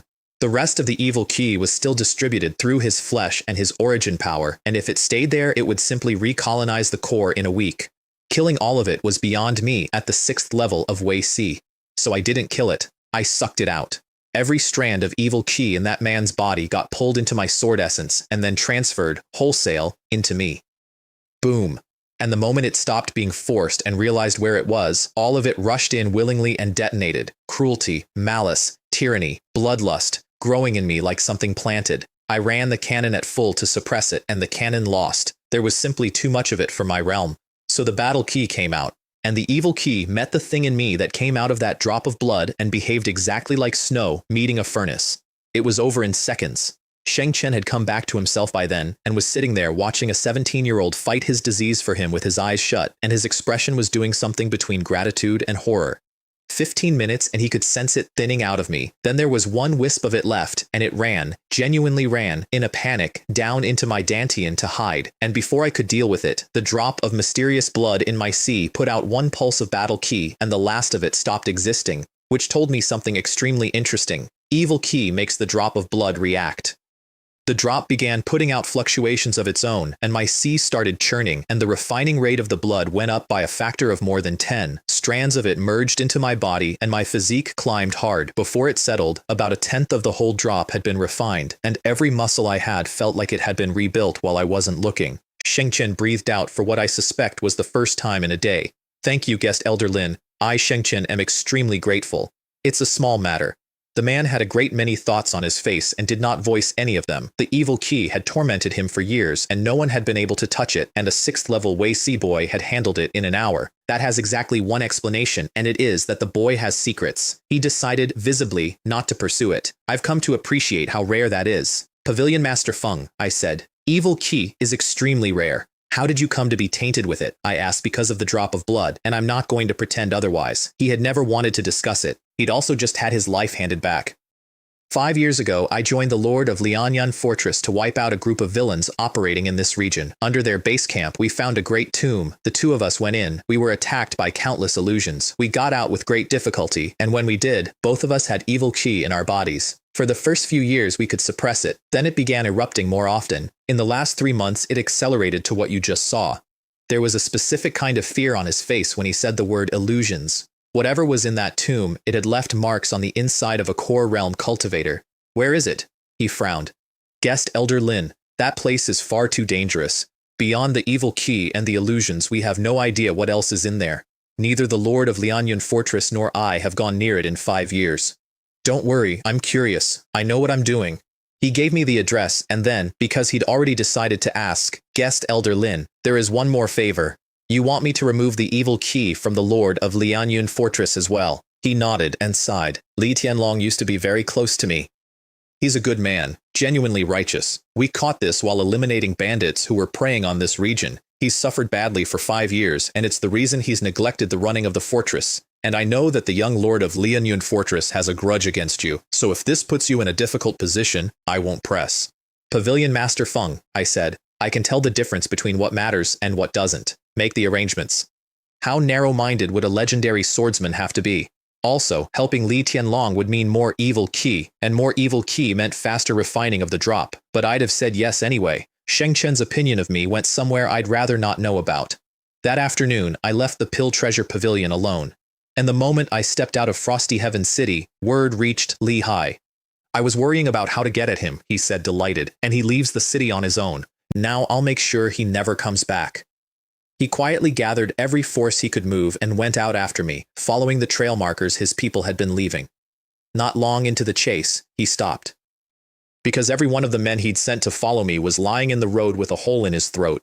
Since we don't know where he went, guard every road back into Frosty Heaven City. I refuse to believe he won't come back. An hour's travel got me to the site. A low hill, overgrown. And behind it, under the weeds, a blank tombstone. I put a palm through it, and the rock came apart, and under it a dark passage went down into the ground with a sound coming out of it that I can only describe as a draft with opinions. I went in, 500 meters of black corridor with the golden lines already lit in my eyes. Then the world changed. I was standing in the void, surrounded by sword chi, and above the 9 heavens, a great road of 7-colored light came down to meet me. I stepped onto it and began to climb. And then, from the far end of that road, the power of 7 Taos came down at once. The road under my feet began to crumble. I raised my sword. It made no difference at all. My sword broke, and then my body broke with the road. And in the middle of being destroyed, I looked up and saw the woman I loved more than anything, climbing the last of it alone, with something borrowed carrying her up, and turning to look back at my body coming apart. Her face was not sorry. Her face was a woman glancing at a clock. Everything I had was gone, and every hope with it, and 2 golden beams of light came out of the void and cut that world in half, and I was standing in a corridor. Heart demon. That place amplifies whatever is worst in you and hands it back. If I'd stayed in that scene 1 moment longer, I would have stood in that tunnel until my body starved, and my face would have looked peaceful. I took a breath and understood exactly what had happened to Sheng Chen and Li Tianlong, and understood also that this was not going to be enough to stop me. I kept walking. More came. Every one of them was her. I saw the day I met her. I saw her looking down at me from the 9 heavens with contempt, over and over, in different arrangements, and my steps did not change. Martial Tao True Eye. It sees through everything, and illusions are only the easiest thing it sees through. And after a while, I stopped needing the eye at all, and simply walked, because she is the past, and the past cannot be edited, and the only thing anybody gets to touch is what happens next. That corridor did me a favor. I went in with something soft in me, and came out harder. Evil chi began to seep into the air, weak at first. It went into my body, and my sword essence immediately tried to destroy it, and I had to physically hold my own power back and steer the stuff down into my dantian instead. The drop of blood shook and killed it, and the refining rate went up again. I stopped being careful and ran hundreds of meters out of the corridor and into a round chamber. The evil key in there was not a haze, it was a sea. I was underwater in it, and in the center of that chamber was a coffin made of paulownia wood covered in patterns. Through the true eye, I could see that everything in this place was coming from inside it. I recognized the patterns, distantly. Certain extremely rare, extremely reclusive clans use them in sacrificial rites. I've never studied the subject, and I did not need to. I ran the cannon and opened every pore in my body.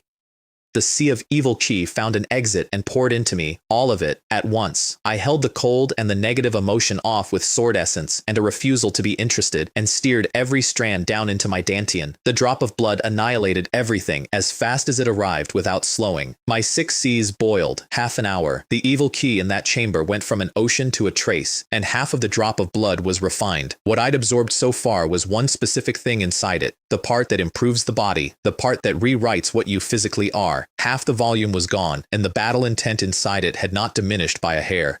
I looked at the coffin. I walked over to it. I put a hand on the lid, and something inside knocked. Thump, thump, thump, like a drum, and each one landed in my chest instead of my ears. Images came at me, far worse than the corridor. A petty trick, I said. Break. Mental energy to the limit, true eye at full, and the illusions were seen through before they finished assembling and came apart. You insignificant ant. The voice came out of the coffin like 2 bones being rubbed together. How dare you offend my divine might? You will pay with your blood and your soul. I want to explain my mood at that point. I have every intention of going back up to the 9 heavens and taking apart 7 god kings, personally, one at a time. Divine might, I said. Then I'll break your coffin and we'll see how long you keep the act up. Heavenly scar came out and I cut. The coffin split in half and both halves went sideways. There was nothing inside it, which was not the shock. The shock was underneath. The coffin was a seal. Below it was another space, and through the gap I just cut I could see what was in it. Bodies. A great many of them, packed in, and every one of them had been arranged deliberately, in patterns, and every one of them had a sacrificial mark on it, the same marks that were on the coffin, driven through mouths and chests and limbs. Men, women, the old, the young. They had been dead for at least a century, at minimum 1,000 people. I stood there and my hands shook, and it wasn't fear. I have stood at the peak of the true martial world, and I have watched more death than any 100 people in this era combined, and I could not keep it out of my hands. Somebody built that, deliberately. As a working ritual to extract power, and the method they chose was that. Heh. They really have guts. You lowly ant, now you pay for offending my divine might. Extremely pure evil qi came up out of the pit and condensed into a half-real body in front of me, an evil spirit. They form out of concentrated emotion. Specifically, they require people to die having experienced something so infuriating and so prolonged that the hatred outlives the body. You do not get one of these by accident. Its strength was around core realm peak, and given time, it would solidify into something physical, and once it did nothing in this region, would be able to stop it from walking out of here and doing to the surface world what had been done in that pit. You have some sense, it said. Since you know how great I am, kneel now. Submit. Offer your blood and soul as sacrifice. 6. You filthy thing, I said. Today, I destroy you. I had already decided. Whatever it cost. Then let's see what you're capable of. It came apart into pure energy and came at me. I was reaching for the 3rd layer of burning sword art. Soul, blood, everything. 8 realms, and I would have paid for that for months. And the half-drop of blood in my dantian came out of my body on its own, like a sun. It hung in that chamber, absolute and yang, and the battle intent in it turned into battle qi and filled the entire space instantly. Ah! The evil spirit's true shape came out of it and hit the floor and rolled, smoking, screaming, and its power came off it in sheets, a few breaths, then nothing. The remaining half-drop went back into my dantian and broke apart. What was left was about 1/10 of the original. Everything else came out of it in a flood of blood energy that dyed all 6 of my C's red and then poured into my body. I couldn't integrate it immediately. That was going to take time. With the spirit gone, I stood at the edge of that pit for a while. Those people had suffered enough, for long enough, to feed something. Whatever came after, that part was over now. There were several formations in that chamber.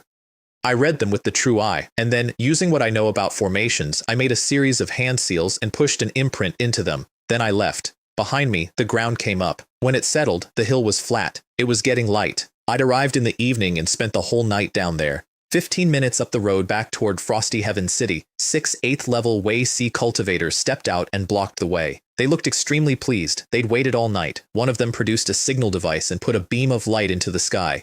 Finally, said Lehigh, snapping awake somewhere nearby. Everyone up. Take care of Chen Fan. Everyone will be richly rewarded. Beside him was an old man with a great deal of presence, Zhenxiong. He'd gone home from Qingyun City and out of pride had not mentioned to anyone that he'd been made to look like a fool in a street. When he heard the young lord was moving on me, he volunteered. Young lord, he said, remembering something he wasn't going to say out loud. Chen Fan's methods are strange. We must not be careless. Third Elder, don't worry. Even if he grows wings this time, he doesn't get back to Frosty Heaven City alive. Out on the road, I looked at 6 men in front of me and felt the rest of them converging. I wasn't in a hurry, let everyone arrive. It's simpler that way. Unfortunately for them, the 6 standing in front of me did the arithmetic on reward sharing, decided they preferred a smaller crowd, and attacked. Whoosh! Heavenly Scar came about a finger's width out of its sheath, and the light that came out of that gap went around me once. 6 8th level Wei Si cultivators died standing up. For that grade of opponent, you do not actually need to draw the sword. I collected their pills and refined them on the spot because I'd come out of that tomb sitting at the peak of the 6th level, and when a batch of pills and origin stones went in on top of it, there was a very loud sound in my dantian. 7th C. Then several more groups arrived, 15 or 16 of them, 8th level at worst, mostly 9th. They looked at 6 corpses and formed a very cautious circle and did not move. I stood in the middle of it and waited. Then Li Hai arrived. I didn't look at him. I looked at Zhenxiong. And Zhenxiong, who was core realm and had 30 years on me, found himself remembering a street in Qingyun City and turned his head slightly to the side and pretended to be interested in the landscape. Chen Fan, do you know who I am? I glanced at him. Does it matter? He made a noise like a man who has swallowed something with a bone in it. Today I'll let you die knowing why. I am the young lord of Lianyan Fortress, Li Hai. I did not change expression, so he kept going, louder. Chen Fan, you have committed countless crimes and killed countless people in Qingyun City. I had no wish to deal with you, but since you came to Frosty Heaven City yourself, I have no choice but to remove you on behalf of the heavens so that no more people in this city fall victim to your evil. Still nothing on my face. It's a bit of a shame, I said. A shame? He laughed. You can only blame yourself for provoking people you can't afford to provoke. No. I only regret that that woman Shen Yue isn't here. It would have been much more efficient to do all of this at once. You, you're about to die and you're still. He waved a hand. Attack! Everything came in at once from every direction. I snorted and stepped forward with my right foot, and when it landed, a point of light like a star flashed across the ground. The tip of Heavenly Scar carried the same light. One step, the point touched earth, and sword chi came out of it with enough penetration to go through several people in a line. Second step, and I was somewhere else, and every attack aimed at me hit nothing, and there was another star under my blade. This is an Earth rank art. Low grade, and Earth rank low grade is far and away the best thing I could use at the time. It's called 7-star sword steps, and it is movement and attack in one object. Step the 7 stars, and the body moves without leaving a trace. Each step lands, and the sword gathers one more portion of power. 7 steps, and the momentum peaks, and you get the killing move, which is called 7 stars linked sword. Screaming started. Li Hai's face changed as he watched the force he'd assembled fail to touch the hem of my clothes, and more than half of it stop existing. Zhenxiong's face was doing something more complicated. It had been less than a month since Qingyun City, and my strength had visibly moved again. And he could see the sword momentum accumulating step by step, and he understood exactly what happened when it finished. So the core realm expert of Lianyan Fortress attacked, with surging waves palm at full power, and the air filled with the sound of heavy surf. I was on the 6th step. He could have interrupted the 7th. That was a correct read. I had been waiting for him the entire time. The sword essence in me caught fire. First layer, 3 realms, 10th level of Wei Si, and my speed changed again. Boom. His palm hit the place I'd been standing and dug a crater. Zhenxiong frowned and then, without hesitating, retreated. He couldn't find me, and he'd decided not to wait to. That was also correct, and also too late, because as he turned, he finally saw me. I was already in front of him, taking the 7th step, and there were 7 points of light like stars laid along Heavenly Scar. The 7 stars linked sword formation completed.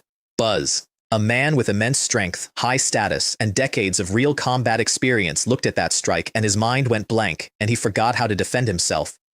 He worked out that something had happened when his chest started hurting. He looked down, and my sword was through his heart. Sword chi raged around inside him, trying to take him apart, and he looked up at me and found that I had already stopped looking at him. A dead man is not interesting.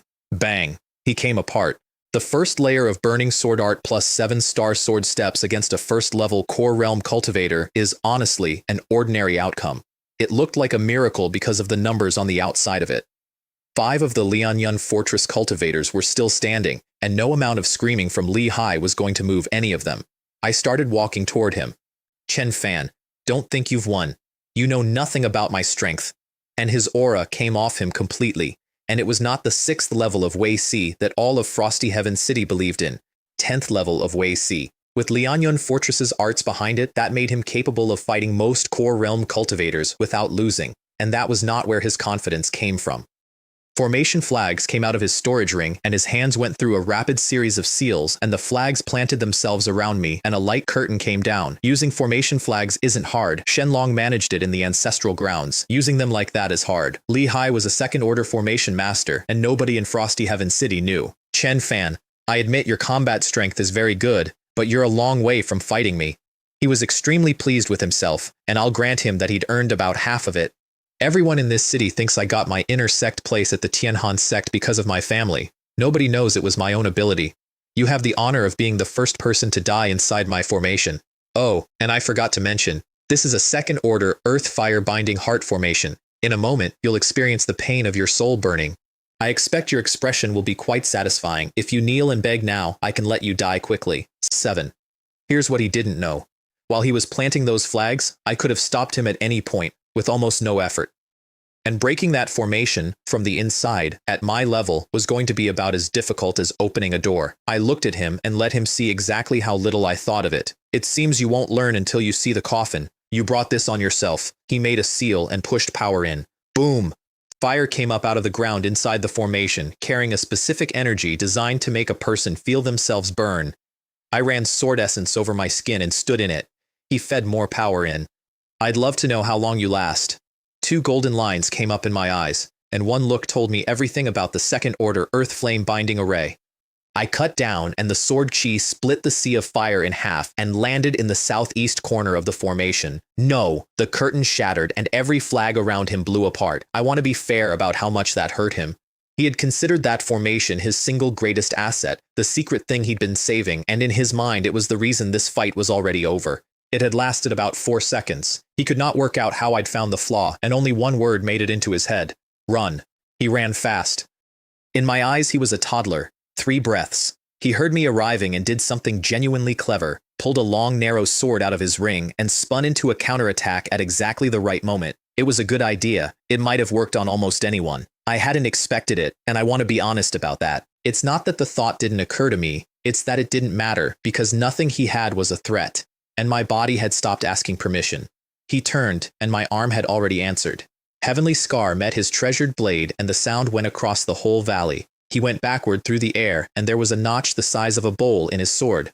I followed and pressed, and he had nowhere left to go, so he used Lianyun Fortress's best, a black rank supreme art, 18 strikes of it, which he had polished to the point where nobody his own age had ever taken 3. He gave me all 18 and did not touch me once, and then there was a bang and he was on the ground and his treasured sword was in pieces. He was cut in a dozen places and looked exactly like what he was.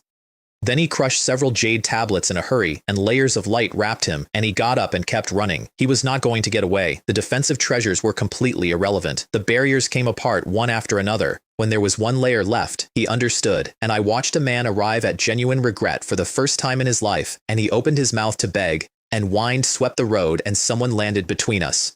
Father! Lihai's face lit up like a temple. Dozens of Lianyun Fortress lives have been lost to him. Elder Zhenxiong is dead. You have to kill this Chen Fan.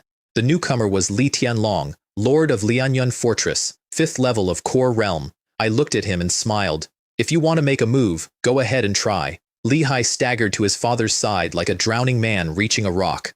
Father, hurry. Don't let him escape, or there'll be no end of trouble. You bastard. Li Tianlong turned around, looked at his son, and slapped him. The last defensive barrier shattered.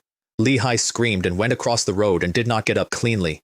Then his father walked over to me and bowed. Brother Chen Fan, please calm yourself. I, Li Tianlong, have failed in raising my son and caused you a great deal of trouble. I apologize. I hope you'll be magnanimous and forgive this unfilial son this once. Whatever your request, I will do my best to fulfill it. Li Hai lay in the road with a hand over his face. Father?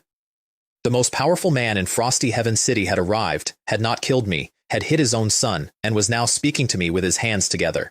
Here's why. The night before, Sheng Chen had sent word to Li Tianlong that a young man had removed evil qi from his body. Li Tianlong's situation was the same as Sheng Chen's. 1 or 2 more months and it stopped being containable. So he'd gone to the Pill Treasure Pavilion at dawn to ask me for help, and I wasn't there, and Sheng Chen had guessed where I'd gone. And Li Tianlong, terrified that the one hope he'd found in 5 years was going to die in a tomb, asked for a portrait of my face, memorized it, and rode out. And on the road he found his son fighting the man who was going to save his life. Father, have you gone senile? Don't you see the bodies? Didn't you just see him trying to kill me? Shut up. He turned and hit the boy again, unconscious this time, because he was afraid of what the next sentence would be. Brother Chen Fan, this was our fault. Please be lenient. He was trembling. I want to record that accurately. A 5th-level core realm cultivator, standing in a road, shaking. He was about 50. He had cleared the evil key problem in his own mind already. He'd decided I could fix it, and that meant he had a very long life in front of him again. And as he'd calculated on the way over, a man can have more sons. If there is a next time, I said, I will not show any mercy. Then I walked past him and left. Behind me, Li Tianlong looked down at his unconscious heir with an expression I'd have paid money to keep. Back at the Pill Treasure Pavilion, Sheng Chen saw me come in, unhurt and relaxed visibly. Guest Elder Lin, any other discoveries in that tomb? I destroyed it. He took a long breath and did not ask for details. By the way, Li Tianlong came looking for you. Did you run into him? I ran into him. Sheng Chen felt something in the air and stopped asking questions, which is a skill I have come to admire in that man.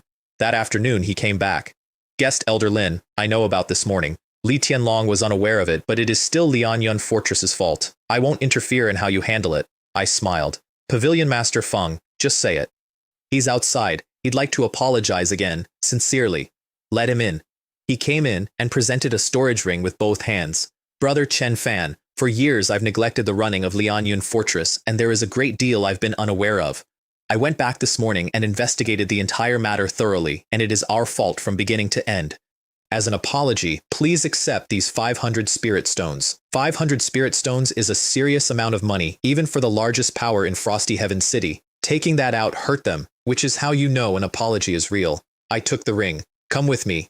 His face changed completely, and he followed me into the secret room like a man going to his own wedding. Half an hour later, he walked out of it in a daze and could not seem to believe that a thing which had been eating him for 5 years was simply gone. At Lianyun Fortress, Li Hai was severely reprimanded and locked up. Li Tianlong's original plan had been to hand Shen Yue over to me personally, which I want you to appreciate as a piece of parenting. Unfortunately, she got word in advance and vanished. 2 nights later, a familiar voice came through the window of Li Hai's confinement. Hai Chuan. Yue, I'm sorry, I've disappointed you. Hai Chuan, I know you did your best. If it weren't for me, you'd never have been punished by the Fortress Lord. Yue, I promise you, I am not letting this go. Yes, I believe you, but since things are like this, why don't we go to the Tianhan sect now? If we cultivate hard enough, we'll repay every bit of this. She had her inner sect place entirely because a hall master of the Tianhan sect favored him, and she was, at that moment, absolutely furious with him for failing to kill me and being extremely understanding about it. All right. The 2 of them slipped out of Lianyun Fortress that night. Li Tianlong did not hide it. He came and told me in person the moment he found out. I did not care in the slightest. 2 clowns can jump as much as they like. 2 days later, the recruitment began. I'd burned 100 of the 500 low-grade origin stones by then, and gone from the 7th level of Way C to the 7th level, Peak. In a central square, hundreds of young men and women stood packed together, and every single one of them was either tense or ecstatic. Every person there had heard my name by now. They looked at me with admiration, envy, and longing, and not one of them came over to talk because nobody believed I'd bother. The Tianhan sect envoys arrived, 7 of them. 1 core realm peak, an old man of enormous presence, and 6 young disciples in their mid-20s at the 1st or 2nd level of core realm. Every one of the 6 wore the same expression, which I would describe as being pleased about somebody else's achievements. The old man spoke. Listen carefully. There will be a series of tests. I don't care what your previous identities were. Follow the rules or don't blame me for being impolite. The square went silent immediately. Then one of the 6 stepped up. Everyone line up. We 6 senior brothers will check your cultivation and your age. To save time, anyone over 25 whose cultivation has not reached the 10th level of meridian opening, leave now. A significant number of people left with terrible faces because the requirements had gone up from previous years. The rest formed 6 queues. Several people who'd thought they could bluff their way through were identified and removed. Then it was my turn, and I stepped up to a jade plate. There's a small formation device in it that reads Bone Age. I put my hand on it, and it rippled 17 times. The disciple standing there had already caught several chancers that morning and had gotten irritable. You can leave. He wasn't being cruel. He was being efficient. There was nothing special about me at all as far as he could see, and at 17 there was simply no way to meet the minimum. How will you know, I said, if you don't try? Want to try or not, you? And then his face stopped, because my palm was already on the 2nd plate. That one reads cultivation, and it reads it out loud. A 10th level meridian opening cultivator gets 10 beams of light and the sound of a wave. The plate under my hand made the sound of the sea 7 times. 17 years old, 7th level of Wei C. He'd been at the 3rd level of Wei C at 17, and he had been considered a promising young man. Is it ready? I said. He snapped out of it. His entire manner changed. Passed. He handed me a token, and I went to stand at the back near the core realm envoy, who had watched the whole exchange and looked at me a second time. After the first round, a little over 300 remained. The second round, the 6 disciples went around planting formation flags in a ring, and everybody watched them and got more nervous by the minute. I did not, because the formation wasn't finished, and I'd already read what it was going to do. It was a formation for amplifying aura, and for distributing it individually, a separate portion tailored to every single person standing in it, which told me the second test was about pressure. When the 6 of them stopped, the core realm peak envoy stood up, and his aura spread out, and the formation took it and applied it personally to every candidate at once. People started screaming almost immediately.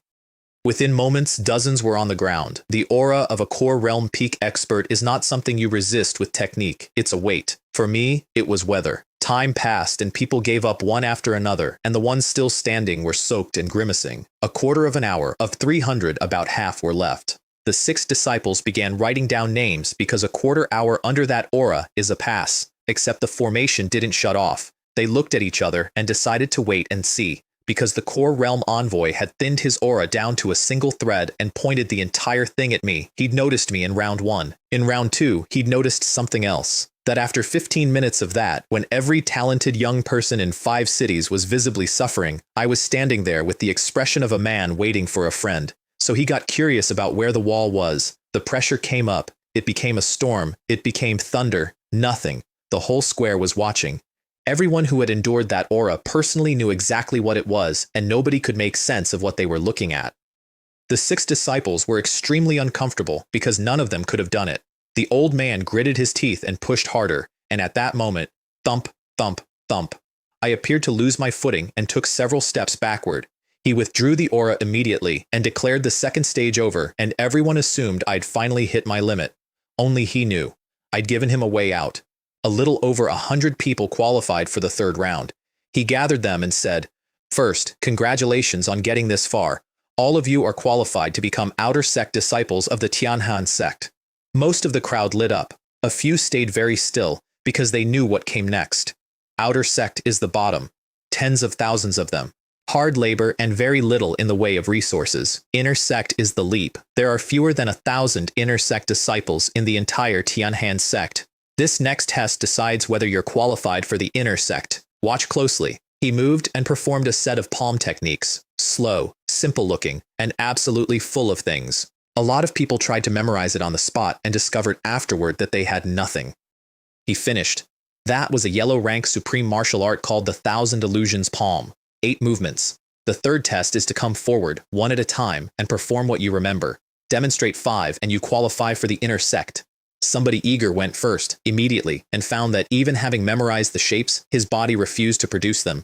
He struggled a while and managed nothing at all, and went back into the crowd. One after another they learned the same thing. The 1,000 Illusions palm is not hard to see, it is hard to see through. Without understanding the key, the shapes are decoration. 3 movements was rare and remarkable. Nobody produced 5, until there were 2 of us left. Everyone was looking at me, because obviously, the other one was standing beside me. Slightly dark skin, unremarkable face, hadn't done anything notable in either of the first 2 rounds, and nobody in that square had registered his existence.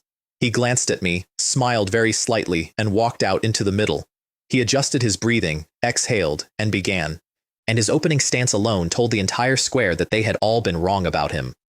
Even the core realm envoy nodded. He'd been quietly disappointed. He'd assumed only one person in Frosty Heaven City had a shot at the inner sect, and now it looked like he had 2. The boy's palms moved without a single hitch. 5th movement, clean. The first inner sect disciple of the day. The square exhaled and then somebody recognized him. I remember now, I've seen him once. That's Mo Han, Mo Jin's son, Mo Jin of the Fierce Fire Duo. That landed because the Fierce Fire Duo used to be a name in that city. Then the elder brother was killed, and the story faded, and a few days ago I had put the younger brother on the floor of the martial battleground and taken most of his cultivation with him. Everyone in the square did that arithmetic at exactly the same speed, and then everyone looked at me. Then they made a noise because Mo Han hadn't stopped. 6th movement. Grasping 5 was extraordinary. 6 was something else. Even the envoy's face moved. Mohan kept going, hands working, trying for the 7th, and everybody understood what he was doing. Because 7 would not just be an inner sect place, it would be an inner sect place with a note attached. Buzz! 7th movement. After images in front of his palm, he tried for the 8th several times and could not get it, and stopped, and it did not matter at all. 7 movements of a yellow rank supreme art from one viewing, one short of perfect. He walked back into the crowd, and then he didn't stop at his old spot. He came all the way over and stood in front of me. Chen Fan, you're strong, but in Frosty Heaven City, you are not the strongest. And he let a little of his real cultivation show. 9th level of Wei Si peak. He'd been hiding it through both rounds. He was doing 2 things at once, and I want to give him credit for both. He was establishing that he was above me, and he was doing it 30 seconds before my turn, so that I'd walk out there with something loose in my head. Because he did have a grudge. His uncle was in a bed somewhere with his cultivation gone, but this was a Tianhan sect recruitment, and you cannot bring up a private feud here, so he'd found a way to hurt me that fit inside the rules. That's not stupidity. That's a specific kind of intelligence, and it is the kind that makes me tired. You're not bad, I said. His face went cold immediately. Because I'd said it the way you'd say it to a promising nephew. He was, honestly, extremely gifted, better than Li Hai, and if he'd had Li Hai's resources, he'd have been core realm already, which still puts him at not bad. You have no right to comment on me like that. Let's see what this newly famous genius of Frosty Heaven City can actually do. I smiled and walked out into the middle, and the whole square leaned forward, because after 7 movements, everyone wanted to know how far I'd get, and then I drew my sword. The reaction was superb. What? This round is comprehension. The envoy demonstrated a palm technique. Chen Fan has drawn a sword. What is he doing? Maybe Mohan got to him. Maybe he's lost his nerve and he's just acting out. Mohan's arrogance visibly doubled in size. His look changed from hostility to contempt. Not worth the effort. The envoy frowned, and he genuinely did not want this to go badly, so he actually intervened. This 3rd round is about comprehending the 1,000 illusions palm. It has nothing to do with swords. I bowed to him. Thank you for the reminder, Your Excellency. Then I thrust. 1 movement. Several changes inside it, so fast they overlapped. Then I sheathed the sword, and everything was quiet. And nobody understood anything. Yes, the swordsmanship was beautiful. So what? A few people speculated that I'd somehow converted the palm technique into a sword technique, which got shot down instantly because whatever I'd just done had no relationship to the 1,000 illusions palm at all. The thing that settled it for the crowd was the envoy's face, which had gone very ugly. Right, he's finished. Poor kid. I walked back into the crowd, and Mohan looked at me with enormous satisfaction. You fame seeker, the gap between you and me is heaven and earth. From today you're a joke, and I, Mohan, will be at the top of the Tianhan sect's inner sect. You'll be looking at my back, and before long you won't even be able to see that. I didn't reply. Arguing out loud is for people who need the audience. The people around me were looking at me with a certain amount of pity. If he'd just done the palm technique properly, he might have had a real chance. Then the envoy took a very deep breath, got himself under control, and announced, "The 3 rounds are concluded. 2 individuals have qualified for the inner sect." Everyone stopped, because the rule had been 5 movements of the 1,000 illusions palm. Everyone had watched the entire test. Apart from Mohan, nobody had come close. The inner sect places, the envoy continued, go to Mohan and Chen Fan. That went into that square like water into hot oil. Your Excellency, I'm not convinced. Chen Fan's strike was powerful, but what he did had nothing to do with the test. If the rules can be changed at will, then we ask for the assessment to be run again. If we're allowed to use our own best skills, we believe we do fine. We hope Your Excellency will withdraw this decision, or none of us will accept it. The mood turned over completely. An hour ago, I'd been the prodigy. 20 minutes ago, I'd been a tragedy. Now I was a cheat. And the popular theory was that I'd gotten to the envoy privately with money. Nobody said that part out loud, obviously. Nobody in that square was stupid enough to accuse a core realm peak envoy of the Tianhan sect of taking bribes. Then Mohan stepped forward, and the noise stopped because he had become the most important person in the square in about 10 minutes, and everyone knew he had a grudge, and everyone assumed he'd say it for them. He bowed, very correctly. Your Excellency, it is not that I am dissatisfied with you, but what you have just announced does appear biased and will be difficult to accept. I hope Your Excellency can give everyone an explanation. If it is reasonable, I'm sure everyone will accept the result. Then, after a pause, he continued, I believe Your Excellency, as the person responsible for this recruitment, has made every decision fairly and justly. But if a man who is merely seeking fame is allowed into the inner sect, it won't only cause dissatisfaction today, it will create other voices inside the sect later. That would affect Your Excellency's reputation, and it would let useless people infiltrate the inner sect, which is an insult to every inner sect disciple, wouldn't it? Then he raised his head and smiled at the envoy. I watched that old man's opinion of Mohan die in real time, not because he'd been questioned, he'd have respected being questioned. Because of the shape of it. Every sentence was a hand on the man's back, gently steering. It was roundabout, it was veiled, and it was the work of someone who had done a great deal of this. The envoy nodded. Since everyone wants a reasonable explanation, I'll give you one. Chen Fan's understanding of the Thousand Illusions palm exceeds all of yours. It exceeds mine. He is therefore qualified for the inner sect. Your Excellency, I am willing to believe you, said Mohan immediately, but I'm afraid that statement will still be difficult for everyone to accept. The envoy glanced at Mohan, then he glanced at me, and I want to describe his expression because it was wonderful. He was extremely annoyed at me, because I clearly had this thing, and I had chosen to do it in the least explicable way available, and now he was standing in a square doing the explaining while I watched with my hands in my sleeves like a spectator at somebody else's problem. The more annoyed he got, the more he valued me. He said so later. That mindset, he said, is not common, so he turned and addressed the square directly. Chen Fan's strike did not conform to the rules, and it was not the palm technique converted into a sword art. However, that single thrust contained multiple variations, and each one of those variations completely counters one of the 8 movements of the Thousand Illusions palm. He let that sit. For that to be possible, there is exactly one explanation. He has not only understood the secret of the technique from a single viewing, he has found the way to break it. What? Impossible. Right, completely impossible. You understand a palm art's secrets from one look and immediately find the counter to it? Do you think we're children? Nobody believed a word of it. But Mohan had finally been handed something he could use. Since Your Excellency has said so, I am willing to share the burden of proof. I would like to personally verify whether Chen Fan's swordsmanship can break the Thousand Illusions palm without either of us using origin power, and that is genuinely cunning. Everyone in that square had heard what I'd done at the martial battleground. Mohan knew perfectly well that in a real fight, right now, he loses. He'd worked out that his future was bigger than mine, and his present was not, so he proposed a contest with the power taken out, his technique against my inexplicable sword, on comprehension alone, where he genuinely believed he could humiliate me in public. The envoy nodded and looked at me. Chen Fan, do you dare fight me? I smiled, because I had been standing there watching this entire performance for a quarter of an hour, and the old man was clearly about 30 seconds from losing his temper with all of us. Since you want to try, I'll grant your wish. I walked out. Draw your sword. Watch carefully. Same opening as before, the same plain thrust.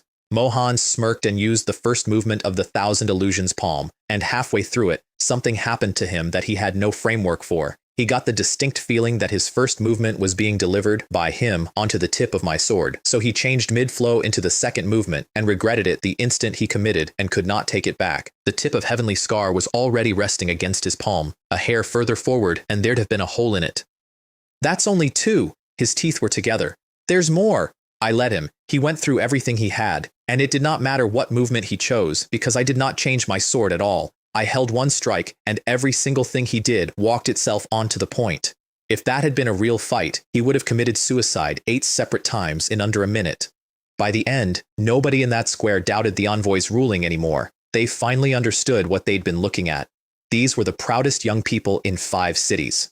They'd watched the Thousand Illusions palm once and taken away almost nothing. Mohan grasping 7 of 8 had made him a peerless genius in their heads that same morning, and Chen Fan had watched it once, and not only seen through it, but found the way to end it.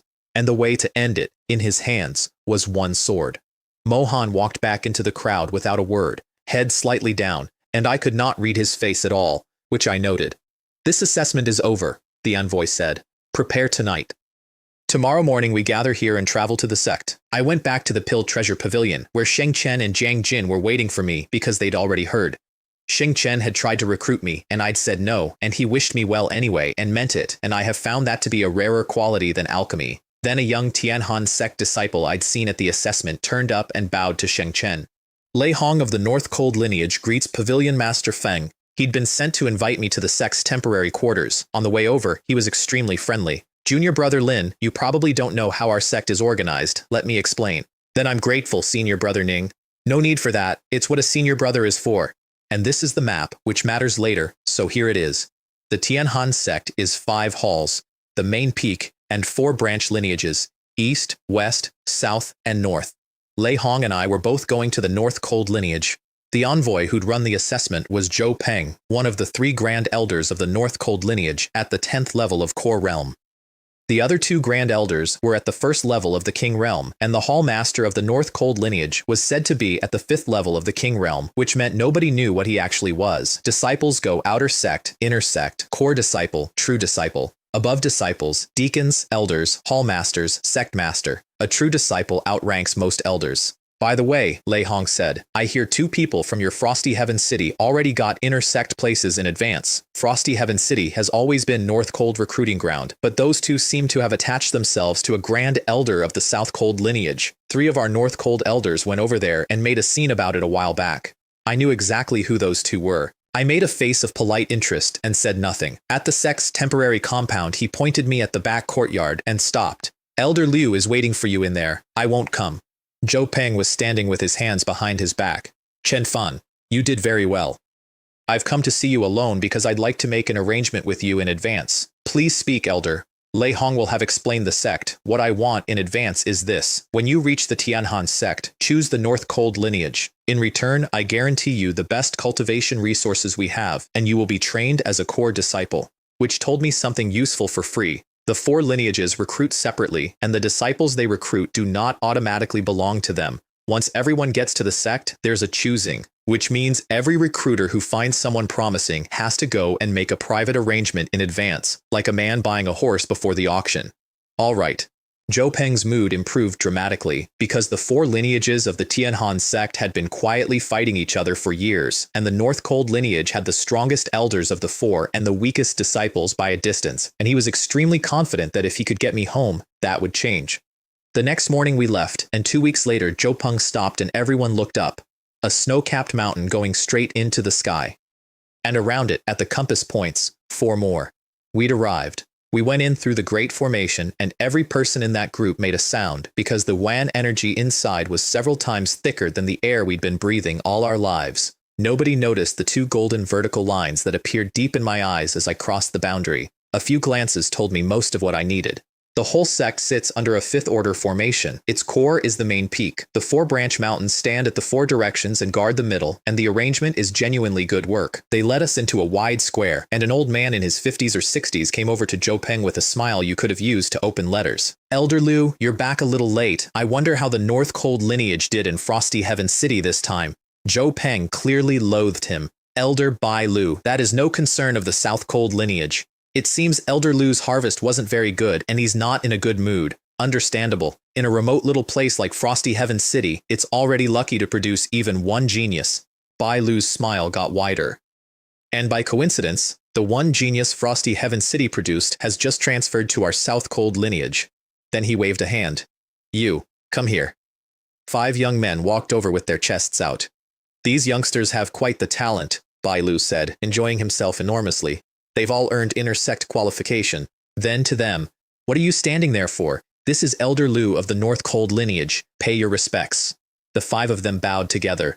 Zhou Peng's face went the color of old paper, and he waved a hand to say, don't bother, because losing his temper in front of juniors was the one thing he genuinely could not do. Then Mohan stepped out of our group. Zhou Peng turned and looked at him, and Mohan walked straight past that look, bowed to Bai Lu of the South Cold lineage, and said, this humble one, Mohan, greets Elder Liu. Bai Lu noticed the inner sect token at his waist. No need for formalities. Step forward. You wish to represent the North Cold lineage and compete with my people? Elder Liu has misunderstood. I have long heard of the South Cold lineage's reputation. I decided during the assessment that I would be joining the South Cold lineage. I hope Elder Liu will take good care of me. Gu Tianqi. Zhou Peng finally let it out. It is not your time to choose. Bai Lu laughed like a man at a wedding. Mohan, I admire your courage. Very well. I welcome you to the South Cold lineage in advance, and I can promise you that your benefits with us will be double what the North Cold lineage offered. Then I, Mohan, thank Elder Liu. And he walked over and stood behind Bai Lu. I want to be clear about what that was. It was not switching sides. Nobody had signed anything. It was Mohan noticing, in his first 10 minutes at the sect, that there were 2 buyers in the room and staging a public bidding war with himself as the lot. Zhou Peng was, at that moment, seriously considering murder. Mohan, said Bai Lu, thoroughly pleased with the morning, tell me, besides you, who else in Frosty Heaven City passed all 3 tests? Mohan bowed extremely low. Reporting to Elder Liu, Besides this humble one, there is one other. His name is Chen Fan.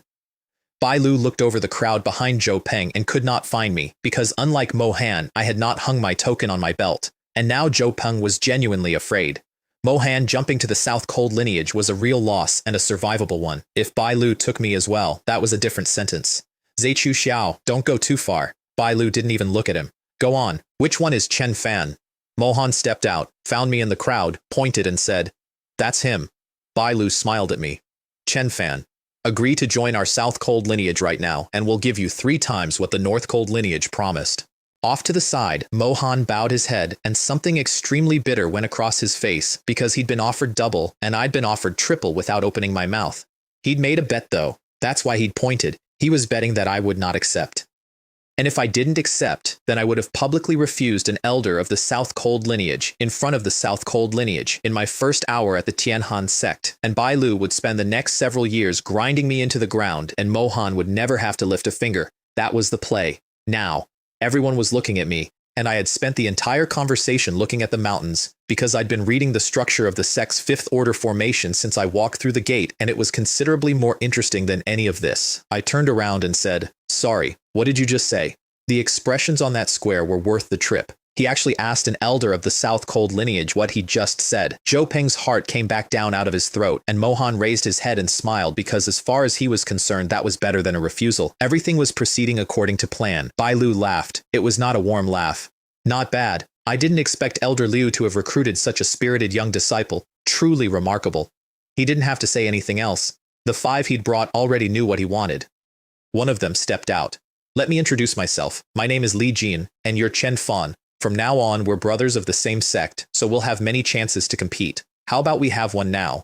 9th level of Wei Si, Peak. His sword was already out. I looked at him and shook my head. It's a simple contest, Li Jin said. What, are you afraid? Enough, Zhou Peng again. Elder Liu, Bai Lu said instantly. We shouldn't interfere in the competition of juniors. Whatever the outcome, it's good for the disciples of the Tianhan sect. They compete, they improve together. Isn't that a fine thing? Then he went for the throat. Or are you worried your people can't compete and you'll lose face? If so, that worry is unnecessary. What martial artist has a smooth and invincible road? The occasional failure is good for young people. Although, I will say this does explain why the disciples of the North Cold lineage have gotten worse every year. Clearly there's a problem with your training methods. If you're a man, take out your sword and fight me.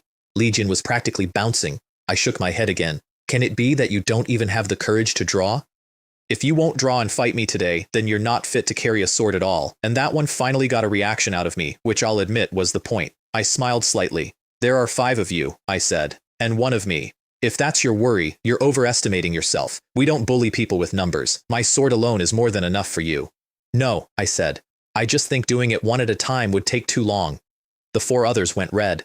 Mo Han was so pleased he nearly glowed because I had just thoroughly enraged the entire South Cold lineage on my first day. Chen Fan, you're too arrogant. Li Jin came at me without waiting for permission, and his sword was fast, and it came in with a cold, bright edge. Zhou Peng moved to stop it, and Bai Lu locked eyes with him, and he had to let it go. Fine, he thought. Let them compete. Which is what he'd wanted to avoid, not because he thought I'd lose. He'd never thought I'd lose. He was worried about exactly how obvious my talent was about to become. Li Jin's sword was fast to most people. Through the true eye, it had more holes in it than a fishing net. I did not move a step.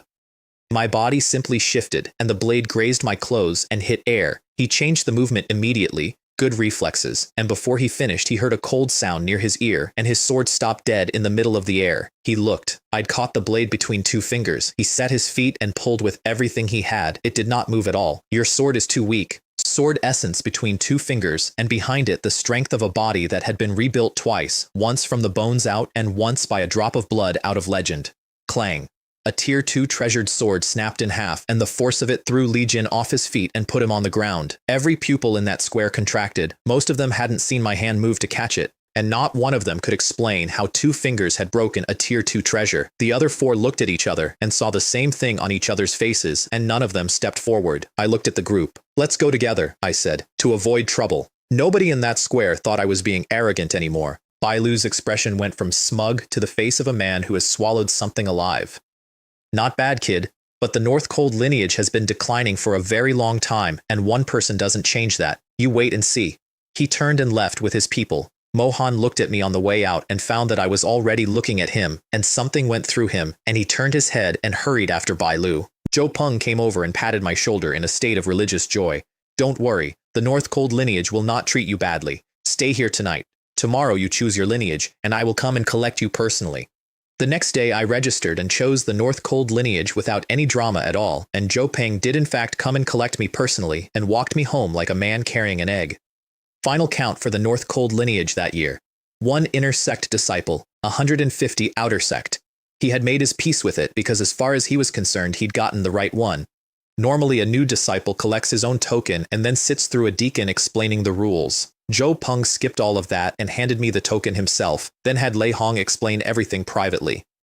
The rules briefly: management is loose. An inner sect disciple gets 3 origin stones and 10 pills a month, plus a black rank low-grade technique called Cold Ice True Way. Everyone cultivates that first. Only when you take it to its peak do you get the sect's real art, the 3 Cold True Art. Anything beyond the monthly allowance is bought with points, and points come from missions. Junior Brother Lin, Lei Hong said before he left, your talent is extremely high. Elder Liu will have special arrangements for you, probably tomorrow. When you're successful, remember me, huh? Thank you, Senior Brother Ning. There will be a great deal to do, and I'm afraid I'll need your help with it. That night, late, I went up onto the roof and sat down to think. Here's the picture Lei Hong had given me. North Cold lineage. A little over 1,000 outer sect disciples. About 200 inner sect. 11 core disciples. True disciples, none. There are 9 true disciples in the entire Tianhan sect. They outrank most elders and they're allowed into the merit transmission hall to receive the sect's deeper inheritance. Which brought me around to Ye Qing and that black token still sitting in my storage ring, which said transmission of skill on the back. I thought about it for about 4 seconds and then put it away. I joined the Tianhan sect for resources. The sect's inheritance techniques were not going to be of the slightest use to me. The North Cold lineage was weak. It also had one advantage over the other 3, which is that it was quiet. And then I smiled in the dark because there was one more thing on the list. South Cold lineage.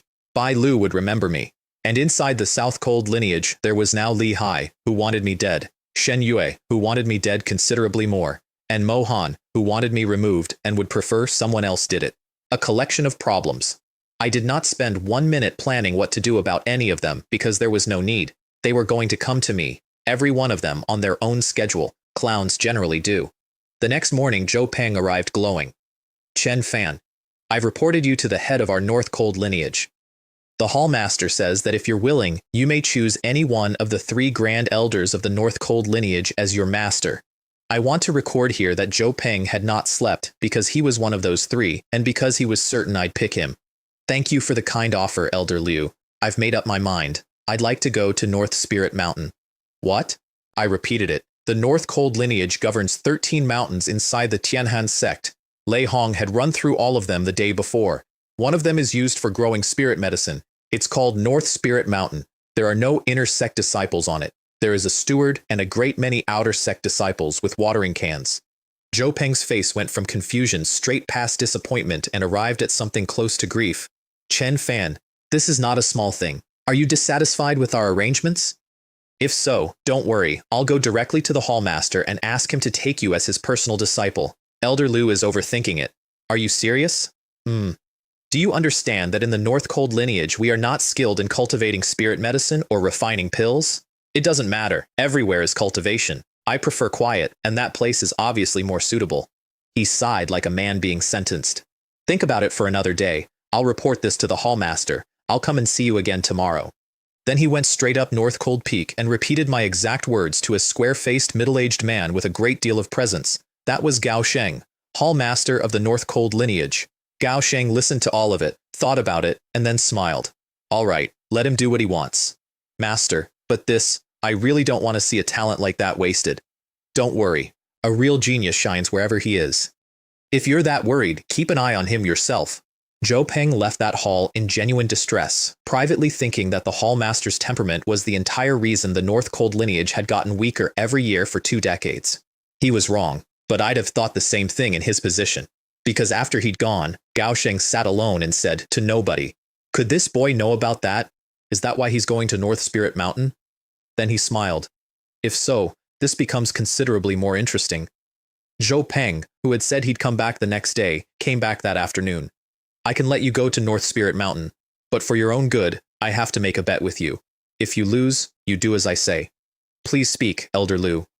If you cannot cultivate the cold ice true way to the 10th level within 3 months, you leave North Spirit Mountain. I will ask the Hall Master to take you as a personal disciple and guide your cultivation himself. Reaching the 10th level of cold ice true way means your foundation is solid and you're given the 3 cold true art. All right. He softened slightly because I'd agreed so easily. He also did not believe for 1 second that I could do it. Several hundred years ago, there was a peerless genius in the Tianhan sect who managed it in 4 months, and that record had stood ever since the sect was founded, over 1,000 years ago. He walked me up to North Spirit Mountain personally. The steward there was a middle-aged man named Tang Hong, 5th level of Core Realm, with the face of a man who has spent 20 years being reasonable about vegetables.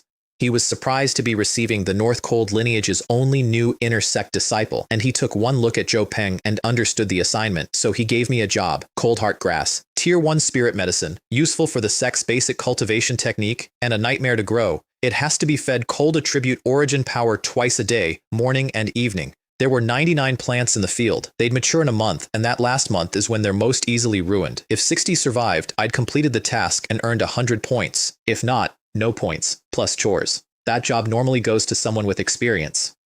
I knew exactly why it had landed on me, and I did not mind at all, because the intent behind it was affection expressed by a man with no other vocabulary. I found some shade, sat down, and started running Cold Ice True Way. That icy power is not special. What is special is that the sword essence out of the heaven-defying sword cannon is not only sharp, it is enormously malleable. It will become almost anything you can describe to it. Before long, the sword essence in my body condensed into a thread of cold. First level. In under a quarter of an hour, I had the first level at perfection, which is not a thing that has ever happened in that sect. At that rate, 3 months was absurd, a month was generous. Then I stopped and the cold vanished, and I thought about it, and a wisp of sword essence turned into cold ice true way again, on demand, like a man switching accents. I went out into the middle of the field and let it spread. With my mental energy, I could feed all 99 plants the identical amount of cold at the identical moment. The whole job took a few minutes. Then I went back to my residence, a private courtyard, since I was the only inner sect disciple on the mountain, which suited me perfectly. Tidied up, went into the cultivation room, took 12 low-grade origin stones out of my ring, arranged them, and made a small gathering array. The energy in the room went up by a factor of 10, and I ran the cannon and ate all of it. Half an hour, 12 stones, dust. I took out 12 more. I had nearly 400 left, courtesy of an apologetic core realm cultivator in a road. For context, an inner sect disciple receives 3 low-grade origin stones a month. A specially favored one might get 10. One sitting of mine was 8 months of somebody's allowance. If that had become public knowledge, there'd have been people bashing their heads against walls. I stopped when the 7th sea filled to capacity. A few more days, and I could try for the 8th, and the drop of blood was nearly finished refining. Then I went out into the courtyard, lit a fire, and cooked. Below core realm, you still have to eat. Even at core realm, you can't truly fast. You eat every 10 days or so. The ingredients up there were whatever was in the house. Nothing special. Plain. This body had never touched a cooking pot in its life. Wealthy families don't. But in my last life, I came out of a poor household, and I was extremely good at exactly this. And standing there over a fire with plain ingredients, I stopped paying attention to what I was doing, and started remembering. And my state of mind changed, and my emotions went into my hands, and every movement started carrying something true in it, and that fed straight back into the sword essence in my body. Boom. I finished a simple, excellent meal, and my dantian boiled, and the 8th sea formed by itself, like water finding a level. I stood there for a second and then laughed out loud, because I had, without trying and without noticing, entered the state every martial artist in this world spends their life chasing. Body, mind, and feeling fused. Unity of man and nature. Anyone who enters that state normally gains enormously from it. I'd broken through a realm while making dinner. Objectively, I had squandered a once-in-a-decade opportunity on a fire and a cooking pot. Anyone else would have been sick about it. I was perfectly happy. It was a good meal. And then a filthy, staggering old man appeared at my courtyard gate, took a very deep breath through his nose, and said, in tones of religious ecstasy, "That smells amazing." He came through the gate without waiting to be invited, stood next to my table, and beckoned to me, at my table, in my courtyard. "Want to eat together?" I decided to find it funny. "Please, go ahead." I picked up my chopsticks and immediately lost my appetite, because this man had taken an entire plate in both hands and was shoveling it into his face with his fingers. The plate was empty in about 4 seconds. He sucked his fingers and looked at me. "Young man, you don't mind, do you?" I said nothing. "Since you don't mind, I'll continue." Half an hour later, my entire dinner had gone into him. He belched and considered and said, "At a time like this we should have wine. I've eaten so much of yours, I'll pay with the drink." He reached behind his back and dug a small gourd about the size of a fist out from under several layers of rags and unscrewed it, and the smell came out. My expression changed, because that was not wine. There was spirit medicine energy in it, a lot of it, from a lot of different sources, properly integrated. One mouthful of that was worth a tier 2 pill. He poured a large bowl for himself and a large bowl for me. The gourd did not empty, which meant it had space in it, which meant it was a storage treasure. He drank his in one go and told me to hurry up before it lost its edge. Given his clothes, given that he drank straight from the gourd, given everything about him, no. I don't drink. You don't drink? Then let's not waste it. And he drank mine too. Now. To my perception, that man had no cultivation at all, none, zero, and he was carrying a treasure gourd full of something that valuable and drinking it 2 bowls at a time like a man having soup. So I got interested, and I opened the martial Dao True Eye on him without asking. He genuinely had nothing. No origin energy anywhere. His meridians looked like dead vines, not damaged, desiccated. And it wasn't only the meridians. His organs and his flesh were in the same state, all through, everywhere. And every drop of that spirit wine had gone straight into the flesh and the organs. He was drinking to stay alive. Without it, the rest of him would have gone the way the meridians had, years ago. I have walked the whole of the true martial world, and I had never seen that condition before. I withdrew. He grinned at me. "Young man, you're quite the genius. Cooking with unity of man and nature, even ordinary food ends up tasting incredible. Looks like the wine maniac's in for a treat." Wine maniac. It suited him. I've heard worse names on better men. That state is rare and hard to reach, I said. If I'm in the mood to cook and you happen to be here, you can eat with me. One condition. If you're dressed like that and you eat like you just did, don't come. He thought about it seriously. Fine, fine. Your cooking's good enough. By the way, I just ate a meal made in unity of man and nature, and you wouldn't take my wine, and I don't like to owe people. If I'm not mistaken, you're the new one. Chen Fan. I overheard that you've bet that brat Joe Peng you'll take cold ice true way to the 10th level in 3 months. He wiped his mouth. If you want to win that bet, I can help. Can't promise. 3 months is short. Thank you for the kindness. I'll work it out myself. I did not need help. I'd need about a week if I felt lazy about it. Tsk, tsk. Stubborn streak. Huh. I like you. I, wine maniac, have decided we're brothers. Then, all right, I've eaten and drunk, and now I'm sleepy. I see you have a spare room. I'll go and rest. You get on with your cultivation. And he pushed open the door of my storeroom, found a plank, lay down on it, and started snoring inside of 10 seconds. That evening, I went out and fed the cold heart grass and then found an outer sect disciple in a neighboring field and asked about him. Nobody knows who Wine Maniac is. He has always been on North Spirit Mountain. He freeloads off everyone. Apparently when the current steward Tang Hong was still an outer sect disciple, he was already being victimized by this man, and nobody has ever been able to do anything about it. Every disciple who's ever come through has had questions. All of them looked at the fact that Tang Hong, a 5th level core realm steward, had never once acted and concluded the old man had backing and left him alone. Some people over the years decided he was a hidden power in the sect and tried deliberately to get close to him.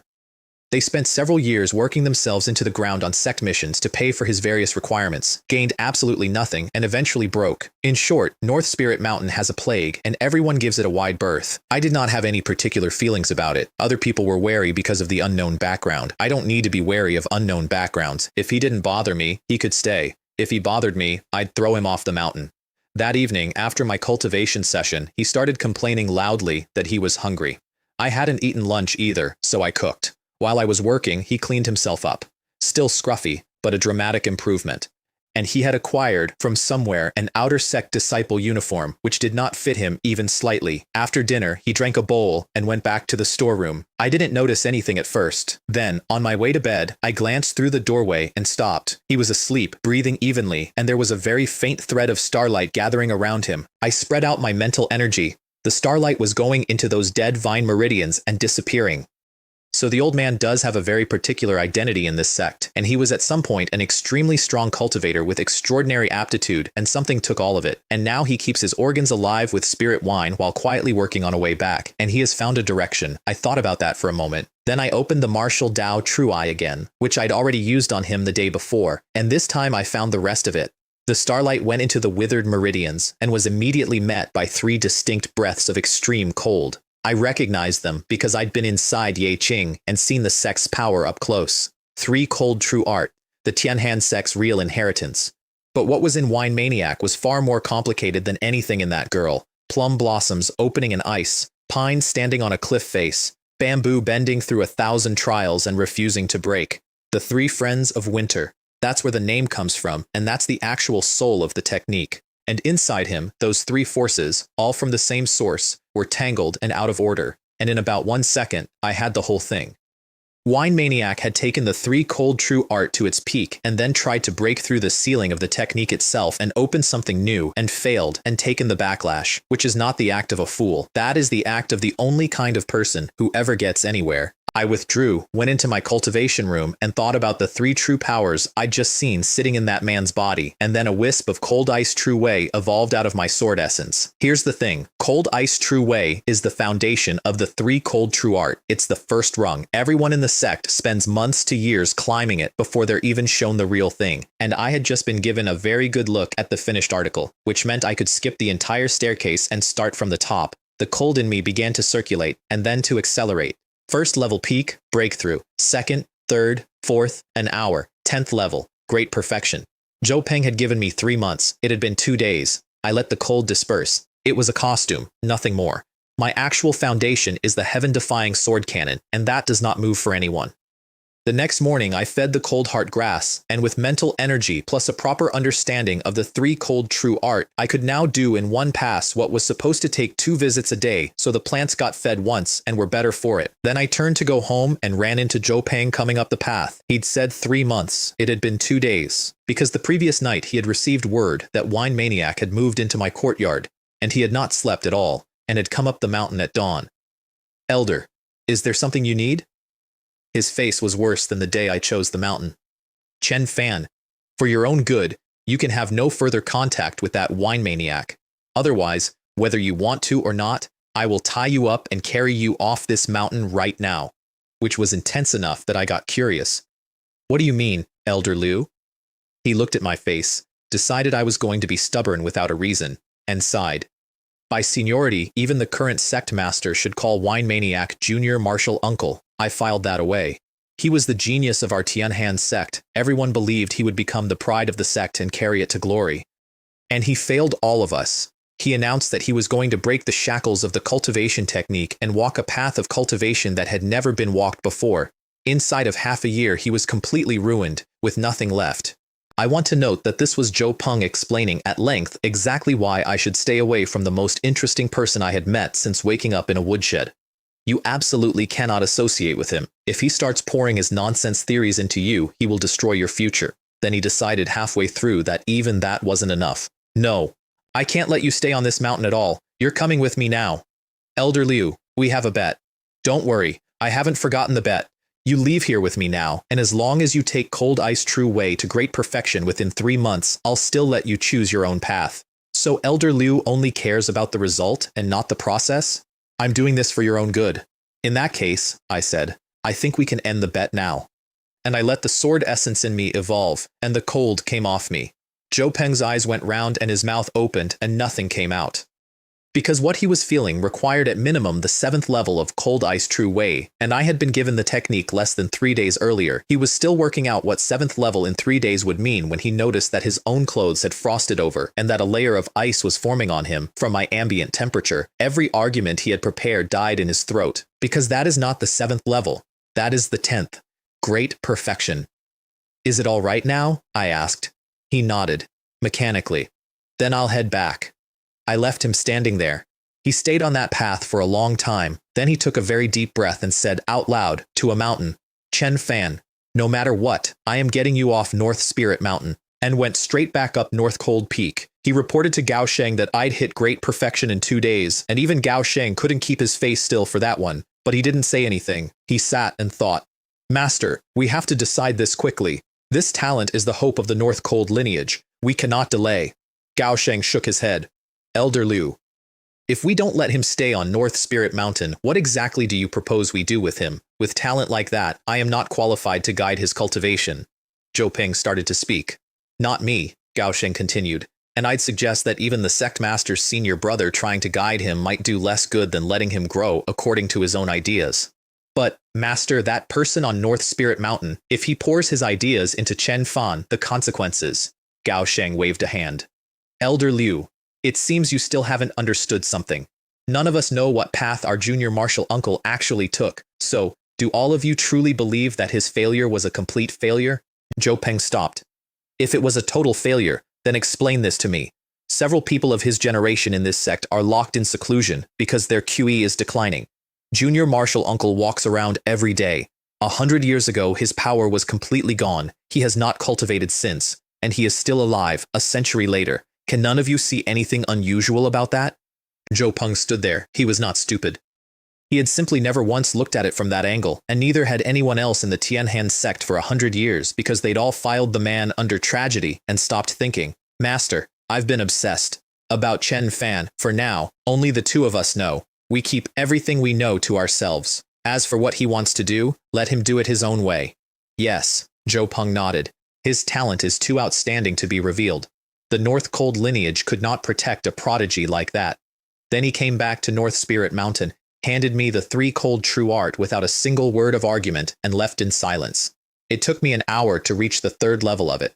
8th level of Wei Si, with the sect's real art at the 3rd level, that was more than enough to handle anything the Tianhan sect was likely to put in front of me, so I put it down and went back to the cannon. A month passed on North Spirit Mountain. The Cold Heart grass harvest came in, and Tang Hong had to check it twice, because not one of the 99 plants had been damaged.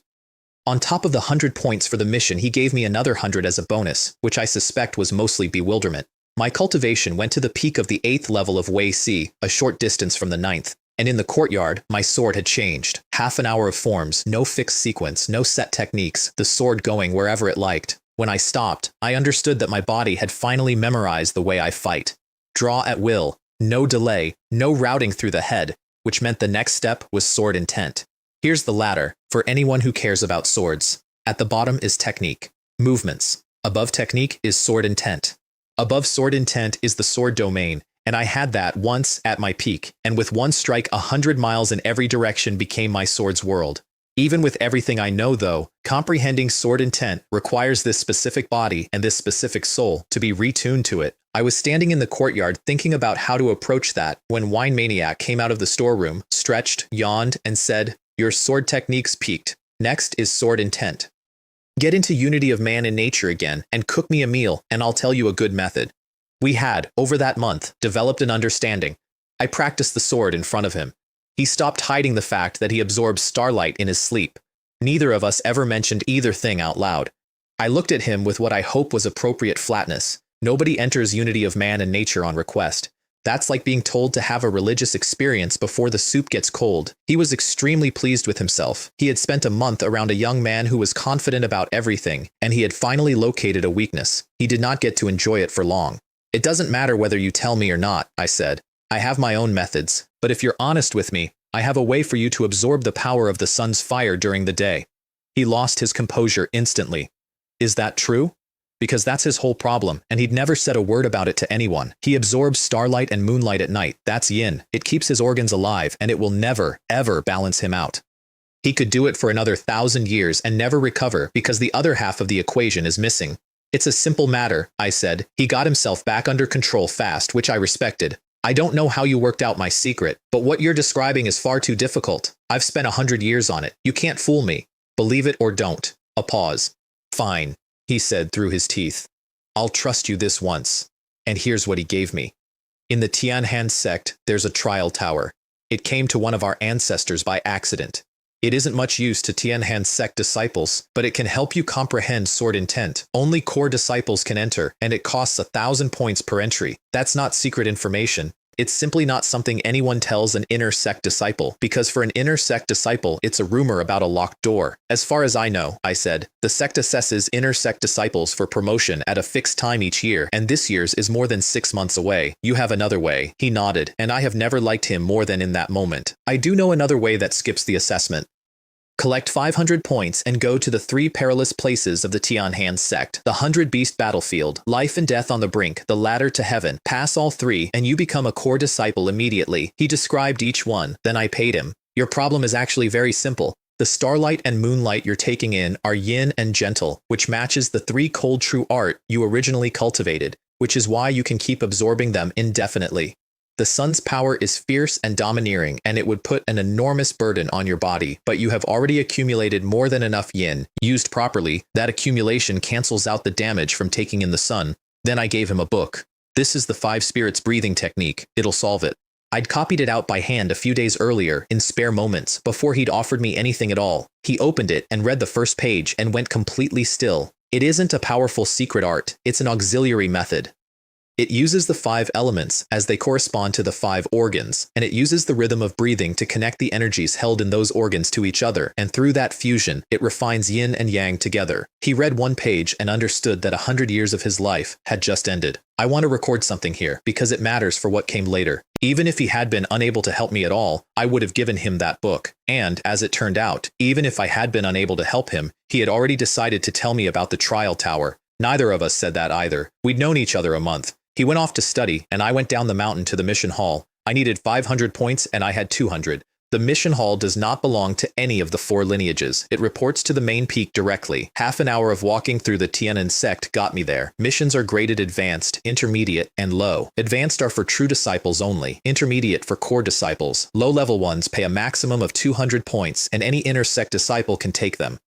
The low-level distribution area is an open square with several large stone tablets covered in postings, and it's full of inner sect disciples at the 5th to 10th level of Way C. Most of the daily work pays 100 points. Collect a Tier 1 demon core. Gather a Tier 1 spirit medicine. That kind of thing. I was 300 short, and almost nothing paid more than 200, so I went and read the top of the central tablet. Giant Stone City has been plagued for years by the Black Wind Mountain Bandits. The city lord has commissioned their elimination. 1-month limit. 300 points. That one. I went to the registration desk, handed over my token, and had it recorded. And a large man appeared at my shoulder, looked at my token, and said, with real contempt, "An inner sect disciple of the North Cold lineage dares to take this mission? I think you're tired of living. Kid, I, Zhao Hu, have been planning to take that for a long time. Get lost. 10th level of Way C, peak, a strength cultivator, built like a door." I've never heard of a rule that missions can be reserved, I said. Are you trying to steal this from me? I turned back to the clerk.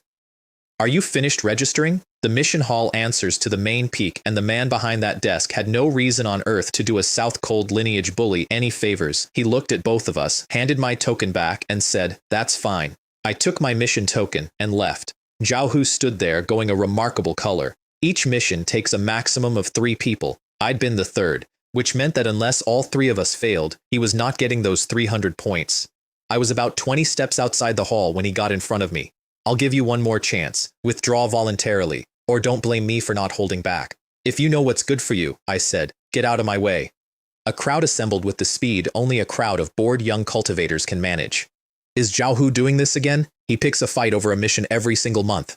Nothing to be done. He's South Cold lineage. That's how they've operated for years. Who's the kid? He looks new.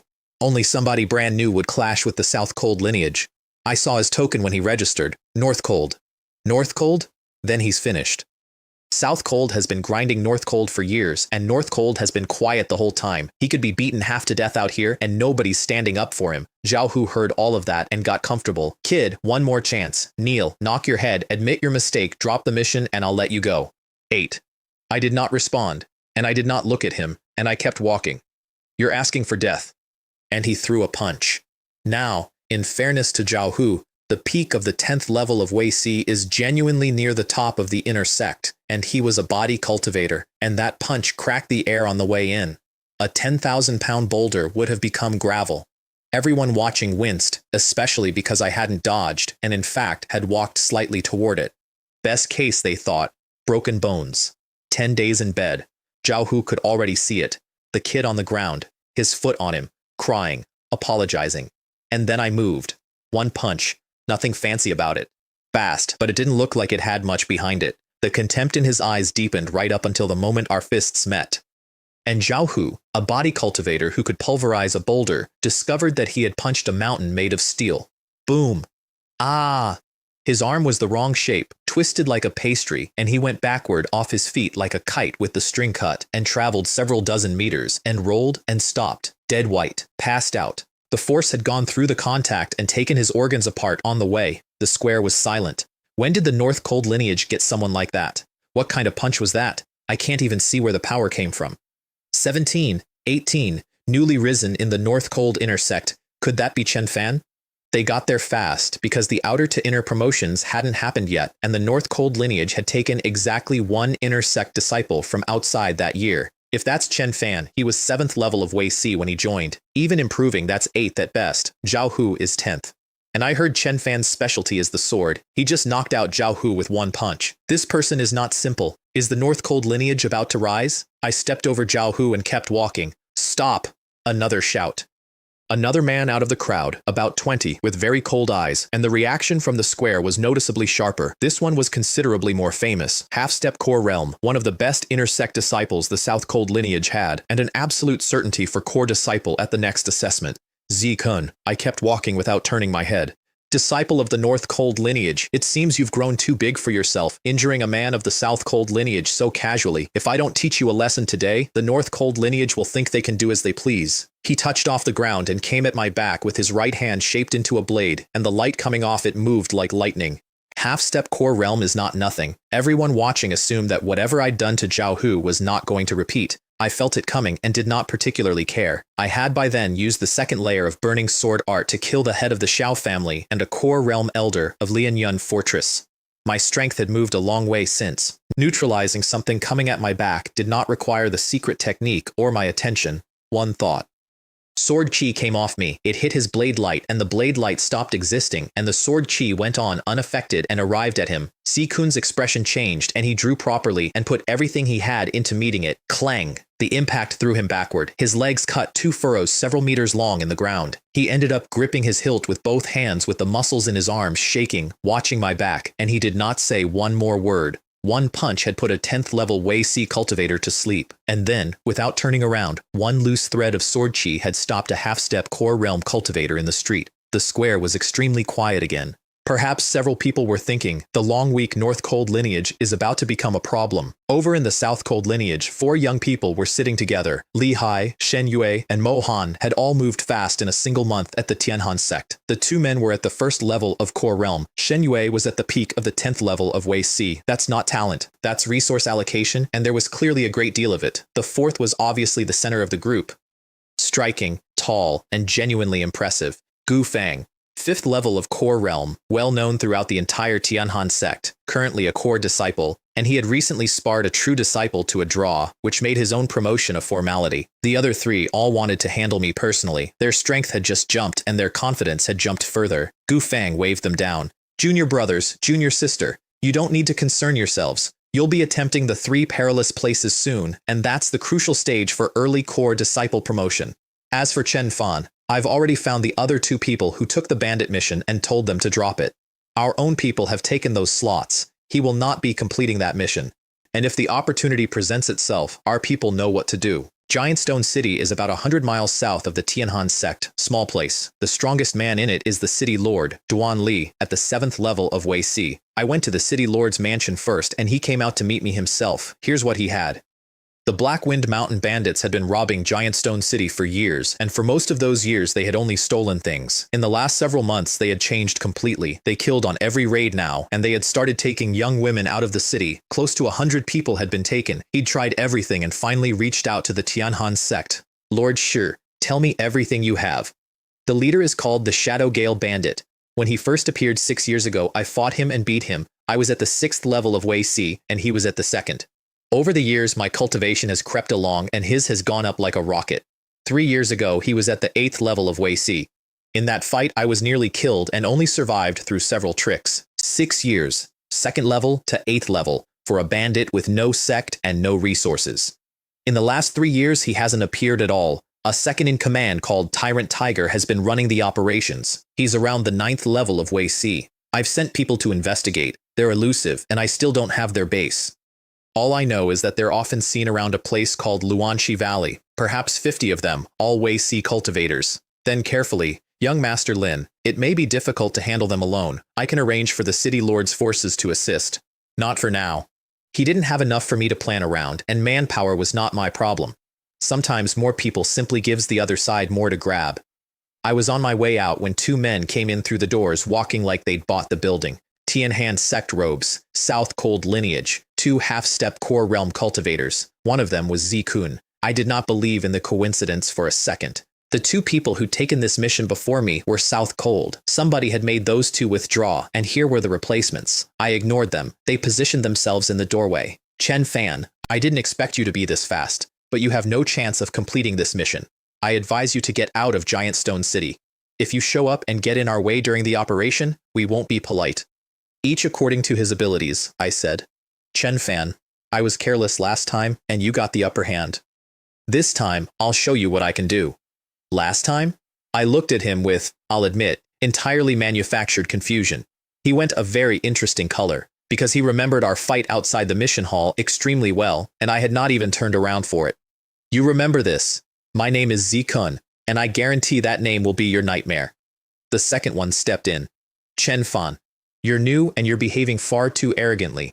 It seems you don't understand that the tallest tree in the forest is the first one the wind takes. I'd like you to explain your plans honestly to us and get our approval before you act. Otherwise, if you disrupt our operation and delay the elimination of these bandits, you cannot bear that responsibility. I want to point out that the two of them had just, in sequence, threatened me and then asked me to file a plan for review. What I do is my own business, I said, and you have no right to tell me anything. Now get out of the way. You, junior brother Liu. The second one caught his arm, then looked at me. Kid, my name is Ma Ling. I won't hold it against you, but behave yourself from now on. I walked between them.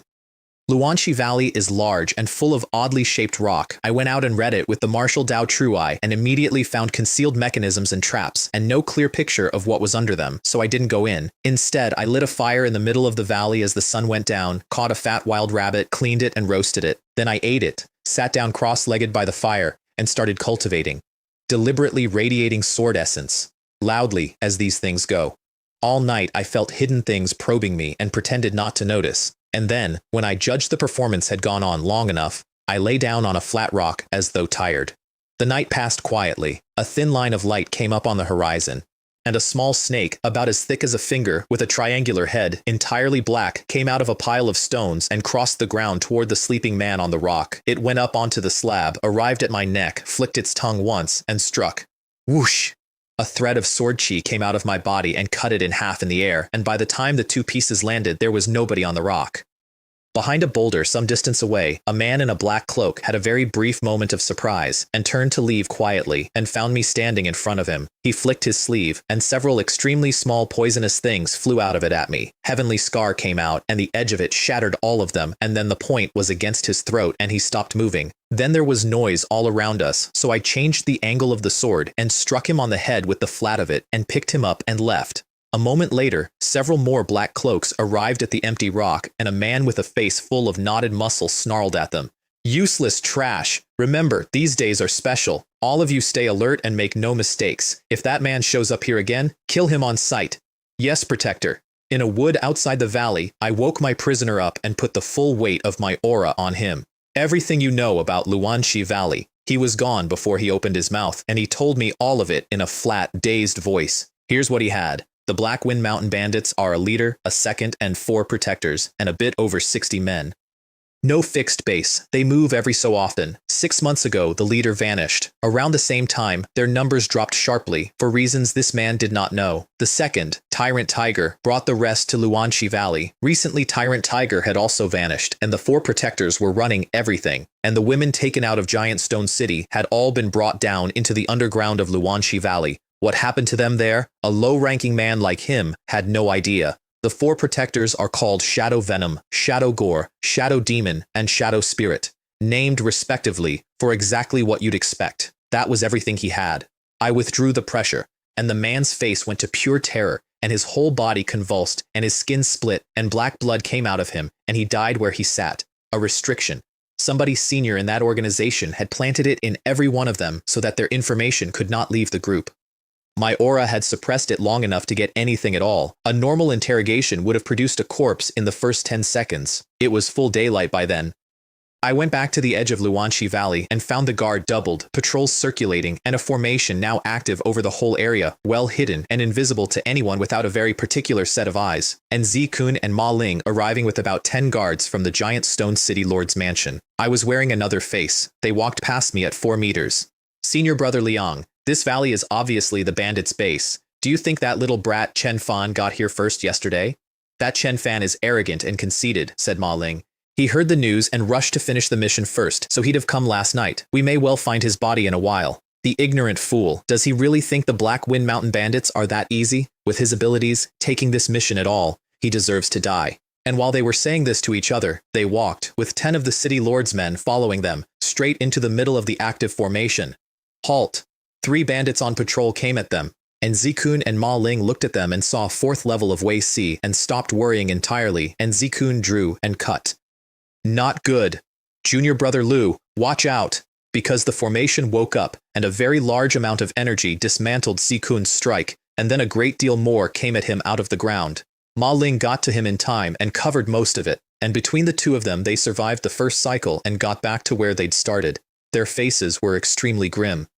We are disciples of the Tianhan sect, Shikun shouted. We were only passing through. If we have offended you, forgive us. You can hear the negotiation starting there. Then a pile of rock split open, and a man came out with a dozen behind him. Well, the Tianhan sect, but I don't care who you are. You're here, so don't expect to leave. Not from me, Shadow Demon.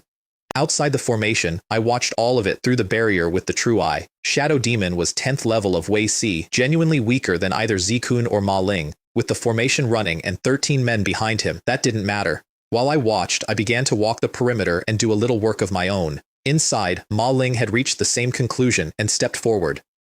Even with the formation, it would not be easy for you to hold us here, and we've no wish to make a great fuss over this. It is better to resolve enmity than create it. I'm sure your excellency understands that principle very well.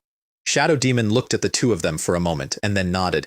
That's true, we've no wish to clash with your Tianhan sect either. But I'd worry about letting you walk. If you report to the sect the moment you're out, we'll have endless trouble. Now, if I'm not mistaken, the men behind you are guards of the giant Stone City Lord's mansion.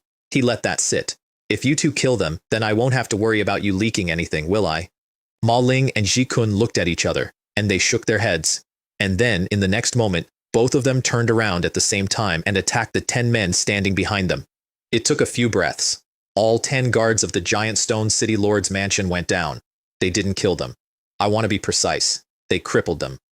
Every one of them was left alive and incapable of fighting, which meant that whatever the Black Wind Mountain bandits felt like doing next, none of those men could refuse. Ma Ling turned back to Shadow Demon. Now you can trust us. Shadow Demon laughed out loud, and there was a genuine note of disappointment in it. I thought the disciples of the Tianhan sect were made of something. You can go. Keep your mouths shut, and I'll keep this quiet for you. He opened a path in the formation and let them out. And as he was closing it again, a figure came through the gap. That one was me. Shadow Demon had been turning toward the 10 wounded men. He stopped and recognized me as the man who had not stayed behind that morning, and his eyes narrowed with real killing intent. I thought you didn't dare come back. I didn't expect you to be in such a hurry to die. You won't be lucky twice. He waved, and several bandits came at me. I snorted, stepped, and thrust. 7 star sword steps, and the tip of my blade flashing like a star. 2 movements. Several men on the ground and no longer participating. Shadow Demon made a sound. You're a Tianhan sect disciple as well? I didn't answer him.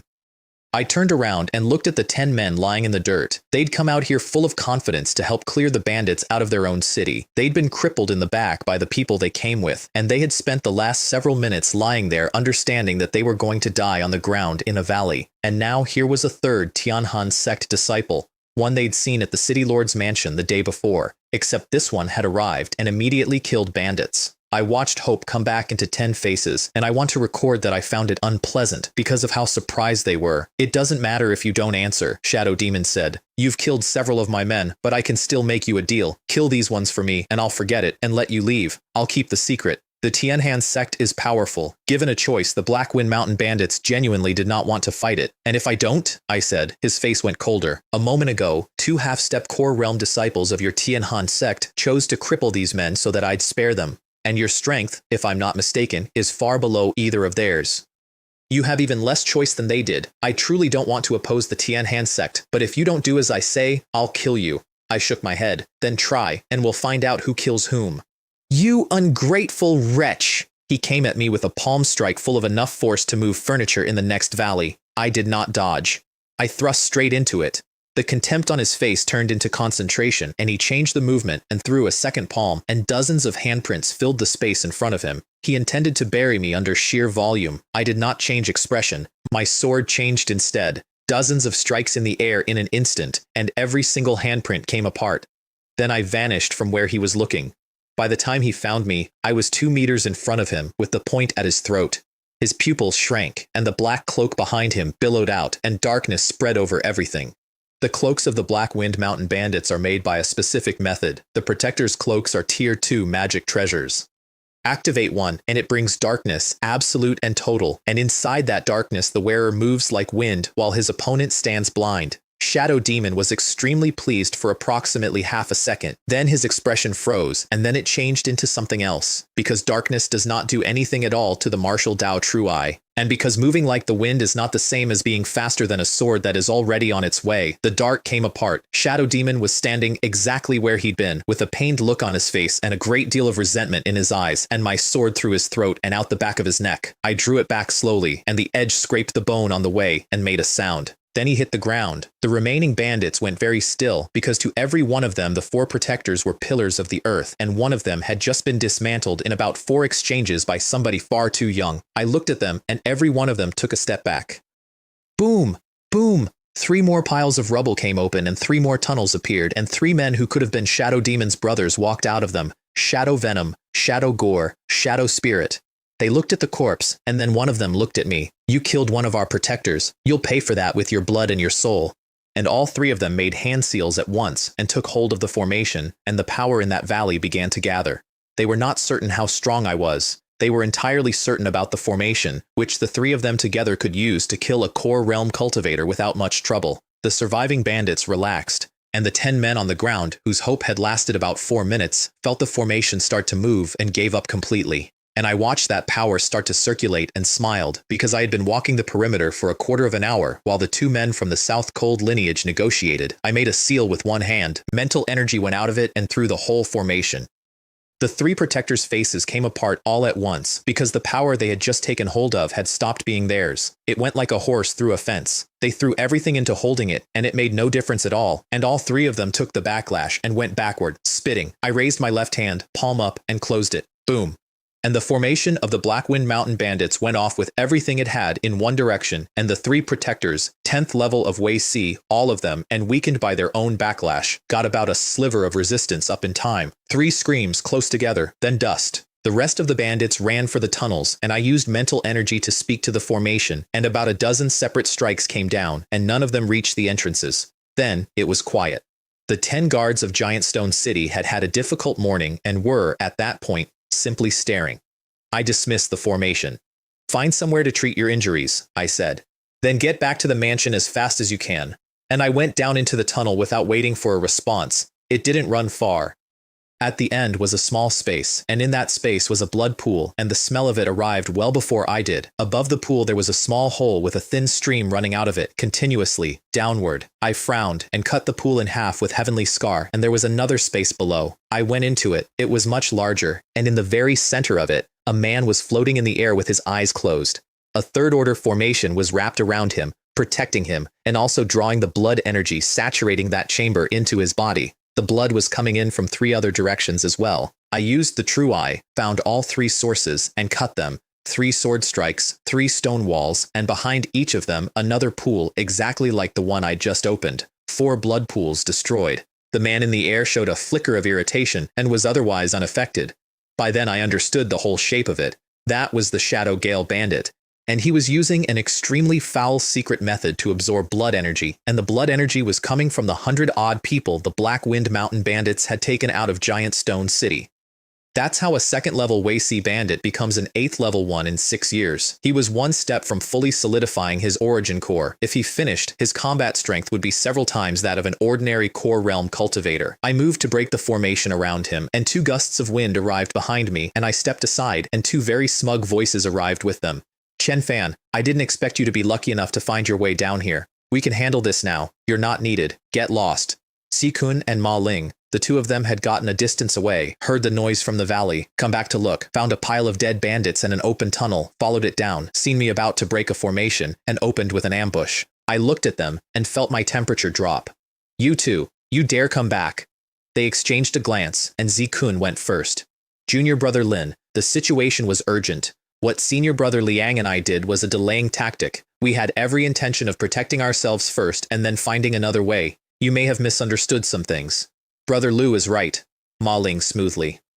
We are disciples of the Tianhan sect, of noble birth. We would never stoop to such a despicable act. We endured that humiliation in order to complete the mission and eliminate the Black Wind Mountain bandits.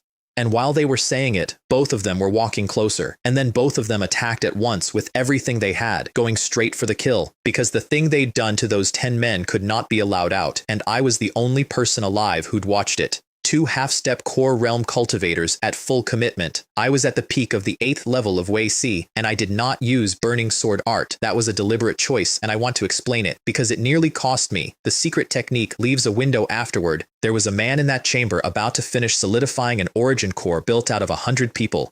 If I spent the technique on these 2, and he woke up, that becomes an entirely different afternoon. So I did it the slow way. And with sword essence and enough combat experience, 10-odd exchanges was enough to have both of them backing up. Then I used 1000 Army Slash. They saw it coming and both of them tore protective treasures out of their storage rings and 2 light screens came up. Boom. Boom.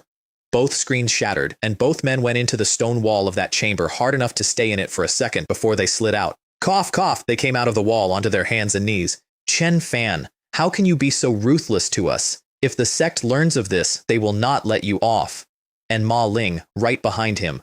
Only 3 people took this mission. If something happens to the 2 of us, and you come back to the sect unharmed, do you really believe nobody will trace it to you? I want you to sit with that for a second. They had crippled 10 men in the back to save their own lives, tried to murder me twice inside of 5 minutes, and were now, from the floor, quoting sect procedure at me. A cold light went through my eyes, and I thrust again, and the strike went out very fast and very sharp, and was about 2 seconds from finishing this entire conversation.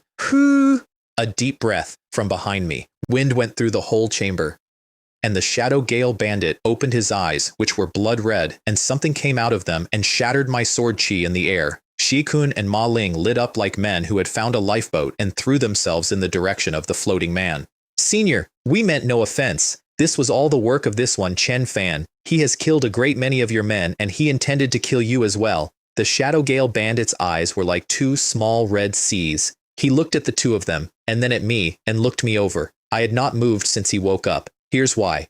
That defensive formation around him was purely defensive, integrating internal and external protection, and it was at its maximum while he was sealed inside it. Breaking through that from the outside would cost me a great deal for nothing. The moment he acted, the formation would open, so I stood there and waited for him to want something. He looked away from me with an expression of real contempt and addressed the 2 on the floor. You 2, if you want to live, go and break down that stone wall behind me. They did not hesitate for even a moment. They ran to it and started hitting it. Booming sounds, over and over. I had sword essence gathered on Heavenly Scar, and I was watching the cracks because something behind that wall was leaking a very particular kind of ferocity. A few more moments, and the wall came down. Behind it was an iron cage, and in the cage was a man, enormous, filthy, and wrong. The ferocity was coming off him. He gripped the bars and made a sound that was not a human sound, and Zi-kun and Ma Ling went over backward and crab walked away from it. I recognized what I was looking at. Not the man, the method.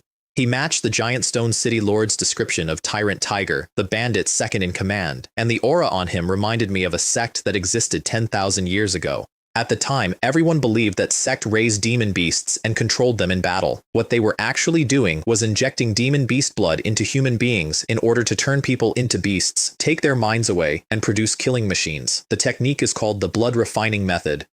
Eventually, the secret got out, and every martial artist in the true martial world went to that sect at the same time, and there is nothing left of it anywhere. That is what had been done to Tyrant Tiger by his own leader. Your name is Chen Fan? Said the Shadow Gale Bandit. You're an interesting little fellow, honestly. Submit to me, and I'll spare your life today. I'll even help you gain 10 times the power you have now. What do you say? I sneered, and then, without any warning at all, thrust at the thing in the cage.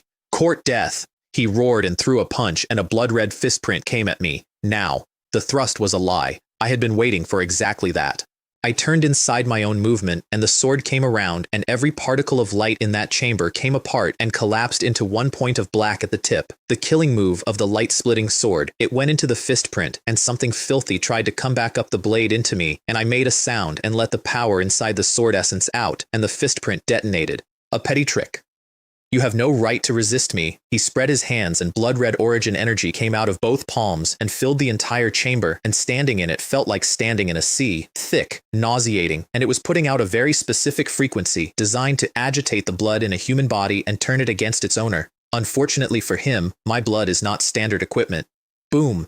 My blood started moving on its own, and my body became a furnace, and the power coming off it pushed his sea back out of me entirely. Then I raised Heavenly Scar and brought it down. The sea of blood split in half and collapsed, and the Shadow Gale. Bandit's face went through astonishment and arrived at delight. Good. Very good. This is the first time I have ever encountered blood energy like that, comparable to a primordial vicious beast cub. If I refine you, my blood pill achieves major completion instantly. And he reached out, not at me, and opened the cage. Tyrant Tiger came straight out at me. Whoosh! 7-star sword steps. I moved and put the star-tipped blade through his chest and out his back. He did not react to it in any way. Then he grabbed the blade of Heavenly Scar with his bare hand and roared and pulled himself further onto it in order to get close enough to reach me. His other hand came up at my head, fingernails like a wild animal's. Any swordsman on Earth in that position has exactly one option, which is to let go of the sword and get out of the way. The concept of letting go of my sword does not exist in either of my lives. When 7 god kings broke the road under me, my hand did not open. Swish, swish, swish. Sword essence on the blade became countless strands of sword chi. Some of them went off inside him. The rest I steered upward and cut the hands reaching for my head. The sword chi went through the skin and the flesh and split the bone. He did not feel any of it. He was pure intent by then, and the intent was to take my head off, and he pushed both ruined hands into a wall of sword chi trying to get through. And then the Shadow Gale Bandit, seeing that his masterpiece was about to lose both hands, sent an order to it by mental energy and came around behind me with both palms. I stopped being careful. First layer of burning sword art, 3 realms. 2 sharp cracking sounds, and Tyrant Tiger's hands came off at the wrists, and I brought the sword back around behind me. Buzz! The Shadow Gale Bandit changed his attack mid-flight and clapped both hands onto Heavenly Scar, trapping the blade. Your sword is stuck. Let's see what else you have. And behind me, Tyrant Tiger, with both hands gone, lowered his head to the stumps. I'm not going to describe what he did next. What matters is that when he came at me again, he was doing it with 2 bare arm bones held out in front of him like knives, aiming for my head and my heart. Those things keep exactly one instinct. I looked at the man holding my sword. None of you can stop my sword. Second layer, sword essence and blood origin, both alike. 5 minor realms, the equivalent of the 3rd level of core realm in a single breath. I did not even have to move first. The sword essence on the blade he was holding erupted, and both of his hands became a problem he had to attend to immediately, and he tore them away and retreated. I swept horizontally, and the sword key cut Tyrant Tiger in half at the waist. Even then, the top half kept coming, dragging itself toward me on its elbows. A secret technique. The Shadow Gale Bandit's face changed. Don't think you're the only one. He took a very deep breath, and something resolute went across his face, and lines like blood snakes came up under his skin. Crimson origin energy came off him as if it had weight. Then he spat out a round crimson object the size of a thumb, his origin core. Above Way C, all of a cultivator's power condenses into one physical object, and the number of Tao patterns on it tells you the level. First level of core realm, 1 pattern. That core had 1 pattern on it when it came out of his mouth. Then it had 5. Boy, let me tell you the truth. I came into a special cultivation technique by chance. You've made me use one of its forbidden methods. But once I kill you and devour you, I won't only recover the loss, I'll come out further ahead than before. The power I have right now is beyond your imagination. Enjoy the despair. He laughed. Under ordinary circumstances, the 2nd layer puts me at the equivalent of the 3rd level of core realm, which handles a 5th level core realm opponent without much drama. His circumstances were not ordinary. Whatever inheritance he'd stumbled into was almost certainly a remnant of the sect the entire world had killed 10,000 years ago, and men like that fight above their numbers as a matter of course. I frowned. 3rd layer then. Burning sword art has one hard limit. Once your cultivation reaches core realm, you cannot use it at all. I genuinely assumed I would never get to use the 3rd layer in this life, and that a bandit in a hole would not be what pulled it out of me. He saw my expression and got worse. He spread his fingers and reached for me across the chamber, and 10 lines of blood came off his hands like snakes weaving around each other, and arrived. My knuckles came up white on the hilt. Sword essence and blood origin went up together, and then, in the sea of consciousness between my brows, something like a small sun fell, with a sound like the end of an argument, and flames went out across everything, and my divine soul began to burn. Power up 3-fold again. The equivalent of the 6th level of core realm. Die. I put all of it into Heavenly Scar and thrust once. Thunder came out of that chamber and everything in front of me came apart. 10 bloodlines gone in one sound. That art is called the Thunder Sound Sword technique. Earth rank, low grade, and it does nothing at all except offense. I came forward behind it like weather, and the Shadow Gale bandit, who had spent a minute planning how to drink me, looked at that strike and felt his own death arriving and understood with complete clarity that he could not survive it. He decided to run. He did not get his body to move. My sword went through his forehead and the force behind it took the rest of him apart. Then I stood in a chamber full of blood pools and pieces, breathing hard, because a moment of the third layer costs exactly what it says on the label, and the weakness came up my legs like a tide. I bit my tongue to stay conscious. Then I turned around and cut down the half of Tyrant Tiger that was still crawling toward me. Zikun and Ma Ling had left at some point during the fight. I did not have the attention to spare.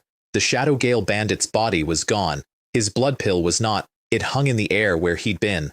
I walked over and took it, and it felt exactly as unclean as it looked. Then I sat down and ran the cannon and pushed sword essence into it and started stripping the filth out.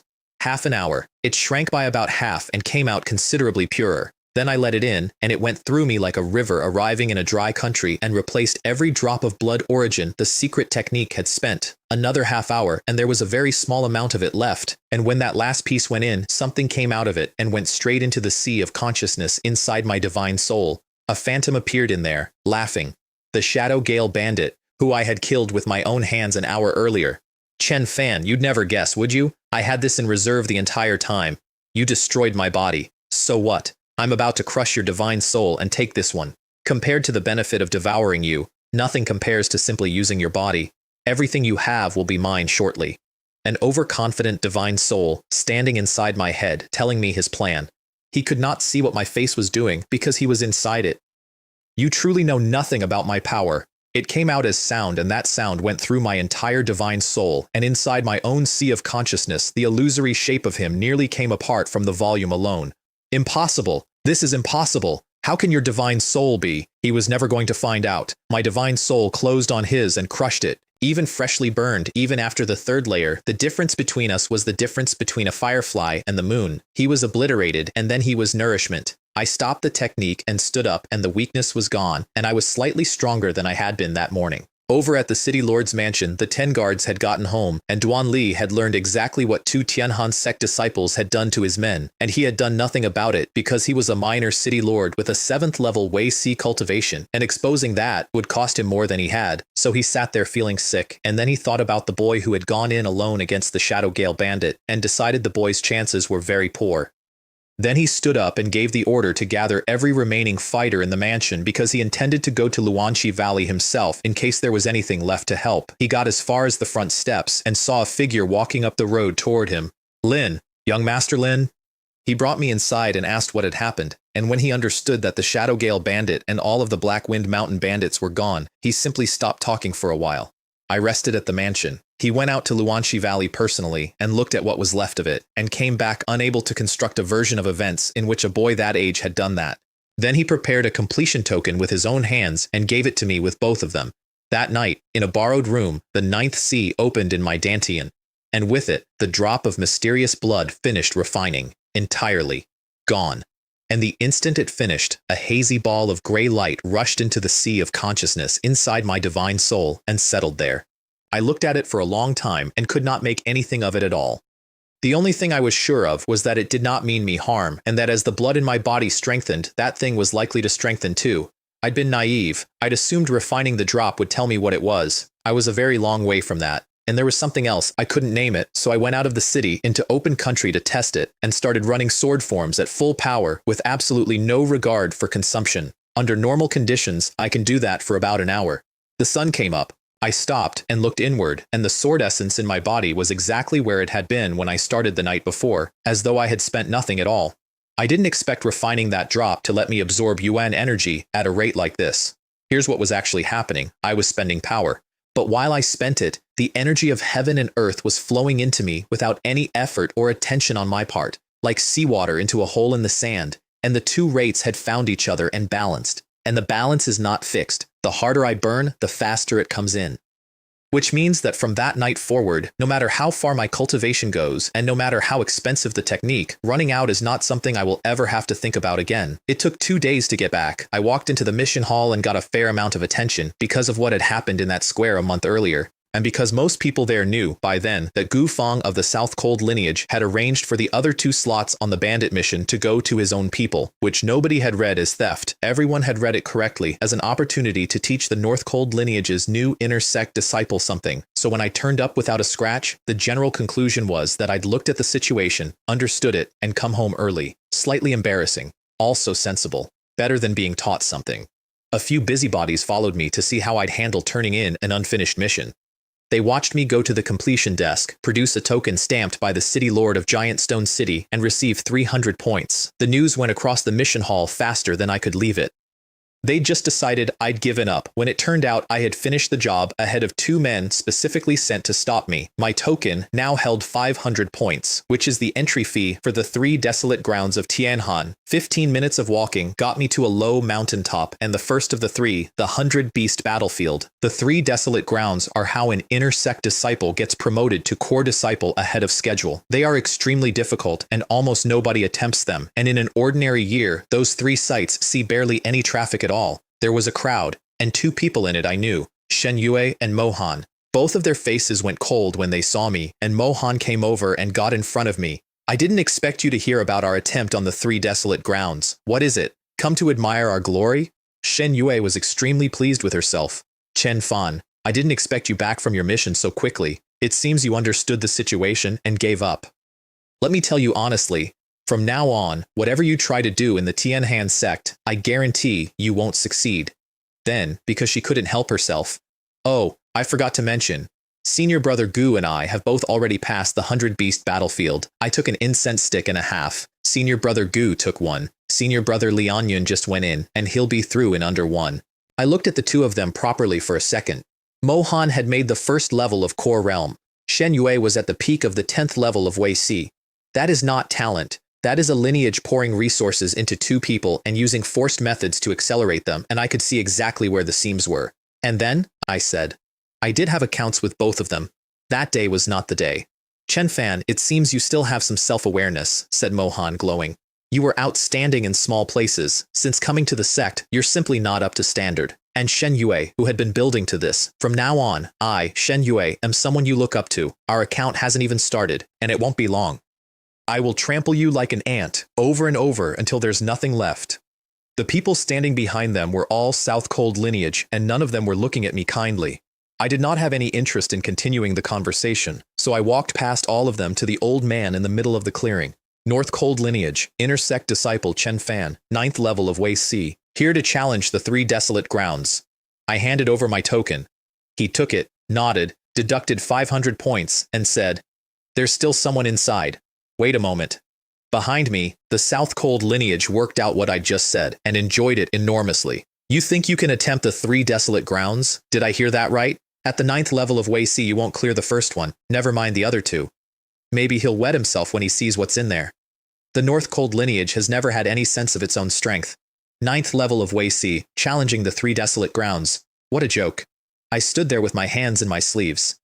The elder in charge of the 100 Beast Battlefield watched me out of the corner of his eye for a while, nodded slightly to himself, and then turned around and barked at them. Quiet down, all of you, or you can go back down the mountain. They went white and stopped instantly because he was an elder and they were not.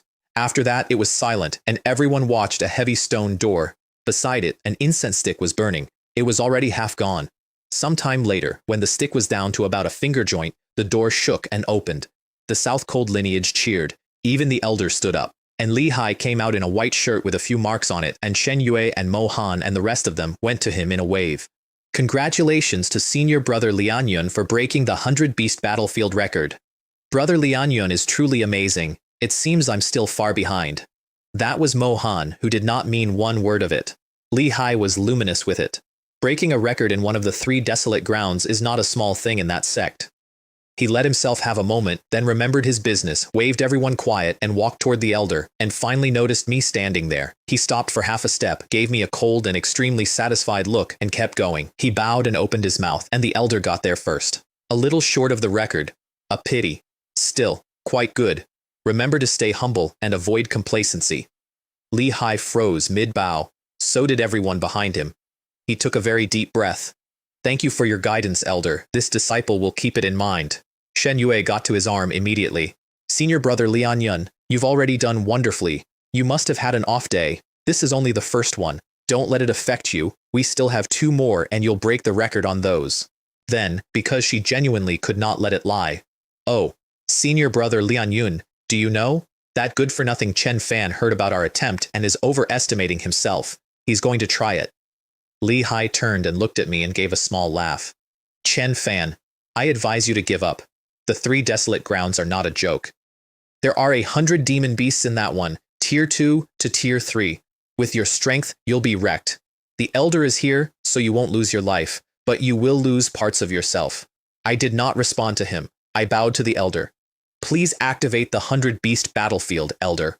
He nodded and handed me a jade token. If you can't hold on, crush it. I'll open the door and let you out. Then he made a seal and the heavy stone door opened and I walked in. Behind me it closed. The 100 beast battlefield is a long, narrow passage lit by luminous pearls set into the walls at intervals. And as I came in, the stone on both sides began to crack open and demon beasts came out. These are raised by the Tianhan sect specifically for this. And they were not the same batch Li Hai had faced. That batch had been replaced, and the new one had never lost anything to anyone. That's the whole test. 100 beasts in a corridor. Get through. Roar. Moo. Hiss. Every kind of thing, all of it looking at me, all of it enthusiastic. I walked forward at a normal pace. They came. A python as thick as a man's waist swept its tail at me hard enough to crack the air. I cut the tail off. Then I turned the momentum over and sword chi gathered in front of me and 5 more went down in one pass. The smell of blood got into that corridor and set the rest of them off properly. 7 star sword steps in a narrow space is deeply unfair. Nothing touched my clothes, and with every step the sword gathered another portion, so the first strikes took 2 or 3 beasts and the later ones took considerably more. And somewhere in the middle of it I found something new. Refining that drop hadn't only given me an inexhaustible tank. The harder the fight got, the more my movements changed, on their own, without instruction, adjusting into better versions of themselves. Understand what that means. In my last life, I was the sword god. I understand how to use a sword better than anyone in this world, including several people who are now gods. I had long since concluded that my technique was finished, that there was nothing left in it to improve. And this body was quietly editing it. Not the power, the fit. Every movement was becoming slightly more suited to the specific act of fighting. Never worry about running out. Movements that improve themselves by instinct. That body was not built for cultivation. It was built for combat. I want to admit that I enjoyed myself. Before I'd fully noticed, the corridor behind me was full, and there were fewer than 9 beasts left in front of me. And those 9, apex predators, tier 2 and 3, raised for exactly this E, were pressed flat against the walls of that corridor, shaking. I walked toward them. They lay down on the stone and trembled. Outside, beside the closed door, an incense stick was a little under half burned. The South Cold lineage had not left.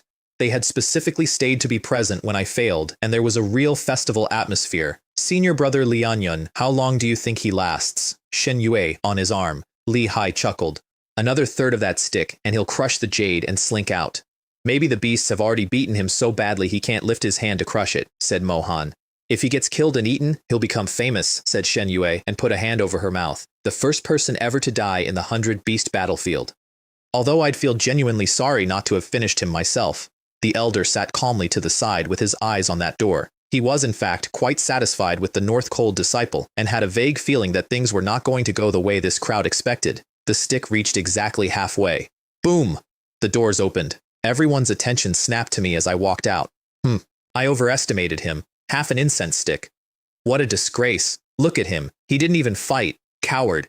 That's fine. I can deal with him personally later. I looked at them and didn't say anything at all. And the Elder stood up and his face was doing something complicated and his muscles were twitching and then he was gone, straight through the doors into the 100 beast battlefield. A moment later he came back out and I have rarely seen a man that age look like that. Lin Hao, you have passed, and you have broken the record of the 100 beast battlefield. 800 points. The clearing went so quiet the air seemed to stop. Then Li Hai said, Elder, is there some mistake? Didn't he give up and crush the jade? The Elder looked at him. If you don't believe me, go in and see for yourself. which was already a mistake because questioning that man once had cost him something. Going in would cost him the rest. He gritted his teeth and went in anyway. He came out with his face completely emptied and did not speak. Everybody understood. Shen Yue glared at me and then turned to him at speed. Brother Lian Yun, even if he passed, he obviously used some underhanded method. In my heart, you are the strongest. And the elder in charge of that place, who had now been questioned 3 separate times by the same lineage in one morning, said, "It seems the disciples of the South Cold lineage have become very capable over the years. They dare to question me repeatedly. If you're not satisfied, go home and have your hall master come and speak to me in person." Every South Cold face on that mountain went down at the same time. This disciple knows his mistake. Please calm yourself, elder. He ignored them entirely and turned to me, and his expression changed completely. Chen Fan, you're very good. Since the founding of the Tianhan sect, every person who has broken the 100-beast battlefield record has left a legend in the development of this sect. I'm looking forward to your next 2. Go, do your best. Thank you, elder. I bowed and left, and Mohan got in front of Li Hai and said something soothing about not letting it affect his mindset, and the 3 of them followed me down the mountain with a great deal of company. The second of the 3 desolate grounds is called Life and Death on the Brink, and it sits between 2 peaks. The line of life and death is an iron chain running from one to the other. There are formations laid along the chain with one function, no origin power. You cross on your own 2 feet or you don't cross. I handed my token to the elder guarding that place. The token now carried my 100-beast battlefield result, and he read it and immediately began taking me a great deal more seriously. I was about to start when Li Hai, Mohan, and Shen Yue arrived. This one can be run by several people at once, so the elder fired off several shots and 3 more chains went out across the gap with a clatter. The 4 of us stood at the edge. Shen Yue at the far left, Li Hai and Mohan on either side of me. Chen Fan, this time I will stop you. I didn't look at him. I stepped onto the chain. The others hurried on after me. The chain is not wide. It moves when you move. The mountain wind comes through the gap in gusts and none of it is pleasant. Shen Yue looked down. That was a mistake. Her mind went, and her body went with it, and she screamed and dropped sideways and only caught the chain with both hands, and after a considerable struggle got herself upright again and started inching forward at the speed of an old woman on ice. By then, the 3 of us were well out.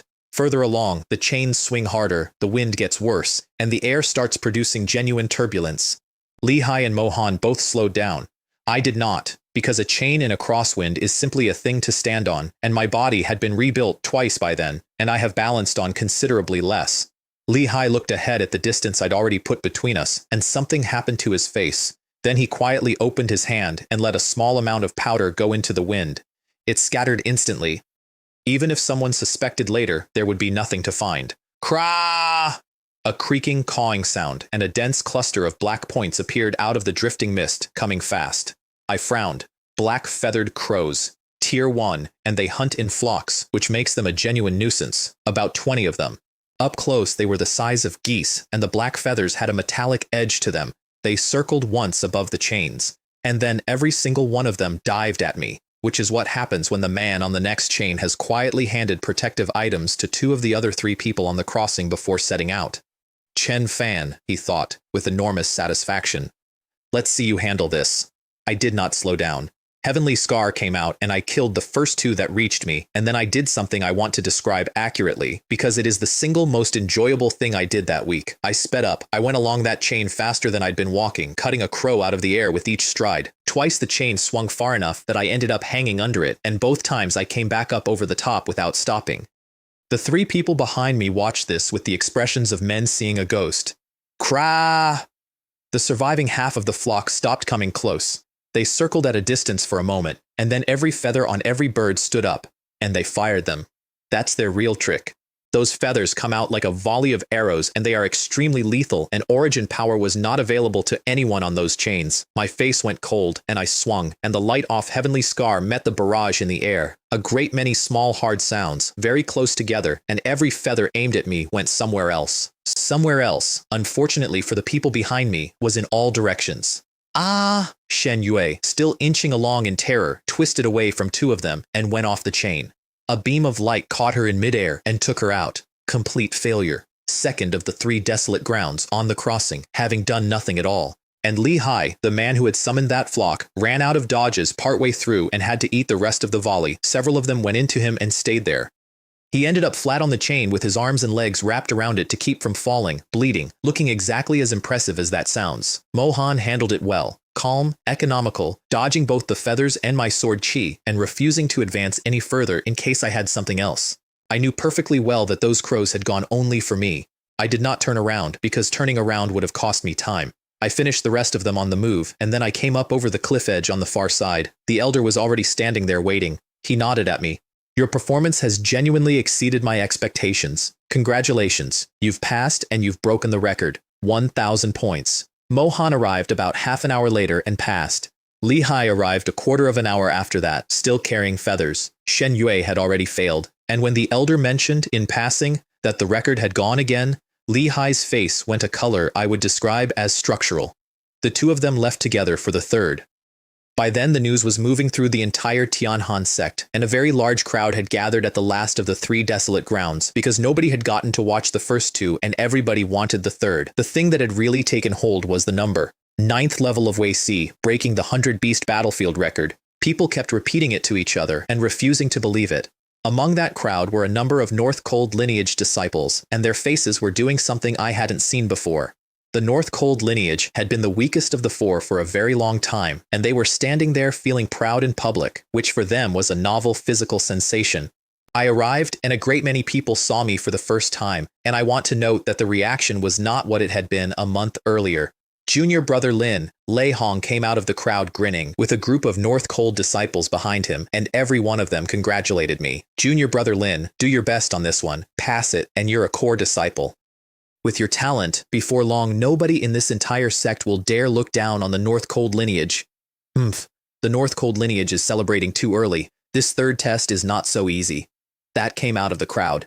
Gu Feng, 5th level of Core Realm, the most prestigious core disciple the South Cold lineage had, and a certainty for true disciple in 6 months. Lei Hong turned. Gu Feng, didn't the South Cold lineage have 3 people attempting the 3 desolate grounds as well? What happened? Haven't they arrived? Did they all fail on the crossing? Gu Feng's face went bad. A petty man who has come into a little power shouldn't be so smug. It isn't over. I'd advise you not to gloat, or you'll lose a great deal of face when he fails. Then there's no need for you to trouble yourself about it. Senior brother Ning, I said. If there's nothing else, I'll go over. Keep it up. We're waiting. I went to the elder at the front and handed over my token. He looked at what was written on it and his eyebrows went up. Good. Very good. Everyone in that crowd stared because none of them could see what he was reading. 9th level of Wei Si. And he has broken the records of both the 100-beast battlefield and life and death on the brink. He said it out loud. The noise that made was substantial. They'd all heard about the first record. Not one of them had heard about the second. Lei Hong and the North Cold contingent nearly came apart. Gu Feng stood with his fists closed and said nothing at all. The disciples of the other 2 lineages were simply staring.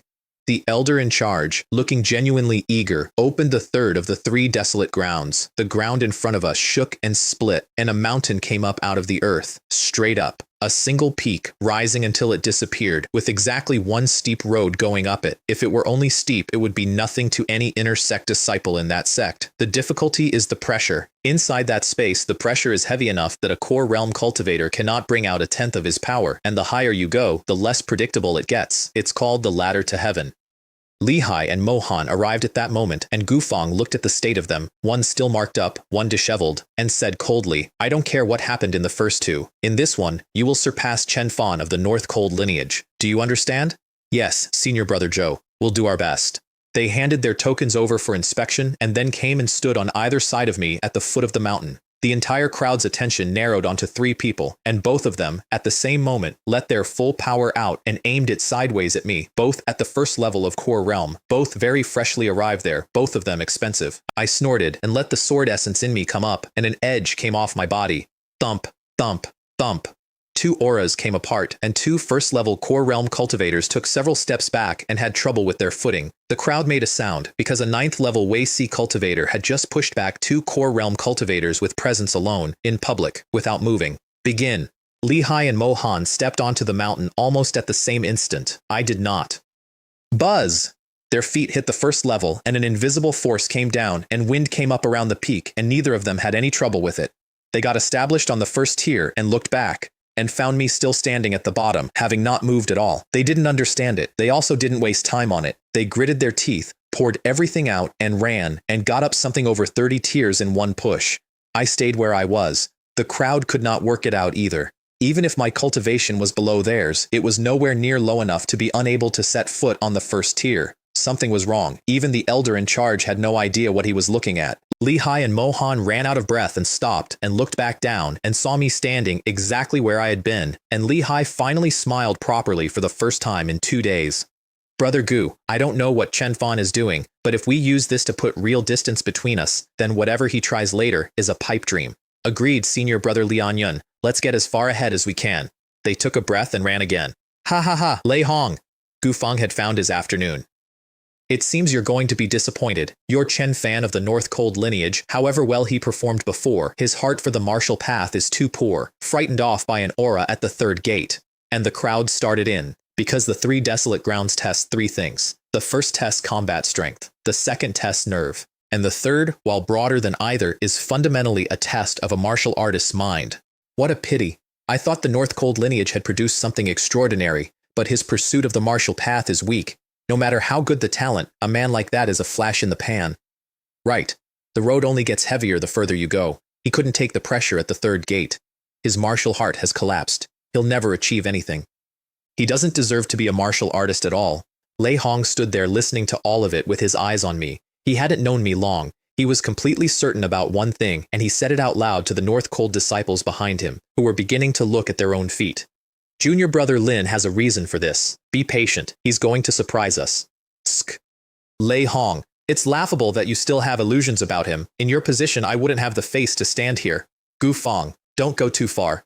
Too far? I'm stating facts. If you're dissatisfied and want to fight, bring it on. I, Gu Feng, guarantee I'll see it through. Lei Hong closed his fist and forced it down because Gu Feng's strength was not in question, and because losing personally would have been fine, and dragging the junior brothers who'd come to cheer for me into it would not. He turned his back on the man and said nothing. Down at the foot of the mountain, I had not moved. I was looking up at the ladder to heaven, and I was thinking about a day 10,000 years ago. I was full of it then, absolutely certain. I had cut open the sky with my own sword and proven myself the supreme sword god, and the divine Tao had come down for me. A road of 7-colored light out of the 9 heavens laid at my feet in front of the entire world, and I stepped onto it and started up. And the 7 god kings of the divine realm, in defiance of the laws of heaven and earth, put their hands together and broke every hope I had. This ladder in front of me was nothing. It was a hill with weather on it. It was not 1/100th of that road. I had already read the whole thing with the martial Tao True Eye. The pressure in that mountain does not apply to me in any meaningful sense. I could have walked up it with my hands behind my back and made conversation, and I did not want to. Because of that day, in this life I will go up to the divine realm again. That is not in question. But I am never again stepping onto a road that somebody else lowers for me. I am going to cut my own way to the heavens with my own sword. I have no respect left for that sky, and no longing, and no aspiration. There is only the intent to fight it. Why climb a ladder to heaven? Heaven, I have my own road, and I will still arrive. And my road comes out of the sword in my hand. Buzz! Sword intent came off me, and the weather over that entire mountain changed. At the same moment, my blood began to boil, and it fused with the sword essence, and the battle key I'd taken out of that drop of blood went into my sword chi with it. Everyone in that crowd felt something they could not name. Gu Feng felt it, and his body shook, and he stopped talking. The elder in charge stared at me with his mouth slightly open and could not produce a word, and in the main hall of the Tianhan sect, 4 hall masters and the sect master himself walked outside and turned to look at the ladder to heaven. Halfway up the mountain, Lehigh and Mohan had fought their way through several obstacles and were exhausted, and then the pressure that had been crushing them simply stopped. Both of their faces lit up, and they started running again. And at the foot of the mountain, I looked up at the peak. They got a few tears and hit something else, something that was not the mountain's pressure, something that was everywhere at once and felt like a sword, and made both of them shake from the scalp down and stop dead without the courage to lift a foot. And that is when I moved. Heavenly Scar came out into my hand. I thrust it at the peak. Sword chi wrapped the blade, and the whole thing left my hand and went out into the air, and I stepped up onto it, man and sword as one. I vanished from the bottom of that mountain, and I was standing on the highest point of it.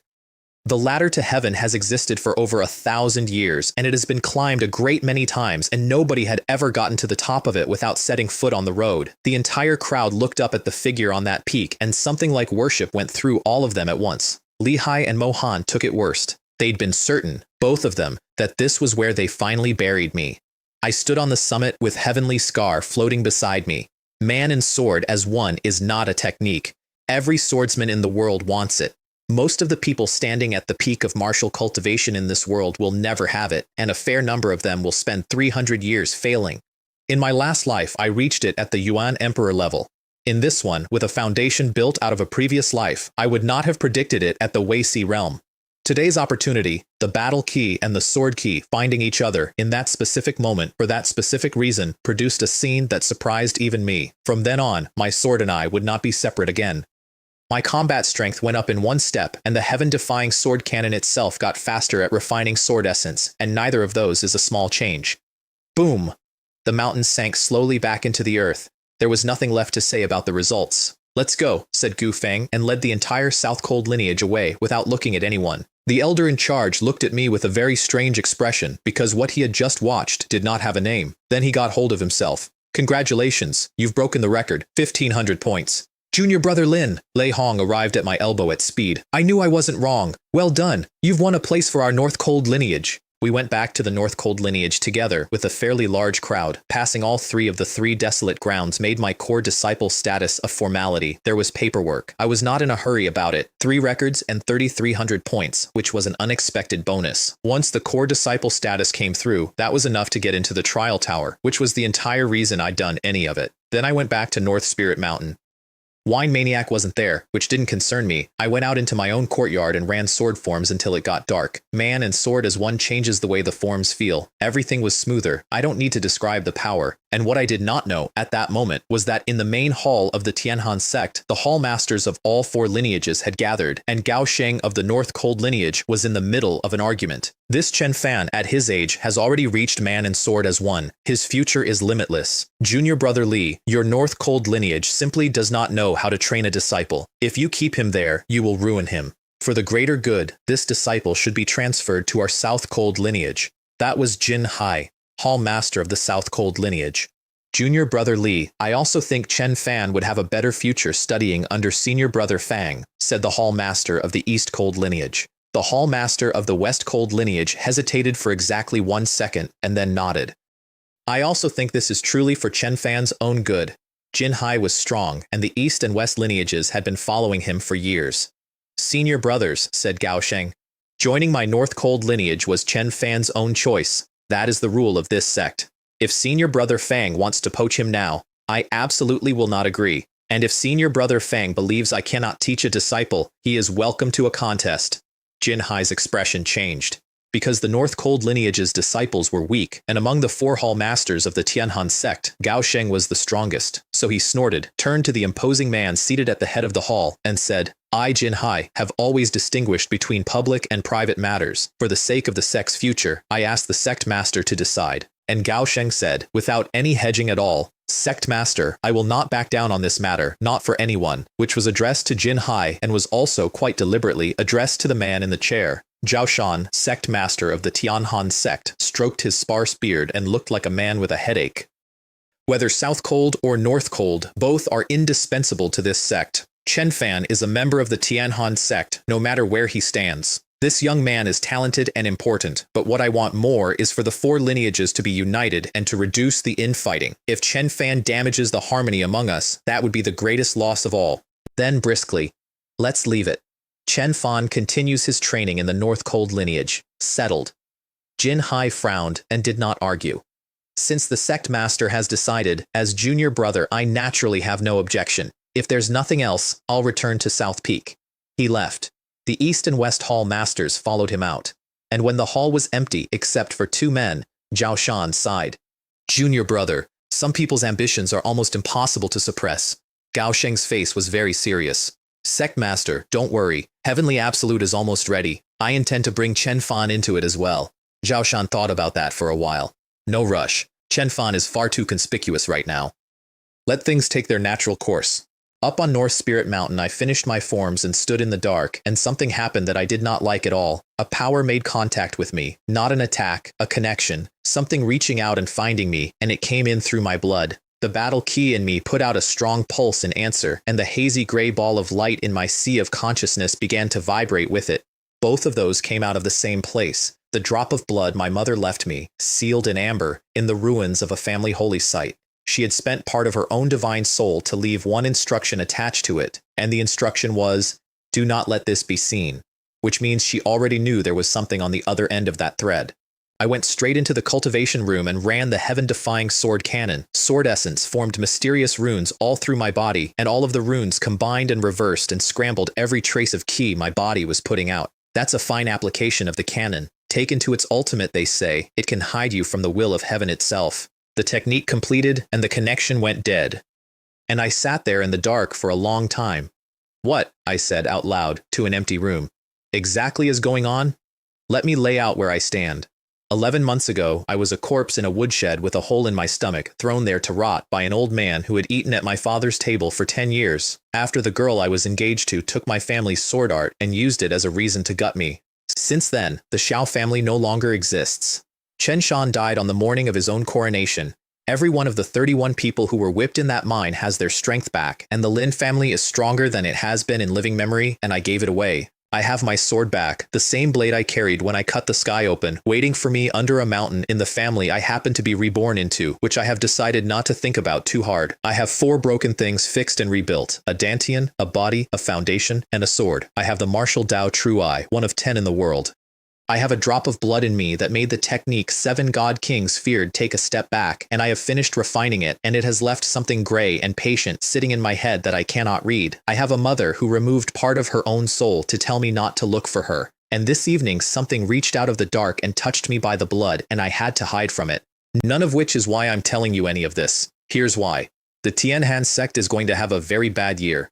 There is a man in the South Cold lineage who has been quietly buying elders for a decade and is nearly finished, and a secret team called Heavenly Absolute that is about to be betrayed by one of its own members, and a hallmaster who will burn a 1,000-year-old sect to the ground rather than not own it. There is a poisoner in the dragon rankings who is going to take an interest in me and hurt somebody I like in order to make a point. There is an old drunk on my mountain who is going to become the most dangerous man in this sect, and a boy in a distant city with 2 souls in his body whose own sister calls him a monster. There is a girl called May in a mountain village who will one day turn the entire true martial world upside down looking for the brother she met once. And there is an organization called the Soul Blood Hall, which I personally destroyed the headquarters of 10,000 years ago, and which is already looking for whatever it was that touched me tonight. All of that is coming. But if you want the honest answer to what I'm actually doing, it's simpler than any of it, and it's older, and I have been carrying it for 10,000 years in the dark between worlds. There is a woman up there who is now a god. There are 7 god kings standing behind her who broke my road because they were afraid of a book I read. And every single thing I have described to you, every pill I swallowed, every family I ended, every record I broke, every corridor of beasts I walked down without slowing, every bit of it is one step on a staircase I am building myself out of my own sword because I am not climbing anyone else's ever again. 11 months ago, I could not stand up in a woodshed. Today, I got to the top of a mountain without setting foot on the road. The rest of the sky is going to take slightly longer than that, and somebody up there has already started looking down. Good, let her look.